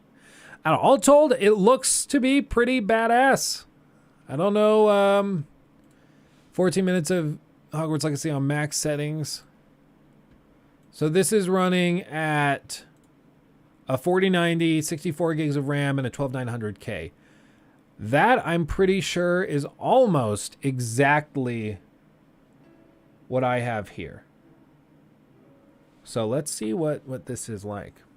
Thank you, by the way, Jamonkey, for becoming a member. Appreciate you. Germany, Canadistan, love from Pakistan. I'm from Georgia of Europe. Heard of that? Oh yeah, one of my chess coaches back in the day was from Georgia. She was the wife of a famous Georgian/Russian player by the name of Roman Zinzhihashvili. I wonder if I can actually... Hold on. Before we do this, let me see if I can find a picture of Roman Zinjihashvili. Oh, he's Israeli technically? I know he's born in Georgia. Yes, he born in Georgia. And I thought he played for Russia, but maybe he didn't. But this is Roman Zinjihashvili. And his wife was my coach for a little while. So, yes, I do know Georgia all too well. I think now they live in like South Dakota or somewhere really random. I remember hearing something about that. But yes, I do know Georgia.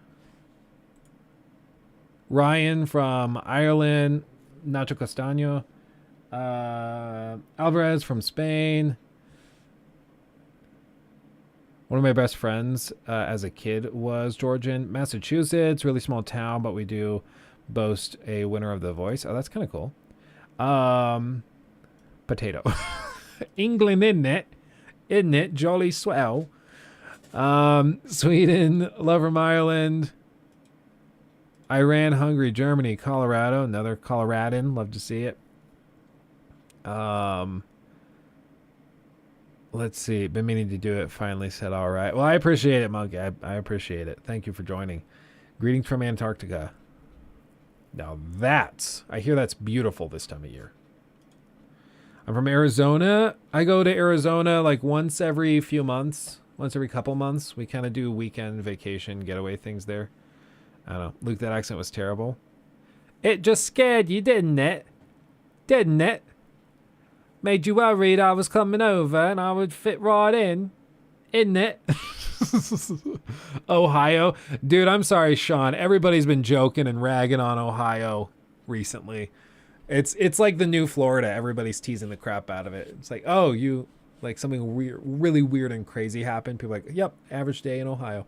I don't know what you guys started doing, but now everybody is dogging on Ohio. Florida's finally getting a break. Crisco, yeah, we'll be streaming it. Tomorrow we'll be cranking it on the high-end PC. We'll be doing it. San Fran. Ooh, baby, San Fran. San Fran's nice, but stupid expensive. I looked at some real estate out there, and I was like, my perusal of it lasted about 5 minutes because I looked and I thought my filters were wrong because everything was so expensive, and then because I set like a very basic parameter of like square footage, number of bedrooms and bathrooms, and then I hit search, and I thought I sorted it by like highest to lowest because prices were so crazy high. And then I realized, no, it was sorting from lowest to highest. And that was just, it was so expensive. So, yeah, San Fran is crazy. Austin, Texas. Austin's beautiful. Really is. When will you stream tomorrow? At what time? I'm going to be real. I'm going to try to sleep in a little bit because we're basically going to be pulling an all-nighter. So I'll probably be popping in equivalent to like, I guess a couple of hours before this. A couple of hours before this, where we are right now. Hey, Austin too. Oh, that's awesome. London? Oh, London. I've always wanted to visit London. We were going to visit London for our honeymoon, but then COVID happened, and the Brits saw it as a wonderful opportunity to prevent Americans from coming to the country, which I kind of understand. I mean, if I'm having like a birthday party, do I want to invite the coolest kid at school over? I'm already at the party. I'll just hit play. People don't know this, but Elden Ring actually takes place in Ohio. It actually takes place in Ohio. No spoilers. I'm just going to skip past this. We've seen this footage before. Looks good. Yeah, pop-in is still a thing, even on the crazy high-end PC. Weird.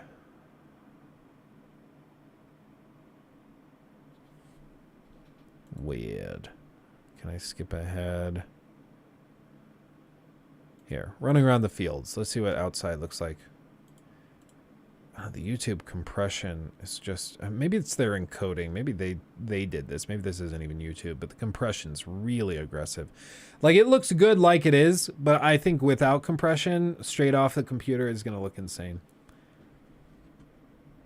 Early access is tonight at midnight, so not yet. So they didn't give me an early access code? No, and I've been keeping an eye on it in case they send it today. Because sometimes they do that, and it's surprising. But, yeah. No, nothing's come in. I'll check my spam folder real quick. Hold on. Hold your horses. There's a good girl. There's a good girl. There we go. Nope. Still nothing as far as I can tell.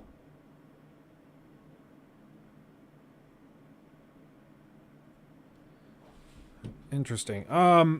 So yeah, I don't know. I don't know why they didn't send it, but it is what it is. Yep, there's the spam folder emote. We put it in. I'm glad they approved it. I kind of forgot to check on it. Spam folder. Spam folder. Today is Tuesday in Australia, and Hogwarts Legacy comes out today at 9 p.m. Early access for me. Interesting. Okay, so that about is the same time, actually. Because I think it's midnight for me. Is how it times out. I should check. I should make sure. So this is running on a 4090, and they're sitting right at 60 FPS. And it still has the occasional hitching and frame drops. I wonder if they have DLSS support or anything. I hope so. So I don't know if this is native or what. It looks like they have it capped at 60, though. Because they're not going any above that. It's locked right at 60. Louvre, thank you for 4 months. Jeez, time flies. What's your take on the rolling launch times as we see here versus universal launch times we see otherwise? I can see ups and downsides on both. I don't know. I'm really interested in the thought processes behind it. I don't know why they choose one over the other. I think it makes sense just to have it be universal launch time. Hey, at this time, according to the global clock, the game's out. So if that's 5 a.m. for you, it's 5 a.m. If it's midnight for you, it's midnight. If it's 10 a.m., it's 10 a.m. And just do that. Nowadays, in the age of YouTube and Twitter and Instagram and Twitch, like, the moment something launches in one place, people are, like we were talking about earlier, people are going to be setting their Xboxes to New Zealand time zones so that they can play the game a few hours early. Like, just make it universal. Just keep it simple. Like, it doesn't need to be that outrageous. I'll be playing the game in 3 hours? That's crazy, dude. 2 more hours till I can play it. This is exhilarating. I should probably check and see when it officially unlocks for us. I think it's midnight, though.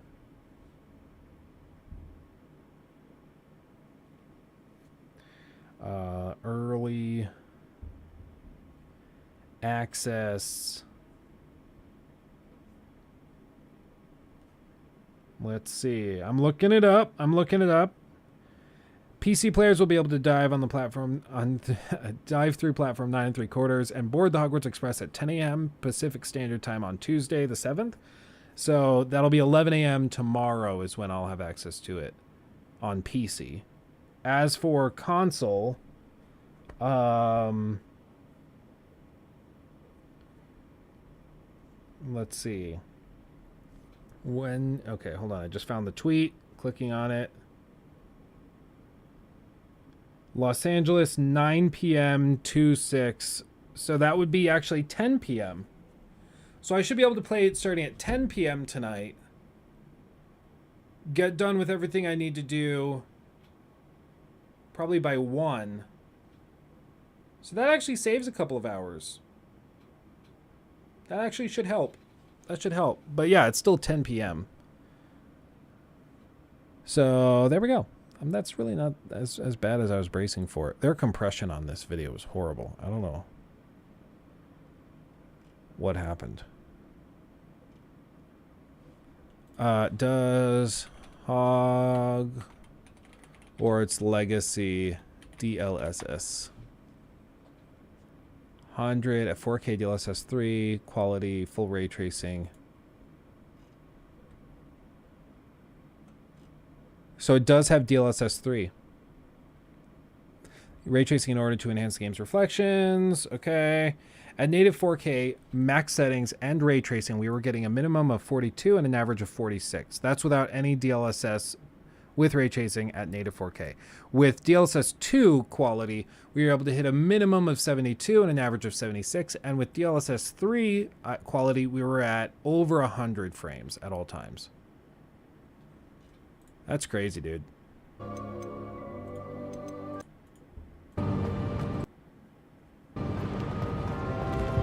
Professor, this statue...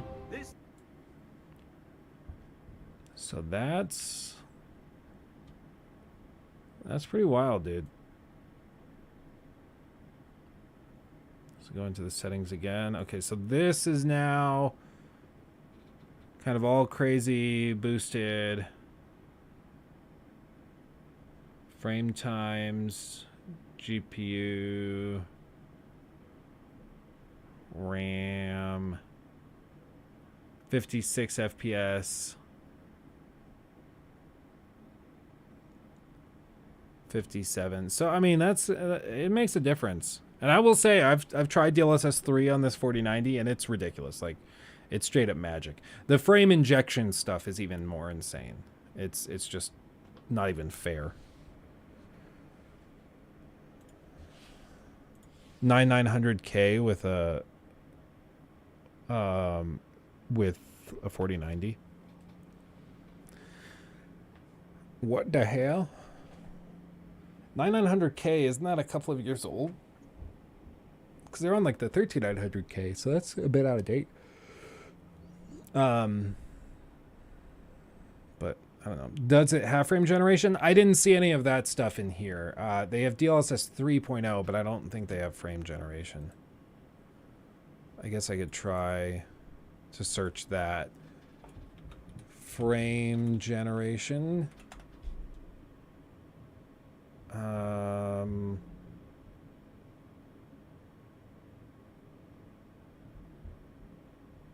I don't see anything about frame generation, so I don't think so. I don't think so. I wonder if that's something they can play or they can top with like consoles. Can they bring, I wonder if they could do that. That would be badass if they could add that there. Wow, 1K watching. Howdy everybody. Yeah, Bard, we peaked out at 2K. We were at 2K about an hour in. It's kind of insane. A little ridiculous. I'm trying not to think about it because it'll freak me out. It's a DLSS 3 thing or a 40 series thing. Yeah, I knew it was exclusive to the 40 series, but I'm not. I would assume, I guess it's a hardware related thing. But NVIDIA's done this before, where they have something that's actually a software feature, but they keep it locked to a hardware family because they can use it as a selling point. So I don't know if it's actually like they can't run it on a console, or if it's actually that they just, you know, it's just that they're trying to make it exclusive so there's extra perks for ordering the new 40 series card. I don't know. I don't know, and I won't pretend to know, but it would be really cool if they were able to add that, because it really does like double and triple performance. It's ridiculous. Like, we were playing Hogwarts, or we were playing The Witcher 3 on native 4K, fully maxed, ray tracing, everything, and with DLSS on, we were able to hit like what? I think it was 70 frames. About. We turn frame generation on. Can't tell that it's on. Game's running perfectly fine. No artifacting that I was able to see. And you guys know how picky I can be and that I spot stuff like that all the time. And I couldn't spot anything, and it was running well over 120, 130 frames. It was crazy. It was crazy. When can you play Hogwarts Legacy? Tonight at 10 p.m. for me, Mountain Standard Time. But if you look up Hogwarts Legacy Early Access, you should be able to see it. Jack's back. Luke, how's your kid doing? I'm a father myself and can't remember the last time I slept for more than 4 hours. You gotta take a nap, my friend. He's doing very, very well. If you go back in the VOD, you will see he came to visit us and came to say hi for a little bit. So he was here earlier. He's doing really, really good. He's a good little fella. He's probably down for a nap right about now. Speaking of, it's after 2 p.m. We've been going for 4 hours. We've been rocking and rolling, having a phenomenal time. I am very, very thankful for all of you guys hanging out with me. This has been a very crazy stream. 2,000 people in chat at one point. Absolute madness. I don't understand why. I won't pretend to, but I greatly appreciate it. We will be back live tomorrow, streaming the game on this 4090, seeing how good we can make it look. So we'll be doing that. And tonight, I think we'll do a members only stream. So if you're a member, or if you're not a member, hit the join button and you'll get notified when we play tonight, when the game goes live early, and I'll just stream us playing it, because why not? So I will see a lot of you guys tonight. And if I don't see you tonight, I will see you tomorrow. We'll also have a video going up on the main channel tomorrow as well, so it'll be good. The Bard, like that, exactly. Thank you for the 3 months. Appreciate you. See? Leading by example. I love it. Thank you, everybody, for hanging. I appreciate every single one of you more than you could possibly know. And I will see you guys in the next one later today. Get some rest, because it's going to be a long night playing some Hogwarts Legacy, so buckle up. Much love. I'll see you soon. Bye-bye.